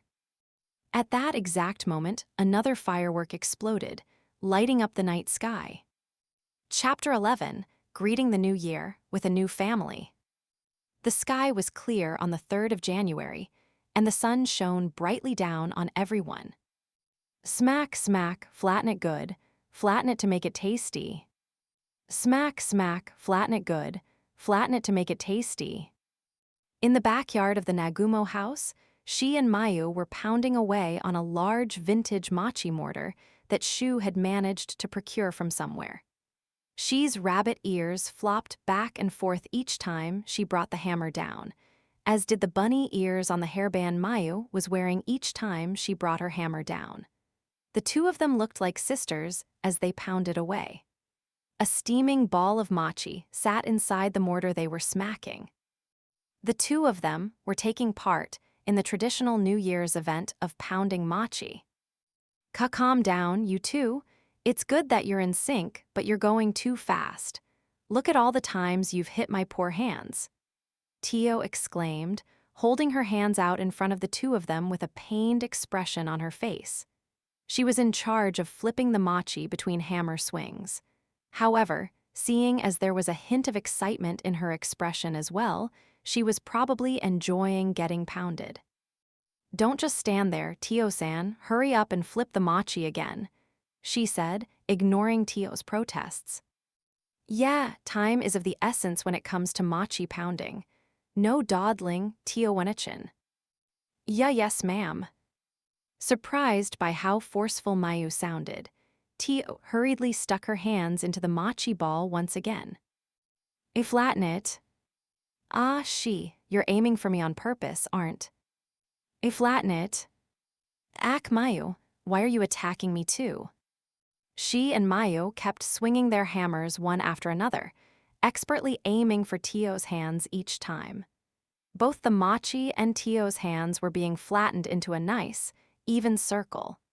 Tio's screams of pain and pleasure could be heard between Mayu and Shi's rhythmical singing.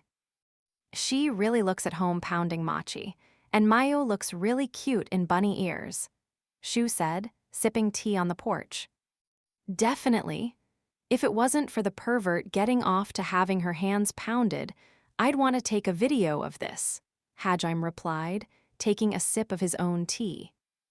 Incidentally, there was no real reason she and Mayu were going after Tio's hands. They just knew she'd enjoy it, so they were kind enough to reward her. They were, after all, bunnies that brought happiness and fortune to people.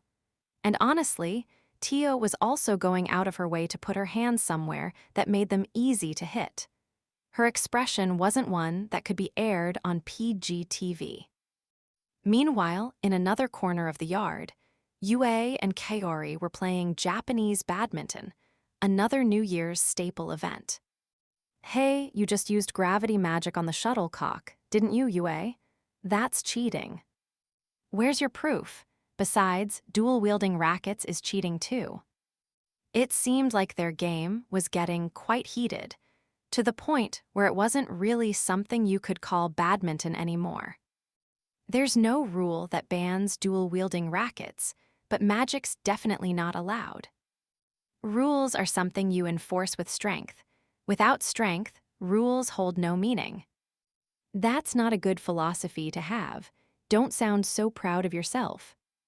Kaori served, sending her shuttlecock flying with such speed that a regular human wouldn't be able to react. Though, even if they had, the angle she'd sent it flying was so perfect that they'd struggle to reach it in time. However, it slowed down considerably as it reached Yue, almost as if the world were suddenly moving in slow motion. You've entered my territory. Let's see if you can withstand my snake shot. Stop using gravity magic. Fine, I won't hold back either then. Take this lightning shot. Yue was using gravity magic to power up her shots, while it seemed Kaori was now using restoration magic to compress the passage of time for the shuttlecock and speed it up considerably. There was a flash of light as the shuttlecock flew past Yue's hair, then Kaori smiled triumphantly. But of course, Yue wasn't about to let herself get beaten that easily. I have no blind spots. Okay, using Heaven Step is definitely cheating. Heaven Step was Yue's special ability that let her warp without using spatial magic to create a portal. Yue managed to send the shuttlecock back over the net, but Kaori jumped up high and smashed the shuttlecock back over to Yue's side like a pouncing eagle. At the same time, she used binding chains of light to hold Yue in place. Humph, as if that can stop me. Lightning Dragon shot. Yue had discovered the truth that players of badminton past had failed to realize. The racket was just a decoration. She summoned a mini lightning dragon and had it eat the shuttlecock. It then made a U-turn and started flying over to Kaori's side. After that, it let out a mighty roar, and the sound of thunder reverberated throughout the backyard even though the sky was clear. You're underestimating me again. Disintegration shot. A silver beam shot out of Kaori's paddle, obliterating the lightning dragon. There was no longer a need to distinguish Kaori from other apostles, so her disintegration beams had gone back to being silver instead of black. Of course, the beam also disintegrated the shuttlecock. And so Kaori spread her wings wide and created a new shuttlecock, one that would disintegrate anything it touched, and launched it back. At this point, the two of them were just having a magic duel. After a few more exchanges, they even tossed their paddles aside and started directly blasting each other with magic. Both of them were moving too fast for anyone to see, but everyone could occasionally hear Yue shout, "Kaori, you moron!" and Kaori shout, "Yue, you idiot." The two of them really are good friends, huh? Shu said with a smile. They do say you have to be close to someone to be able to fight with them. You know, sometimes they just go out together to go shopping or eat food and stuff, Hajime replied. At this point, he'd just come to accept that fighting was how the two of them communicated best. Incidentally, while there were occasional flashes and explosions, Hajime had erected a barrier around the house with an artifact so that none of the neighbors noticed. As father and son enjoyed their tea on the porch, they heard Sumayer and Liliana from inside the living room. Ha ha ha, looks like my mercenary troop succeeded in its surprise attack. I get thrice the reward from this plunder event. Huh, how do you keep getting so lucky, Mom? I've lost my house even though I'm a princess. Poor Lily-san. You got to start as a princess and things are still this bad for you. Meanwhile, Ramiya-san's succeeding way more than she should, considering she started as a merchant. Since when did you get even more money than me? Oh my, it looks like I've had another child, and they're twins this time. I guess this means all of you need to give me celebratory gifts. Oof-oo-foo. Sumayer, Liliana, Aiko, Shizuku, and Ramiya were all playing a variant of the Life board game. It was one of the gifts Hajime had given Liliana to take back home. He had, in fact, made a bunch of board games that he'd given her. They were all takes on classic Earth board games that had been modified to be a cultural fit for Tortoise. He was actually planning on testing to see how well they'd sell in Tortoise, using his merchant connections. If they sold well, he was planning on making artifact-tier board games that no one else could craft and open up another side business selling games. It was one of the many business opportunities he'd come up with to support his family. Liliana and Moore, the merchant he'd be working with, would be making a lot of money as the middlemen selling his games, so they'd win out as well.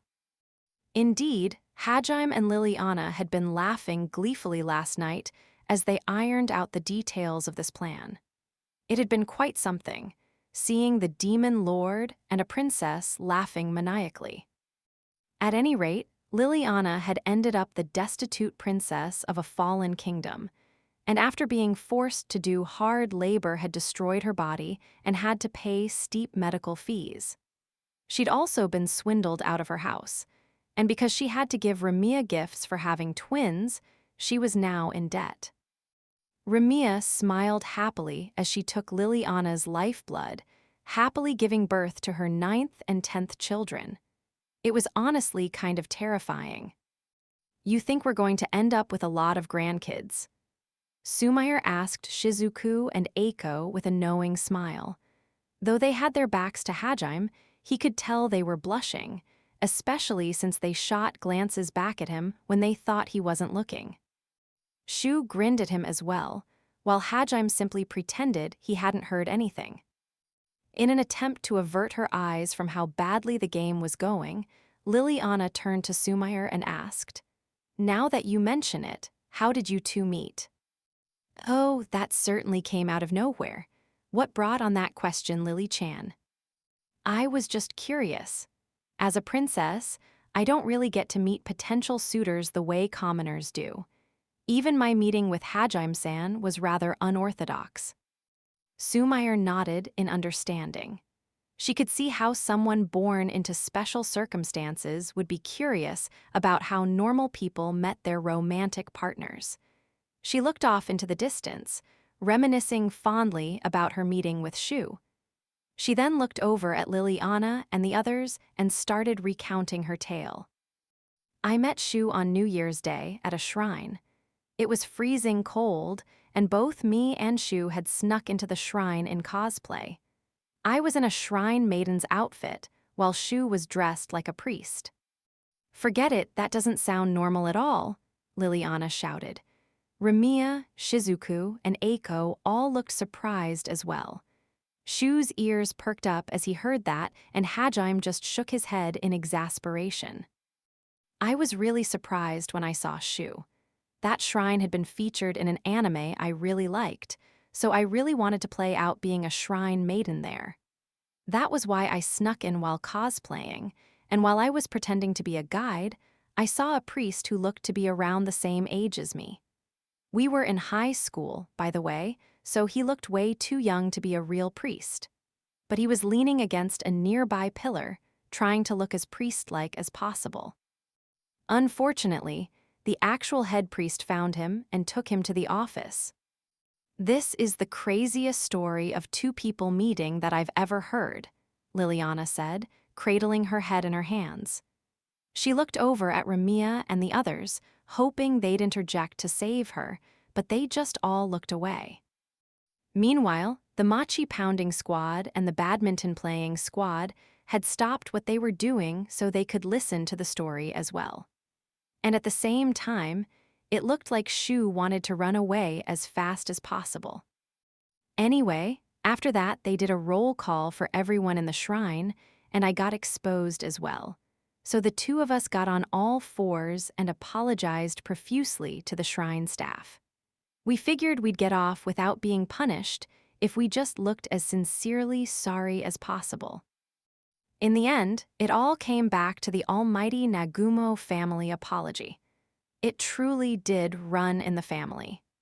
In a sense, though, it was fate that two people with such similar hobbies and a tendency to give overblown apologies would meet in such a manner. There was just one problem, though. Our cosplay was so perfect that we weren't allowed to just leave. "Excuse me, what?" Ramiya shouted. "I'm glad you asked, Ramiya-chan," Sumire said, getting more and more into her storytelling persona. "So, what exactly do you mean by your cosplay being too good?" "Well, you see, our outfits looked so realistic that they thought we'd stolen them." Of course they hadn't. They were just that hardcore about their hobbies. Apparently, after a heated argument where the staff kept accusing them, Shu had finally said, "This isn't even a priest's outfit. It may look like one, but it's what I wear all the time. Got a problem with my fashion sense." He'd gotten so pissed that he'd try to play it off that he hadn't snuck in at all, and was just a guy who wore this on the regular. When I heard that, I started laughing, and that was when I decided I should probably marry this guy. "How did that make you want to marry him?" Everyone shouted at once. Yue and the others had all gathered around Sumire to hear the story now as well. Meanwhile, Shu covered his face with his hands and started rolling around on the ground in pain. He was so embarrassed to have his daughter-in-laws hear this story. "Anyway, he accepted my confession, then we got married later. What do you think? Pretty normal compared to how you met our son, right, Lilichin?" "Definitely not," everyone shouted in unison. While Sumire and Shu's meeting might not have been as dramatic, it was definitely just as special, if not more. At the same time, though, Yue and the others found the story oddly fitting. It only made sense for someone like Hajime to have been raised by parents like them. They all turned to look at him. "Don't give me that look. I'm not as crazy as Mom and Dad," Hajime stated flatly. Everyone nodded with knowing smiles on their faces. Yeah, whatever you say." Hajime folded his arms across his chest and frowned, looking like he was unable to understand why everyone thought he wasn't normal. "Anyway, it looks like Yue and Kaori have finally calmed down, and the sun's in the perfect spot, so how about we take a family picture?" Sumire asked. "Ooh, that sounds like a good idea.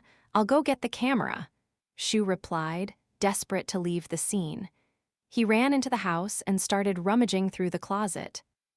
In the meantime, everyone walked out into the yard, cleaned up the mortar and pestle, stored the mochi somewhere cool to let it sit, and started lining up for the picture. The girls fiddled with their hair a bit to make it perfect before Shu finally returned with the camera. The Nagumo family stood in front of their front gate with Hajime in the center. Yue and the others looked a bit nervous, while Sumire, who was standing on the far end, laughed. Now, no need to be so stiff. Smile. It's our first family picture, so we've gotta make it a good one, guys." Indeed, this would be the first family picture with everyone in it since Hajime had returned from Tortoise and tripled the family's size. Hajime had suggested taking one to hang up in the living room. Shu set up a tripod, placed the camera on it, and then smiled at everyone to show them how they should smile. "Everyone ready? I'm setting the timer for 10 seconds. Here goes."